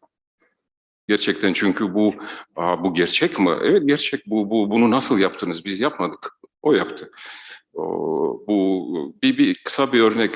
Yıllar önce herkes kendi evinde filmi çekim yaparken Semih Kaplanoğlu yönetmenin, Semih'in ilk filmi, bir sahnede şimdi filmin ilk 40 dakikaya bir eve dönüş hikayesi anlatıyor. Bir filmin kahramanı eve dönüyor. Sürgünden sonra yıllar önce eve dönüyor. Ve bu karakterler sürekli konuşuyorlar. Bir köy var, taş ev var, bizim aile yaşandı ve sürekli bilinç altında bir mucize olacak. Eve dönüyoruz, bir mucize olacak. Şimdi biz de şimdi geldik artık. Yolu bitti, çekimler bitti. Şimdi bu evin girişi çekeceğiz. Ve biz bayağı tartıştık bu konusunda ne yapmak gerekiyor. Sonra işte karar verdik, uzun bir planda çekeceğiz. Bizim kahramanımız Nasuhi, Erol Keskin böyle bir ağaçların arkasında böyle çıkıyor. Biz çok uzun bir hareket böyle raylar kurduk. Üzerinde büyük bir crane, vinç böyle yukarıdan başlayıp uzun bir hareket, bir yolculuk gösteriyoruz. Asıl fikrimiz şudur, evi görmemek en baştan. Oyuncuyla birlikte takip ediyoruz, uzun geliyoruz, ağaçlar geziyor, bir kuyu var, kuyu geziyor, sonra en son evi kadar gelince, şimdi hala ev değil çünkü kamera yukarıda gösteriyor oyuncuyu. Böyle yükseliyor, kamera bir yalnızlık gösteriyor bizim oyuncuyu evin önünde durup ve bir noktadan sonra artık açılış geliyor. Evi göstermek için kamera aşağı iniyor, kahramanımız o sırt çantası yere koyuyor ve biz evi görüyoruz. Fikrimiz budur, evi böyle göstermek. Çekim yaparken bir mucize oldu. Şimdi biz denedik, bayağı zordur. Çünkü bir gün hazırlık vardır, yaptık ve çekim yaparken o an, asıl filmi izleyip bunu görebilirsiniz. Filmde var bu. Erol Keskin çanta zemine koyduğun an güneş çıkıyor. Bulutlu bir havadır gerçekten. Yağmurlu, gri, bulutlu bir hava. Güneş çıkıyor ve bütün renkler canlandırıyor. Şimdi bunu hiçbir sözle anlatmak gerek yok. Renkler değişmiş. Renkler ortaya çıktı. O griden sonra o sarı, kırmızı renkler ortaya çıktı. Bu bir görsel mucize. Asıl biz çekim yaparken bunu fark etmedik. Bunu dürüst olması gerekiyor. Çünkü bu olmadı. Ondan sonra sürekli tekrar olmadı. Çünkü ışık değişmiş asıl çekim yaparken. Biz bunu düşünmedik. Ama sonra masada, kurguda asıl biz bir mucize sahibiyiz. Ve gerçekten bu oluyor. Şimdi bunu da ben bir sinema dindar insan olarak sinemanın tanrıları inanıyorum. Gerçekten doğru yolda çıkarsanız böyle hediyeler oluyor. Asıl sizde gerçekten böyle mucizeler ortaya çıkıyor. Çünkü siz bir şey kurabilirsiniz ama yolda doğa size başka bir hediye verebilir. Asıl sizin düşündüğünden çok daha güzel ama tam sizin istediğin gibi olabilir. Bir kere daha soru netleşebilirsin. İlham. Doğa dışında nelerden ilham Şimdi alıyorsun? doğa o kadar güzel ilham veriyor ya, şimdi doğa konusunda konuşabiliriz ve böyle örnekler çok var. Her çekilmiş filmde, güzel olmuş filmlerden böyle gerçekten çok örnekler var. İlk önce doğa, fotoğraf makinesi, sürekli fotoğraflar çekmek, düşünmek, ressam ustaları. Şimdi asıl bu insanlar bugün yaşarlarsa biz işsiz kalabilirdik çünkü fantastik ustalar, asıl Da Vinci olsun ya da kim olsun, asıl söylediğim isimler çok büyük ustalar. Gölgede ne hayat yaşıyor?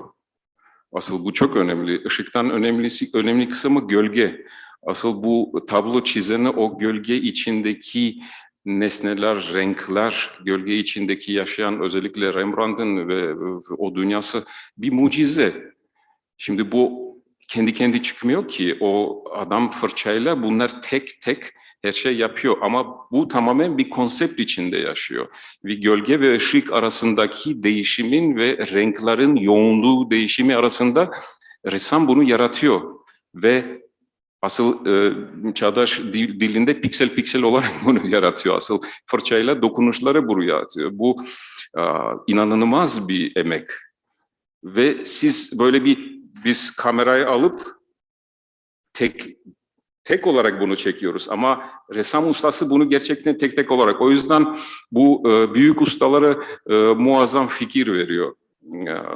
Onların hiç kopyalamakta tabii ki gerek yok. Sadece her zaman bir kutsal kitap gibi okumak, sürekli izlemek. Bu üç söylediğim isimlerin ben yıllarca izliyorum. Çünkü her zaman yeni bir şey buluyorum kendi için. Daha önce görmediğin. Asıl bu da güzel filmler gibi. Örnek olarak sevdiğim filmlerin bir tanesi Stalker. Stalker'ı 1979 itibaren, ben o zaman öğrenciydim, ilk senedeki öğrenciyim bizim film okulda ve filmin galası bizim okulda yaptılar. Çünkü hükümetin ve Tarkovski'nin ilişkileri kötü olduğu için ne yazık ki her diktatörlük ülkede öyle olaylar oluyor. Okul biraz böyle bir küçük özgürlük ada gibidir bizim film okulda. O yüzden yönetmenler okulu geliyorlar, gösteriyor ve galası bizim okulda oldu ve ben açık söyleyeceğim, hatırlamıyorum ben o gün filmde ne izledim. 17 yaşındaydım çünkü zaten o filmi o yaşta anlamak zor bir iştir. Sadece hatırlıyorum, yer yoktur o salonda. Çünkü o film okulda 800 kişilik bir sinema salonu var, büyük, en büyük olan. Gala oradadır. Ben kendini bir perdeden böyle asılıp, çünkü yer yoktur orası zaten. Ama sonra yıllarca, bu 1979'dan bugüne kadar o filmler çeşitli defa, belki bir 50 defa ya da 80 defa o filmi izledim. Ve inanın bana, her izlerken yeni film gibi izliyorum. Filmde bir şey değişmiyor ki. Bir meşhur yönetmenin komik lafı var. Sürekli kendi filmler izliyor. Yıllarca soruyorlar, ya neden kendi filmleri, sıkıcı değil mi sürekli kendi filmler izliyorsun? Ya diyor ki, biliyor musunuz, evet, ama her zaman izlerken düşün, acaba bu defa bu şerefsiz oyuncular daha iyi oynayabilirler mi acaba? Şimdi bende o derdi yok ama ama bu filmi izlerken yeni şeyler ortaya çıkıyor. Tabii ki filmde var. Yeni şeyler ortaya çıkıyor demek bende bir şey değişmiş, değil mi? Ben onları daha önce görmedim.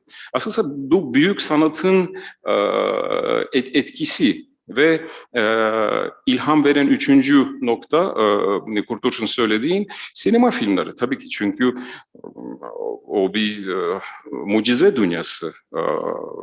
Bütün ülkelerden, bütün kültürlerden ait bir sürü meşhur olmayan ama olağanüstü ilginç ve değişik filmler var mesela. Onları izlemek de, bir film izliyorsun bir ay, o filmin etkisinden yaşıyorsun. Sonra belki de birkaç sene sonra bir film çekimi yaparken yönetmenle, biliyor musun böyle bir film var. O filmi hiç duymadım, ne filmi? O filmi izliyor yönetmen, diyor ki, dur bir dakika, ben bir senaryoda bir şeyler değiştireceğim falan. Çünkü bu asıl kopyalamaktan değil, ilhamdan bu. Gerçekten, çünkü onun düşündüğün fikrin başka bir dalgaya, başka bir yüksekliği taşıyor. Ve benim için bu üç önemli ve tabii ki edebiyat. Sürekli okuyoruz ama doğa, tablolar ve sinema ilham verenler. Meryem, senle devam edelim mi? Olur. Benim ilham kaynağım bu masanın kendisi. Meslektaşlarımı çok yakından takip ediyorum. Ve böyle işin mutfağında olunca bazı durumları bizzat deneyimlemiş biri de olunca bazı şeyler başka türlü nüfuz ediyor size. Başka bir yerinden anlıyorsunuz ve kendinize göre yorumlayabiliyorsunuz. Yani resmin, sinemanın, edebiyatın dışında bugünün insanı, bilmem kız kardeşimden mesela çok etkileniyorum. Onun naifliğinden, sorduğu sorulardan. Böyle çok uzaklara gitmiyorum o ilhamı bulabilmek için. Daha böyle yakınımdaki şeylere bakıyorum. Çünkü bir filmin görüntü yönetmenini değiştirdiğiniz zaman filmin kendisini de değiştirmiş olursunuz. Bambaşka bir sonuçla karşılaşırsınız. Biz mesela burada 3 görüntü yönetmeniyiz. Aslında birbirimizi çok iyi anlıyoruz ve aslında aşağı yukarı aynı kumaştanız. Ama aynı film için üçümüz çalışsak ortaya bambaşka sonuçlar çıkar ve bu çok güzel bir şey. Bunu işte fark ettiğim andan beridir, yani çok matah oldukları için değil ama bizi biz yapan değerlere daha sıkı tutunma ihtiyacı belirdi. İçine doğduğum kültür önceden öyle çok üzerine düşünmediğim bir şeydi. Şimdi çok üzerine düşündüğüm bir şey. Hiç olmadığı kadar çok annem üzerine düşünüyorum. Onun nereden geldiğini düşünüyorum. Dilini nasıl kaybettiğini düşünüyorum. Onu nasıl özlediğini düşünüyorum mesela. Bizi biz yapan değerler, bu ülkenin vatandaşı olmak, yabancılarla çalışırken özellikle bir fark getiriyorsunuz. Burayı çok iyi bilerek bir fark getiriyorsunuz. Bir perspektif ortaya koyuyorsunuz ve ondan faydalanıyor. Sizin de kendinizi keşfetmeniz gerekiyor. Sancılı bir süreç, çok sancılı bir süreç. Çok kere yanıldığınız, böyle çok uzaklara kadar gidip oradan dönmek zorunda kaldığınız bir süreç. Mütemadiyen fikirlerinizin değişmesine vesile olan bir süreç. Ve bu her açıdan bana büyük bir zenginlik gibi geliyor. Yani değişmenin kendisi, ilhamın kendisi gibi geliyor bana. Doğan abi? Ben daha Hayk gibi cevap vereceğim. Aslında Hayk benim söyleyeceklerimin büyük bölümünü söyledi. Benim için de temel ilham kaynağı belki hani ters gelebilir ama edebiyat. Çünkü edebiyat insanın imgelemini canlandırıyor. Yani o olmadan, yazı olmadan resmi düşünmek bana nedense çok zor geliyor. Yani yalnızca resim olarak resim imkansız gibi bir şey benim açımdan.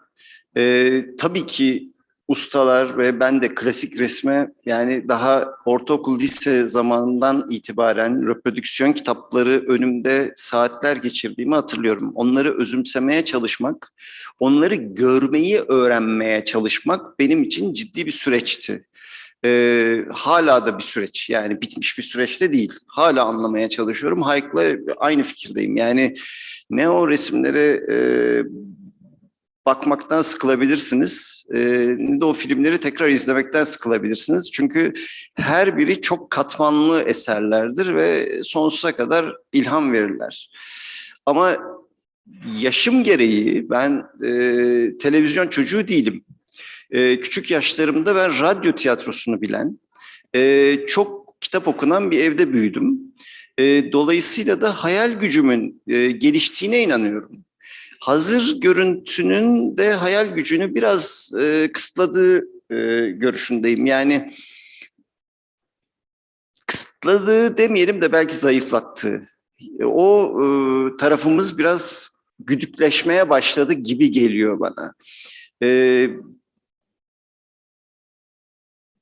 Bu sorunun cevabı değil, biliyorum. Soruyu biraz dolandıracağım. Galiba biz yazı yazmayı unutuyoruz. Hep birlikte, toplumsal olarak. Bir yandan da yepyeni bir şey öğreniyoruz. Daha çocuklar bırakın yazı yazmayı, konuşmayı öğrenmeden kamera kullanmayı öğrenmeye başladılar. Yani böyle bir ilginç bir dönem yaşıyoruz. Bunu şu anda değerlendirebilecek yetenekte değilim. Ama potansiyel seyircilerimizi oralarda görüp onu değerlendirme ihtiyacındayım. Benim ilhamım beni çocukluktan gelen ilhamı hala kullandığımı söyleyebilirim. Tabii ki meslektaşlarımın yaptığı işler hala çok güzel işler üretiliyor ve onları da takip edip onlardan da besleniyorum ama hala köküm o çok erken dönemde kaldı. Oradan hala besin alıyorum. Çok teşekkürler. Yine hızlıca özetlemeye çalışayım. Doğa, özellikle Rönesans ve Barok ressamları ve heykeltıraşları, büyük ustalar. Edebiyat, metin, öznellik ve hafıza. Bunlar hani ve diğer görüntü yönetmenleri ki biz de aslında hani samimi bir burada itirafta bulunayım. Sinematografi dersinde özellikle temel aydınlatma yöntemi diye öğrettiğimiz şey modeling, Rembrandt aydınlatmasıdır. Ya da yaratıcı, yani özellikle karanlığın, gölgelerin dramatik etkisi diye anlattığımız, öğrettiğimiz şey Caravaggio aydınlatmasıdır. Biçemsel kuralları da ağırlıklı oradan alıyoruz. Böyle bir şey söz konusu. Şimdi daha da sorular var ama soru cevap kısmından da gelecek sorulara vakit ayırmak istiyorum. O yüzden isterseniz burada artık soru cevaba geçelim. Eğer gelmezse benim hazır sorularım var. Ama izleyiciler de böyle bir fırsat yakalasın istiyorum. Buyurun.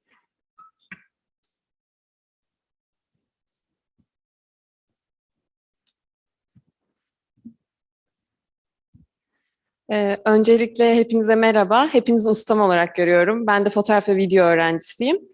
Öncelikle size saygılarımı ve sevgilerimi sunuyorum. Ayrıca da burada sizi gördüğüm için çok mutluyum. Çok teşekkür ederim. Bir de adını soyadını alalım Cennet. Adım Cennet Kübra Gökçek bu arada. Hayk Hocam bir şey söyledi. Senaryoyu okurken görmeniz gerekiyor aslında dedi. Bu noktada teknik bir soru sormak istedim. Yani bir öğrenci olarak bilmek istedim açıkçası. Senaryo önünüze geldiğinde aslında bir storyboard çalışmasını da görmek istiyor musunuz? Yani hepinize bunu sormak istiyorum. Hani bir storyboard çalışması olsa oradan sonra devam etsek gibi bir düşünceniz oluyor mu? Ya da olmasa da direkt kafanızda oluşturup çekiyor musunuz? Teşekkür ederim. Teşekkür ederim. Storyboard meselesi çok acı bir meselesi. Çünkü etrafımızda ne yazık ki çok tembel yönetmenler var. Ben storyboard kullanmıyorum diyor. Bu benim için bir tembelliği ve cehaletin göstergesi. Bunu açık söylüyorum. Biraz sert cümle olabilir ama bu. Çünkü storyboard asıl bir çizgi roman. Storyboard hikayesinin çizgi romanı. Eğer sen resimlerde o kapasitesi varsa, o resimlerde bu hikayeyi anlatabilirsin, o zaman storyboard'da rahat çizebilirsin. Burası hiçbir sorun yok. Onun için bir usta olmak gerek yok, bir tablonun ustası olmak gerek yok. Ve tabii ki storyboard olunca hepimiz için, sadece bizim için de değil, sanat yönetmeni için, herkes için yönetmenin istekleri çok net ortaya çıkıyor. Asıl yapımcı için bu çok önemli. Çünkü siz sözle diyebilirsiniz, abi ben bunu halledebilirim. Burası 2 kişi gelirse bana yeterli olur. Ama sonra çekim yaparken ben 2 kişi demedim. Ben dedim ki 200 kişi. Şimdi dil istediğin gibi dönüyor değil mi? Ben böyle bir şey demedim ya da ben onu dedim ama siz yanlış anladınız. Ama resim öyle değil. Resim yalan söylemiyor. Resimde 2 kişi varsa demek 2 kişi. Ve yapımcı bunu bilir. O yüzden evet, bu gerçekten önemli. Ama tabii ki senaryo okurken storyboard biraz erken. Storyboard sonra çıkıyor. Şu normalde sonra çıkmalı. Çünkü storyboard yaparken yönetmen mutlaka görüntü yönetmenleri birlikte, sanat yönetmenleri birlikte, yapımcı birlikte çalışmak zorunda. O zaman çünkü yönetmenin bir sürü fikri var. Tabii yönetmen bilir ne istiyor. Ama ondan sonra bu kreatif uzmanları birlikte çalışırken bir sürü şey değişiyor ve o storyboard içinde giriyor. Storyboard asıl bizim çalışma şeyinin en önemli dokümanların birisi. Çünkü ona göre herkes kendi hazırlığı yürütüyor ve daha çok hazır şekilde şey geliyor. Verdin mi o cevap? Çok güzel, teşekkür ederim. Ben de bir küçük ekleme yapabilir miyim? Senaryonun yanında bir storyboard yollasa valla ben o senaryoyu okur muyum okumaz mıyım bilmiyorum. Çünkü çok tehlikeli bir şey. Yani o aşamada bir storyboardla gelen biriyle ben ne yaparımı çok kestiremem. Yani o storyboard çizilirken ben de orada olmalıyım birincisi, yani öyle söyleyeyim. Çünkü çizim diliyle optik olarak yapabilecekleriniz arasında bazen uçurumlar olabiliyor. Biz özellikle reklam storyboardlarında bunu görebilirsiniz. Yani neredeyse imkansız istenir. Yani böyle bir çizim tekniği çok daha serbest bir teknik. Öyle bir imkansız resimle karşılaştığınız zaman onu yapamayan insan olma gibi bir durumunuz ortaya çıkıyor. Ondan pek hoşlanmam. Ama senaryonun resmi tarif etmesi gerektiğini daha okulda Duygu Sağıroğlu hocam daha 3. satıra gelmeden senaryoyu fırlattığı zaman öğreniyordum. Çünkü o resmi baştan okumak istiyordu. O beni çok kızdırdı yıllarca ve çok eğitti tabii. Yani bugünlerde senaryoların gerçekten sol tarafları dediğimiz görüntü tarafları oldukça boş geliyor. Yani diyalog listeleri geliyor Hayk'ın söylediği gibi. Biraz daha görsel ifadenin ağır olduğu senaryolar kesinlikle daha işe yarar her zaman. Öğrenci olduğunuz için belki size storyboard yapmanın daha ekonomik bazı metotlarından bahsedebilirim. Storyboard çok önemli bence. Tabii ki çizilirken orada olmalıyız. Çünkü neyin olabilir, neyin olamaz olduğunu söylemenin dışında aynı zamanda o artistik değer de barındıran bir şey ve daha sonra arka arkaya iki planın nasıl bağlanacağını da o sırada hesaplamanızı gerektiren bir şey. Kamerayı tesadüfen bir yere koymuyoruz. Onun bir sonraki plandan sonra geleceğini bilerek yerleştiriyoruz. Storyboard maalesef pahalı bir şey. Dediğim gibi birçok bağımsız filmde paramız ve zamanımız çok kısıtlı olduğunda storyboard yapma şansımız olmadı. Ama fotoboardlar yaptık. Elimize herhangi bir ucuz fotoğraf makinesi, hatta cep telefonlarımızı aldık. Bazı ücretli ya da ücretsiz aplikasyonları kullanarak yönetmenin kendisi, bazen ben, yardımcı yönetmen, işte orada bulunan biri, yönetmenin kuzeni, hepimiz birer role büründük ve birbirimizin fotoğrafını çektik. Kameranın olmasının gerektiğini düşündüğümüz yerlere konumlandırarak sonra da karşısına geçip baktık. Ve açıkçası çalıştığım son 4-5 filmde filmin tamamını bu şekilde fotoğrafladık ve bazılarında çok büyük oranda o çektiğimiz fotoğraflara, o açılara ve ölçeklere sadık kaldığımızı fark ettik. Yani öyle olsun diye yola çıkmadık ama bir baktık öyleymiş. Dolayısıyla yapmanız her zaman sizin için faydalı olur. Moodboard her zaman faydalı olur. Benim filmim başka filmlere benzemiyor diyenlere çok inanmayın. Öyle bir şey olamaz çünkü mümkün değildir. Bu bir çeşit kaçıştır. Kaçmamak lazım. Her farklı şekilde ne kadar metot varsa o şekilde filmi ifade etmeye devam etmek lazım. Çok teşekkür ederim cevaplar için. Haydi ekleyecek. Evet. Meryem çok güzel hatırladı. Güzel aplikasyonlar var. Herkesin cebinde çok güzel kameraları var. Artemis Pro bir aplikasyonu var.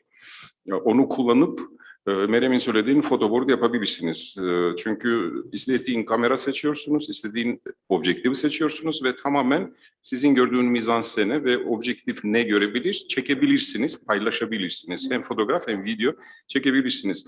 Örnek olarak Darren Aronofsky'nin Mama filmi izlediniz mi? Çok güzel belgesel var internette, tavsiye ediyorum izlemeye, making of, backstage o filmin. Bu filmi iki ana oyuncuyla birlikte Aronofsky ve görüntü yönetmeni Canon fotoğraf makineyle tamamen baştan sona kadar çekmişler. Dekor olmadan, Dogville film gibi bir hangar içinde çizdiler evin şekli ve o filmi baştan sona çektiler. Kurguladılar. Sonra o kurguya göre tartıştılar. Bu video storyboard'un tanrısı oluyor. En iyi storyboard'un. Sonra bu çekilmiş malzemeye göre dekor yapıldı ve ondan sonra filmin çekimi gerçekleştirilmiş. İki şey burada. Bir, storyboard, çekim senaryosuna giden yolda onunla çalışan bir şey. Dolayısıyla görüntü yönetmeni, hatta sanat yönetmeni olmadan pek olmayacak bir şey gibi geliyor bana. Bir de Hayk'ın arkadaşı, bizim hocamız Semir Aslanyürek'in bize ilk akademiye, ben Marmara Sinema Televizyon mezunuyum. Mimar Sinanlı Meryem ve Doğan abi, Hayk'la Moskova Film Okulu'ndan, Vik'ten Semir Hoca ile beraber mezun. İlk bize dedi ki, kim yönetmen olamaz biliyor musunuz dedi, sinemacı olamaz. Biz böyle atıyoruz tutuyoruz, hayır dedi. Yumurta çizemeyen dedi. Eğer yumurta çizebiliyorsanız kendi storyboard'unuzu hazırlayabiliyorsunuz ve onunla başlayabiliyorsunuz, ama bu teknolojik imkanlarla sanırım yani ya video board ya fotoboard çok daha özellikle öğrenciler için imkanlı hale geliyor. Başka sorumuz var mı?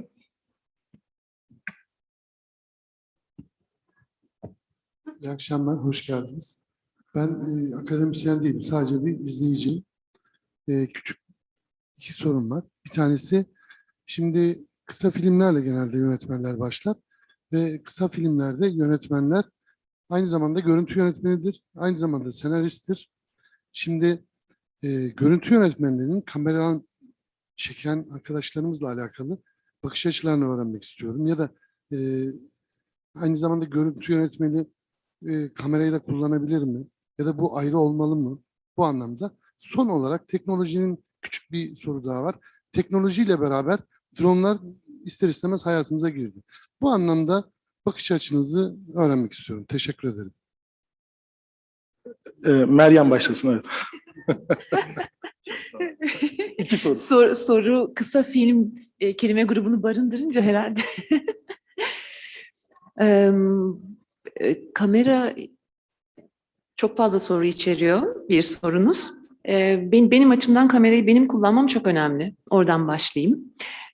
Bazı gelişmiş endüstrisi olan ülkelerde kamera operatörüyle çalışma zorunluluğu var, ama buna rağmen aynı ülkelerde üretim yapan görüntü yönetmenlerinin de kendilerinin kamerayı kullanma arzuları da var. Açıkçası ben de kamerayı bir başkasına teslim ettiğimi çok hayal edemiyorum. Çünkü o dokunmakla, kavramakla birlikte kamera tripod üstünde bile olsa, kaldı ki kamera omzunuzdaysa, o zaman zaten sizin bir uzvunuza dönüşüyor. Sizin refleksleriniz görünür oluyor. O açıdan çok önemli. Ben bir sette görüntü yönetmeni olarak bulunabilirim. Kamerayı yönetmenin kendisi kullanmak isteyebilir. Zaman zaman almak isteyebilir. Buna itiraz etmem. Hatta onun koltuğuna otururum ve nasıl göründüğüne bakarım ve açıkçası birazcık rolleri değiştirmek iyi olabilir. Başka bir kanalı besleyebilir diye düşünürüm. Ben tabii insan olarak biraz farklı metotlara, o sırada gelişen şeylere, yeniliklere çok açık birisiyim. O yüzden yani herhangi bir durum geliştiğinde, herhangi bir taleple karşılaştığımda hadi deneyelim olur cümlem. Ve sonuca bakarım ve onun üzerinden yeni bir deneyim edinmeye çalışırım. Bir kere daha yaparım onu, iyi sonuç almışsak, ya da başka bir şey denerim. Her türlü çaba ya da çok büyük saygım var açıkçası. Anlayabiliyorum çünkü bir yönetmenin beraber çalışacağı bir ekibi nasıl kuramadığını, bu ülkede özellikle, yani endüstrisi olmayan bir ülkede, sanata saygı duyulmayan bir ülkede, ifade özgürlüğünün olmadığı bir ülkede, tamam ben kendim yaparım diyorsa ben de keyifle seyrederim. Yapabiliyorsam katkıda bulunmaya çalışırım.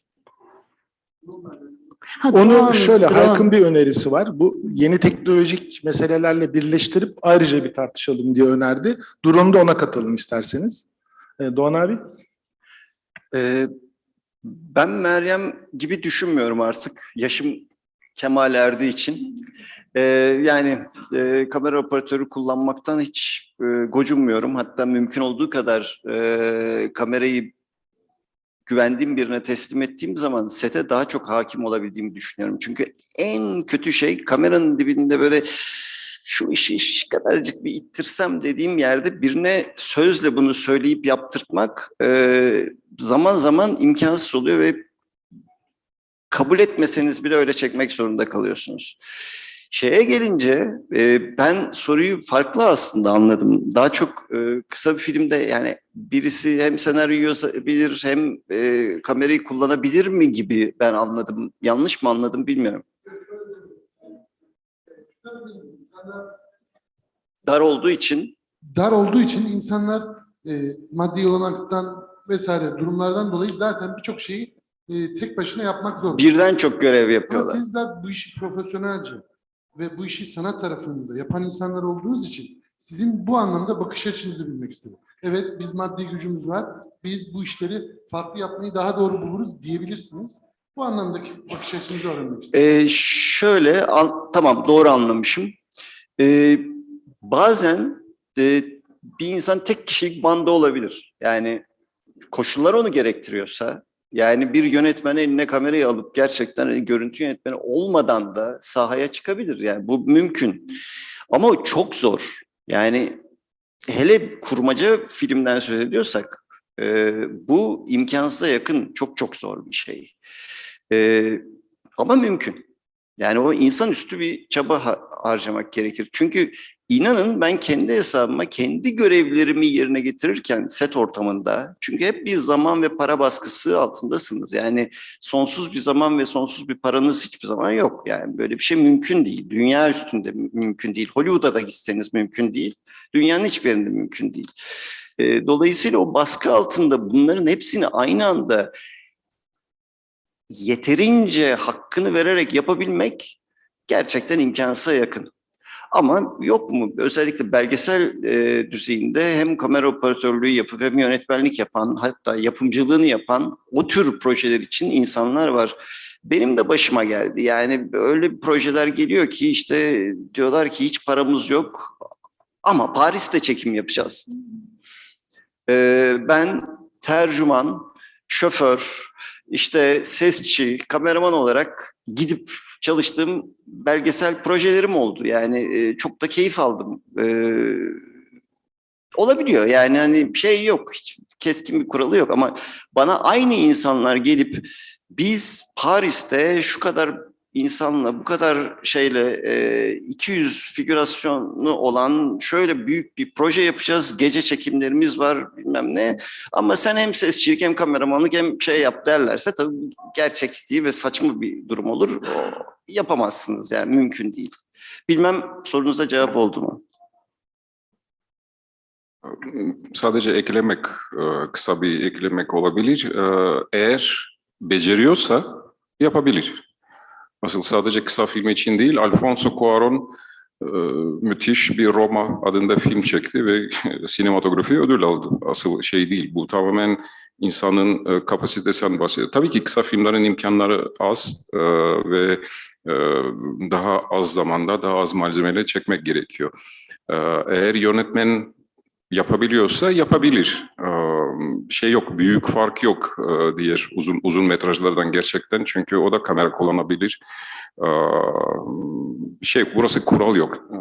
Arkadaşlarım söylediğin gibi bu her film farklı şekilde gerçekten. Önemlisi o kapasitesi sahip olmak. Önemlisi o. Yapabilirse gerçekten yapabilir. Kamera kullanma konusunda kısa bir eklemek yapmak istiyorum. Ben de kameradan vazgeçmeyenlerden biriyim. Büyük ihtimal bir metafizik şey var. Bu kamera elimde olunca asıl birleşim oluyor. Ben kameraya bir bilgisayar olarak, çağdaş kamera ya da önceki nesildeki film kamerada olarak davranmıyorum. Gerçekten kamera elimde olursa biz birlikte sahneye çıkıyoruz. Hatta böyle bir fenomen yaşıyorum ben hayatımda. Kurmaca filmde tekrarlar çekiliyor değil mi? Herhangi filmlerde 2 tane, 3 tane, 10 tane, kaç tane tekrar çekiyor. Ve ilginç şey var. her tekrarı çekim yaparken şimdi biz kamerayla oyuncuyu takip etmeliyiz değil mi? Oyuncu oraya gidiyor, geliyor, devam ediyoruz ya da o çekimde biz kompozisyonu takip etmek zorundayız. Oyuncu bu tarafta mı olacak ya da o tarafta mı olacak? Burası bir ayak kameraya, kadraja girmesin. O hepsi otomatik olarak çalışıyor değil mi? Bunu yaparken aynı anda sahneyi düşünmek gerekiyor. Aynı anda sahnenin atmosferi ve duygusal kısmı, oyuncu ne yapıyor? Oyuncuyla birlikte, çünkü oyuncu improvizasyonlar yapabilir. Bir tekrarda bu taraftan dönebilir, öbür tarafa o tarafta gidebilir ve daha önce konuşmadık. O zaman sen bununla birlikte bir şey yapmak zorundasın. Ve ilginç şey oluyor, tekrarlardan birisinde ben kamera kullanıyorum hissi unutuyorum. Omuzda olursa bile elimde kamera yok gibi hissediyorum. Bayağı şey için, sahne içindeyim. Ve inanın bana seçilmiş tekrar o oluyor. Bu şey benden kaynaklanan bir şey değil. Bu tamamen bir birlik olduğundan. Çünkü herkes o an, o tekrarda yönetmen, oyuncu, sanat yönetmeni kim varsa herkesinin kreativite, yaratıcılığı olmuş oluyor. O zaman kamera yok artık zaten. Kısa cevabı ve de bir komik şey. Bir filmde çalışırken bütün tamamen bir omuz çekim olduğu için ağır, zor. Çünkü yorgunluk var ve bir kamera operatör tabii ki çok yetenekli ve iyi bir yardımcı seçtim. Beraber çalışıyoruz ve tamamen yorgunluk meselesi. Birkaç tekrar o çekiyor, sonra alıp ben çekiyorum. Şimdi yönetmen komik şey, ya diyor ki bir şey soracağım. Sen şey kullanırken ışık daha güzel oluyor diyor. Ama ışık değişmiyor ki.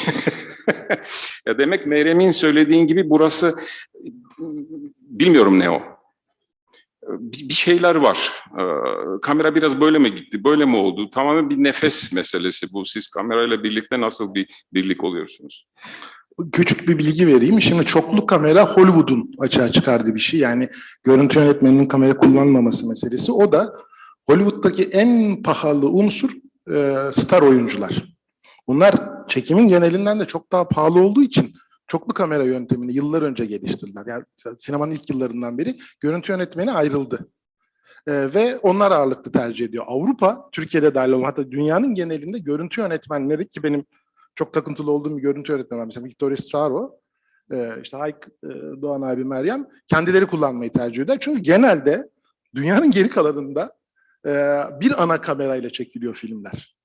Yani çok az belki DSLR'larla falan destekler oluyor. En fazla 2 red. Aynen öyle. Yani öyle bir ekonomik ayrım da var. Ama gelenek oluştuğu için bu, yani Hollywood dışında genelde görüntü yönetmenleri kullanır. Ama iktisat belirliyor bunu.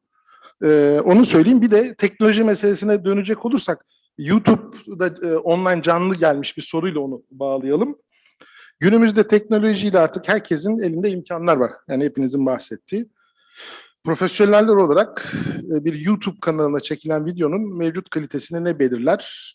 Bunu genel olarak teknoloji ve günümüz teknoloji nereye doğru gidiyor bu iş? O şey yapabiliriz. Güncel teknolojiyle bugün YouTube dünyasında nasıl bir renk katılır? YouTuber olmak isteyen bir arkadaş herhalde bu, influencer. Biz film konuşuyoruz, film anlatıyoruz. Yani bunu da elime tutuşturduğunuz zaman. Bu saha amatörlerin sahasıymış. Ben bunu biraz daha genişleteyim. Biz belgesel sinemacılar buna biraz daha yakınız. Çok fonksiyonlu olma çabası. Günümüzün teknolojik imkanlarıyla tek başına takım olabilir mi bir şey? Artı yeni teknoloji sizin mesleki deneyiminizi, ki üçünüz de, sen de gençliğinden 35 milimetre film analog dönemden gelen görüntü yönetmenlerisiniz. Nasıl dönüştürdü ve bu teknoloji sizce nereye doğru gidiyor deyip son soru yapalım. Biraz da aşma hakkımız oldu. Kim başlamak ister? Efendim, Oğuz, sen de sor, bağlayalım. Merhaba, ben Oğuz Sadıç. Fotoğrafın duayeni Ozan Sadıç'ın oğluyum. Babam meslek hayatı boyunca fotoğrafın, yani sinemanın kardeşi, fotoğrafla uğraştı, ömrünü buna verdi. Zaman zaman sinema sanatına yaklaştı. İşte Türkiye'de ilk fotoğrafını yaptı. İşte vaktiyle bütün yıldızların şeylerini, foto röportajlarını yaptı. bir kere de görüntü yönetmenliği yaptı. Claude Lelouch'a. Claude Lelouch'u Türkiye'de tanıtım filmi çevirmesi için çağırdılar. Ve babam onun görüntü yönetmenliğini yaptı. Daha sonra herhalde diyorum ondan aldığı ilhamla sinemaya benzer bir gösteri türü kısmen fotoğrafla yapılan multivizyon gösterilerine başladığında bu Lelouch'un yaptığı konuyu aynen kendi fotoğraflarıyla yaptı. Bir bakıma rekabet etti. Şimdi benim sorum şu. Siz de görüntü yönetmenliği yaptığınız filmlerde böyle içinizden geçmiştir mutlaka. Ah şu yönetmenin yerinde ben olsaydım şu filmi nasıl da çekerdim ama alınlarınızda öyle bir şeyler var mı acaba? İsterseniz önce buna cevap verelim, sonra teknolojiye dönelim. Kendi hesabıma ben de herhalde şey var, profesyonel deformasyon var. Hiç o tarafa sempati duymuyorum. Çünkü bir yönetmenin yaşadığının bir işkence olduğunu düşünüyorum. Yani çok zor bir iş. Yani benim gibi rahat, Ege'de büyümüş bir adam için yönetmenlik gerçekten sinir bozucu bir iş. Bırakıyorum toplantılar, oyuncular, işte çeşitli entrikalar vesaire onlar uğraşıyor. Biz filmi çekiyoruz. Ben gayet mutluyum. Hiç özenmiyorum yönetmenliğe. Ben de hiç yerlerinde olmak istemezdim. Orası kesin. Ama sorunuza belki çok yerinde olmak istediğim bir görüntü yönetmeni arkadaşımızdan bahsederek devam edebilirim. Şilili bir yönetmen var, Pablo Larraín diye. Çok da üretken bir yönetmen ve her filmi birbirinden çok farklı ve sinematografik ilhamlarla dolu. Ve hep böyle yani onun görüntü yönetmeni olmak ne kadar keyifli bir şeydir. Yani bu sefer acaba Pablo telefon çalıyor, acaba nasıl enteresan bir fikirle gelecek? Duygusunu yaşamayı çok isterdim. Onu aşırı kıskanıyorum açıkçası. Bende de hemfikirim bu konusunda çok farklı meslekler.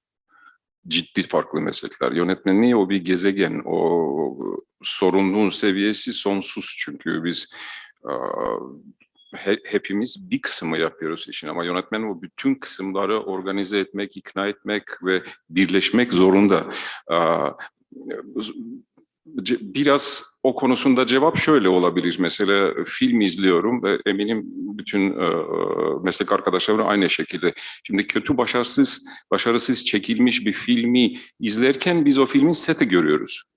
Filmi izlemiyoruz, filmi görüyoruz ama başarılı, iyi olmuş filmde zaten birleşik oluyoruz ve tamamen o filmde yaşıyoruz. Şimdi o kötü yapılmış filmi izlerken evet bir şey düşünebilirim. Ya keşke bunu böyle yapsınlar daha iyi olur ama şey tarafından, yönetmenin tarafından değil, görüntü yönetmenin tarafından. Asıl bak bu zaten biraz bu tarafa çekersen ışık kaynağı daha güzel ya da gölge biraz bu tarafta olursa bu biraz şeyler tamamen analitik şey. Sürekli izlerken düşünebilirsin ve tabii ki Meryem'e katılıyorum çünkü daha çok yetenekli görsel kapasitesi olan da yönetmenler var ve tabii ki bu tamamen bir kader meselesi. Herkesinden tabii ki öyle bir yönetmenle çalışmak olursa mesela Claude Lelouch kendisi görüntü yönetmeni ve çok iyi bir görüntü yönetmeni. Yani onun yanında çalışmak tabii ki büyük bir ilham verici bir şeydir değil mi? Ve böyle yönetmenler var ya da bizim Alfonso Cuarón olsun ya da Inarritu olsun onların o görsel şey çok güçlü. Tabii ki bizim Emanuel arkadaşımız çok mutlu bir görüntü yönetmenin yanında çalışırken. Bu tamamen öyle. Ama şeyde de var. Artık kendi kalemi kurmuş Vittorio Storaro'dan bahsediyoruz ya da Roger Dickens'ten bahsediyoruz. Bu Gordon Willis olsun ya da bu seviyedeki görüntü yönetmenlerden bahsediyoruz. Bunlar artık kendi bir gezegeni ve herhangi şey çekmiyorlar. Mesela ben hiç inanamıyorum. Roger Dickens bir vasat film çekilmez. Mümkün değil. İlk önce öyle bir proje gelmez adama. İkincisi kabul etmez. Üçüncüsü zaten olmuyor mesela. Meryem'in söylediğin gibi farklı bir görüntü yönetmeni geliyorsa film değişiyor. Şimdi Roger Dickens ya da Vittorio Storaro filmi gelince o film bu şekilde olur. Sam Mendes bu 1917'den şey anlatıyordur ki bu filmde her şey Roger Dickens için yapıldı. Tamam, bu bir bakış açısı değil mi? Bir tercih. O yüzden bu asıl bizim bu kaderimiz. Oluyor ya da olmuyor. Bir daha görsel kapasitesi olan yönetmenle çalışınca tabii ki daha mutlu oluruz. Teknoloji ve işiniz, onunla da bitirelim istersen. Şimdi önce taze soruyla başlayayım. Drone. Gerçekten yani son 1-2 yıl içinde drone teknolojisi ve drone kameraları şaşırtıcı derecede başarılı ve güzel hale geldi. Özellikle filmde de kullandık. Evet, uzun metrajda da çalıştım ama reklam dünyasını bayağı değiştirdi bizim açımızdan. Şaşırtıcı sonuçları var. Yani ben işte DJI'nin X7'sini pek ayırt edemiyorum. Doğru işlendiği zaman, doğru bir post production'a girdiği zaman ben Alexa Elef'le yan yana kesildiğinde çok mutluyum o görüntülerden. Orada da tabii işte kameraya ne kadar sahip olma meselesi giriyor. Çok iyi bir drone operatörüyle ve drone kameramanıyla çok mutlu olurken biraz acemi bir ekiple çok tehlikeli bir sete doğru yönlenebiliyorsunuz. Neyse ki ben o konuda biraz şanslıyım. Yani daha başarılı, daha deneyimli ekiplerle çalışma şansına sahibim.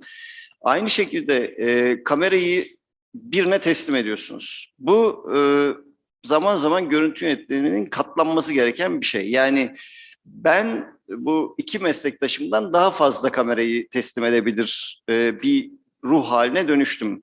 Neden buna dönüştüm? Çünkü işte bilmiyorum onların deneyimini ama motion control cihazlarıyla çalıştım. Tümüyle robotik kamera hareketleri yapılan cihazlar. Şimdi bunlarda artık alıştığınız o duygu, his, işte oyuncu bir şey yapar mı falan bitiyor. Her şey robotik bir hale geliyor ve siz sayılarla ve milisaniyelerle tartışmaya başlıyorsunuz. Ya da işte aynı sistemi bir yüksek kare çeken high speed bir kamerayla çalışmaya başladığınız zaman gerçekten 20 mikrosaniyelerden söz ediyoruz sette. Yani bu hale gelen bir artık teknolojik değişme oldu. Bu daha bir 20 yıl öncesinde bizim hayal bile edemeyeceğimiz yüksek hızlara ulaşabilen kameralarımız var. Yani hatırladığım kadarıyla 35 bin metre döneminde en yüksek hıza çıkabilen fotosonik kamera 360 FPS saniyede 360 kare çekebiliyordu. Bugün 1000-1800 kareleri ben şahsen kullandım. Buna göre ışık yaptık, buna göre kamera hareketi tasarladık vesaire vesaire. İşte biraz konu teknolojiye geliyor. Aslına bakılırsa sinematografın ve bütün sinemacıların teknolojiyle daha en başından beri hep bir boy ölçüşmesi var. Hiç durmadı. Sinema ilk çıktığı günden bu yana hep gelişme içinde, muhteşem bir gelişme içinde. Hep bazen arkadaşlar bana soruyor işte analog günleri arıyor musun? Ya diyorum ben hiçbir şey aramıyorum. Eğer arasaydım bir dönemin kameramanlığı yani bizim yaptığımız işin zamanında bir kamerayının kolunu belli bir ritimle çevirmek bir meslekti. Çünkü bir kameraman bunu yapabilmesi gerekiyordu. Bu bir meziyetti. Belli bir hızla çevirebilmek. O kameraya bir elektrik motoru takıldığı andan itibaren bu meslek yok oldu gitti. Artık o kameramanın başka bir görevi vardı, onu yaptı. Bu sürekli olarak değişen, gelişen bir sektör, bir üretim şekli. Üretim araçları değiştikçe üretim biçimleri, ilişkileri de değişir. Biçimleri de, ilişkileri de değişir. Dolayısıyla biz de bu değişime ya ayak uydururuz ya da tarihin tozlu sayfalarında kalırız. Dolayısıyla eğer biz bu mesleği yapıyorsak, bu meslek ise her türlü teknolojiyi en önde takip edip bunları uygun zamanlarda kullanma taraftarıyım. O yüzden kameradan da vazgeçerim. Kameranın kontrolünü başkalarına da bırakırım. Yeri geldiğinde ışığın kontrolünü bile başkalarına bırakıyorsunuz. Tabii ki denetimli olarak. Bunların hiçbiri öyle hani ne çekerlerse çeksinler değil. Yanlış anlaşılmasın yani. Oralara gelmeye başladım. Ama yani teknolojik değişime ayak uydurmak zorundayız. Elbette ki en büyük değişimi analogtan dijitale geçerken yaşadım kendi meslek hayatım içinde. O güne kadar deyim yerindeyse büyücülük gibi bir şey yapıyorduk. Yani hiç kimse bizim yaptığımız işin sırrına tam olarak eremezdi. Meryem'le de bunun sohbetlerini zamanında yaptığımızı hatırlıyorum. Hayk bunu benden çok daha çok yaşadı. Sinema filminde film kullanmak ve o filmin proseslerine karar vermek. Bugünkü gibi color'da bir şey halletmekten bambaşka bir işti. Çünkü kamerada daha filme çekim yapmadan önce renklerine karar vermeniz, kontrastına karar vermeniz gereken bir dönemi geçtik. O dönemdeki setteki ağırlığımız fazlaydı. Ayrıca da öğrenme sürecimiz de yavaştı. Bunu da atlamamak lazım. Yani geçenlerde bir tartışmada şöyle bir örnek ortaya çıktı. Benim gençliğimde film çekerek ulaştığım, 2 yılda ulaştığım şeye, deneyime, bugün bir videographer ya da işte genç bir görüntü yönetmeni 3 ayda ulaşabilir. Hiç şaşırtıcı değil. Çünkü çektiğini hemen görüyor, anında değerlendirme yapıyor.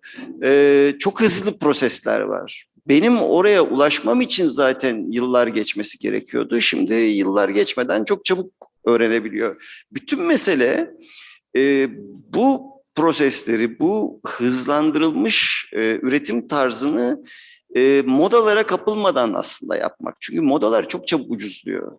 Bize getiriyorlar çok güzel bir ışık.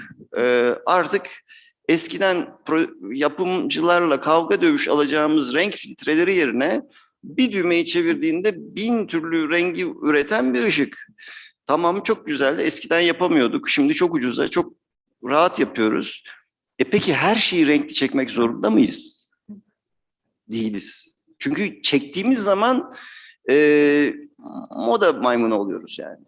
Bir görüntü yönetmeninin görevlerinden biri de teknolojiyi doğru zamanda doğru yerde kullanmak. Yani her bulduğu teknolojiye, üstümüzde baskı var, bunu söyleyebilirim. Yani rental house'lardan var, üretici şirketlerden var, Ari bile gelip bizimle sohbet ediyor. Yani hani işte bakın bunu yaptık, bunu kullanalım falan. Siz orada durup gerçekten öyküye, sinemaya, o projeye doğru uyuyor mu? Ona bakacaksınız. Bence yeni teknolojinin en büyük şeyi işleri kolaylaştırması ve maalesef prototiplere bağlı çalışmayı getirmesi.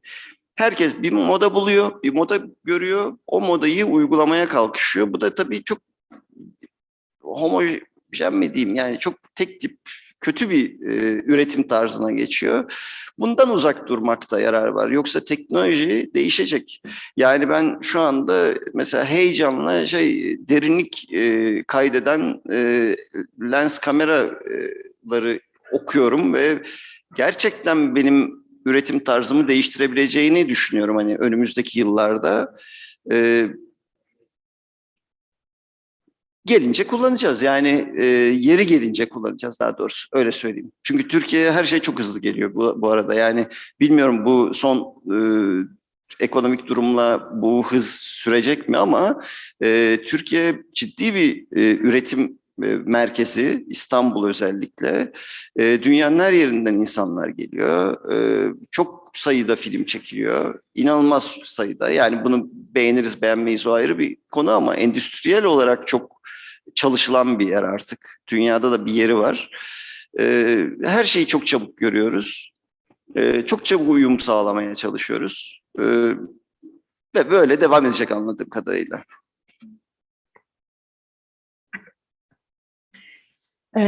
Teknolojinin böyle büyük, müthiş bir hızla dönüşüyor olması beni çok heyecanlandırıyor. Çocuklar gibi şen oluyorum. Ve bazen de bir o kadar da korkuyor oluyorum. Bir metinle karşılaştığımızda film olmak için ortaya konmuş bir metin, onun ne olduğunu ve neden olduğunu çok iyi anladıktan sonra nasılını şekillendirirken teknolojinin bize yeni sunduğu, değiştirerek sunduğu şeylerden haberdar olmak ve çok daha da genişleyen, daha da büyüyen alanlarda manevra kabiliyetimizin olduğunu bilmek beni çok çok mutlu ediyor ve çok basit açıkçası. Zaten teknolojinin nasıl ilerlediğini takip etmeye başlamışsanız çok kısa bir süre sonra yenilenen her şeyden hemencecik herkesten önce haberdar oluyorsunuz. Ve çok da vakit kaybetmenize de gerek yok. Çünkü aslında birbirinin üstüne konarak inşa ediliyor. Ve siz bir biçim üzerine düşünürken, onu hayal ederken o gelinen son noktadan itibaren hayal etmeye başlıyorsunuz. Bazen bazı şeyleri yapmanın daha ekonomik yolları olabiliyor. Bu da beni çok açıkçası mutlu ediyor. Bazen ne bileyim mesela daha yeni bu DSLR kameralar hayatımıza girdiğinde biz birkaç test yaptıktan sonra öyle bir sonuca ulaşmıştık ki filmimizi izleyen insanların azımsanmayacak kadarı 16 milimetreyle mi çektiniz diye sormuştu. Bu hem iyi hem kötü bir şeydi. Ama bunun olabileceğini ve tam tersi de olmuştu bu arada. Çok zor koşullarda 16 metre çektiğimiz bir filmi izleyenler hangi efekti kullandınız diye de sormuşlardı. Yani bütün bu sınırların silikleşmesi bana sorarsanız çok heyecanlı bir şey, çok iyi bir şey. Bunu kullanmasını bilene çok büyük imkanlar tanıyan bir şey. Drone'la ilgili çok alışık olmadığımız bir perspektif getirdi hayatımıza, bir bakış açısı getirdi. Onu kullanacağımız yerler var ama ben her zaman burası mı diye sorarım ve eğer geçerli bir cevabım yoksa o zaman kullanmamayı tercih ederim. Muhakkak kamera burada çünkü, kamera şurada çünkü, kamera tepede çünkü sorusunun cevabını ya ben verebiliyor olurum ya yönetmenden isterim. Ve o cevap yoksa da o drone orada olmasın tercih ederim. Bu kadar.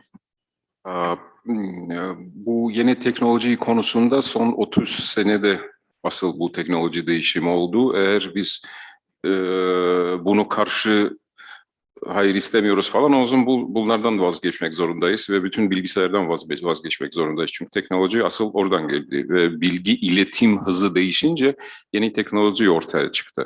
Şimdi bugün dünyada ne yazık ki Türkiye'de laboratuvarlar kalmadı. Bu fotokimyasal prosesi kalmadı. Neden ne yazık ki diyorum ki şey anlamında değil. Bu analog görüntüsü daha iyi anlamında değil. Daha iyi değil. Hiçbir tanesi daha iyi değil. Onlar farklı. Görüntünün dokusu ve renk derinliği farklı. Asıl ne güzel olurdur iki imkanda kalsın. Çünkü o bir malzeme günün sonunda. Çünkü biz malzemeyi neye göre seçiyoruz? İşte arkadaşlarım söylediğin gibi projeye göre seçiyoruz değil mi? Hikayeye göre, ihtiyaca göre. Şimdi burası uçan kamera gerek varsa o zaman drone kullanıyor. Gerek yoksa drone neden şey yapmak gerek? Yönetmen diyor ki ya bir tane drone alalım yanında dursun. Ne için dursun? Kullanmayacağız zaten bunu. Ya da bu 10 dakikalık bir tane tek plan ne için çekiyoruz? Ondan sonra 100 defa keseceksin bunu. Çünkü öyle bir plan çekmek çok pahalı. Çünkü uzun hazırlık sürüyor. Şimdi onu parça parça çekmek daha anlamlı. Yeni teknoloji ne getirdi? Hız getirdi. Biz daha hızlı çekmek, daha hızlı çalışmak imkanlarımız daha kolay oldu. Çünkü daha az ışık kullanıyoruz. Çünkü kameranın filme göre daha az ışığı ihtiyacı var. Bu tabii ki bize hız veriyor ve bu tamamen artık bir felsefe sempozyumundan olunca felsefeciler bunları daha iyi anlatır.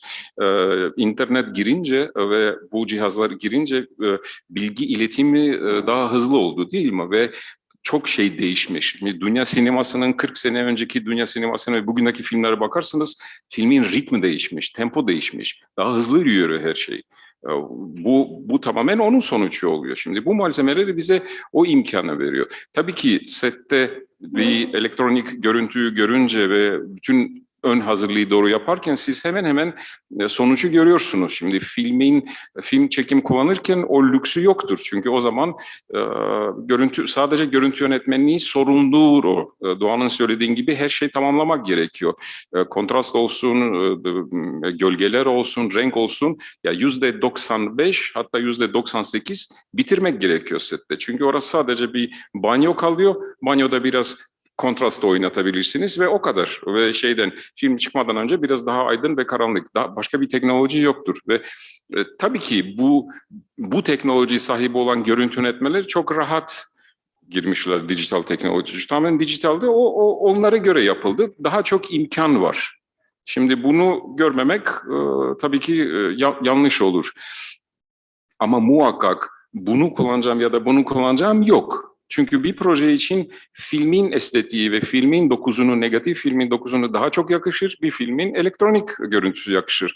Tabii ki bu da biraz imkanların soru. Çünkü bütçeler farklı bunların ya da onların. Ama tabii ki ben görüntü yönetmeni olarak tabii çok mutlu olurum. O imkanların sahibi olmak. Çünkü bu projede bu olursa ne güzel olur ya da o projede olursa ne güzel olur. Bunu diyebilirim. Hız. Ben genel olarak hız. Ama tabii ki bir şey daha oldu. Teknoloji değişince setleri biraz kabusa doğurdu. Biraz kaosa döndü. Çünkü her şey kolaymış gibi olmaya başladı ya. Disiplinsizlik, asistanların kötü kalitesi şimdi bu ama bir dönemdir. Şimdi yavaş yavaş doluyor ve insanlar artık bu teknolojiye sahip olmaya başladı. Bir de lanet olsun herkes red kameradan bahsetti. Ben de biraz kendi tarafından ekleyeyim. Yedi Kocalı Hürmüz filmi çekim yaparken 3 kamerayla çekiyorduk filmi. Red One kamerayla ve post prodüksiyon bir kabusa döndü. Çünkü her kameranın renk farklıdır. İki kadın oyuncu birbirinden konuşunca bir kamera geniş bir alanı çekiyor, bir kamera bu kadını çekiyor, bir kamera bunu ve ciddi farklı. Birisinin pembe, öbürü yeşil. Şimdi bunlara uyumayan birimli renkler ama günün sonunda red olmazsa bugündeki bizim bu muazzam kameralar olmaz. Bu tamamen o kamera devrim yaptı. O teknoloji bir devrim yaptı. Bu büyük monster şirketler ya Arri gibi olsun ya da Sony ya da Panasonic ya da olsun bunlar hepsini daha iyi teknoloji üretmeye başladı ve bugün çok güzel malzemeler sahibiyiz biz. Ben son olarak günümüzün teknolojisine dair fotoğraf sanatçısı dostu Fazıl Öztürk'ün söylediğini Doğan abiden de yola çıkarak sinemaya evireyim. Günümüzde fotoğraf çekme işi değil seçme işidir diyor Fazlı. Biz bunu dijital sinemaya evirecek olursak vazgeçme ve sadeleşme yetkisi günümüzde iyi sinematografi, yoksa sonsuz imkanlar varmış gibi gözüken bir aslında çaresizlik ve seçimsizlik hali var. Drone'la da ilgili şöyle bir şey söyleyeyim. Buna dahil olarak çok tehlikeli bir imkan. Çünkü içerik biçim ilişkisi görüntü rejimini belirler. Ama ben pek çok belgeselde ve kurmacada nasıl diyeyim, yıpratıcı kullanımını görüyorum. Eskitiyorlar. İmaj da çok eskidi. Semavi bakışın teolojik de bir anlamı vardı eskiden. Ve yani yıpratmamak lazım imgeyi. Drone bu anlamda da bir anlamda tehlikeli bir araç. Sabrınıza çok teşekkürler. Müsaadenizle panelimizi bitiriyorum. Hem çevrim içi hem buradaki değerli konuklarımız çok teşekkürler. Sağ olun.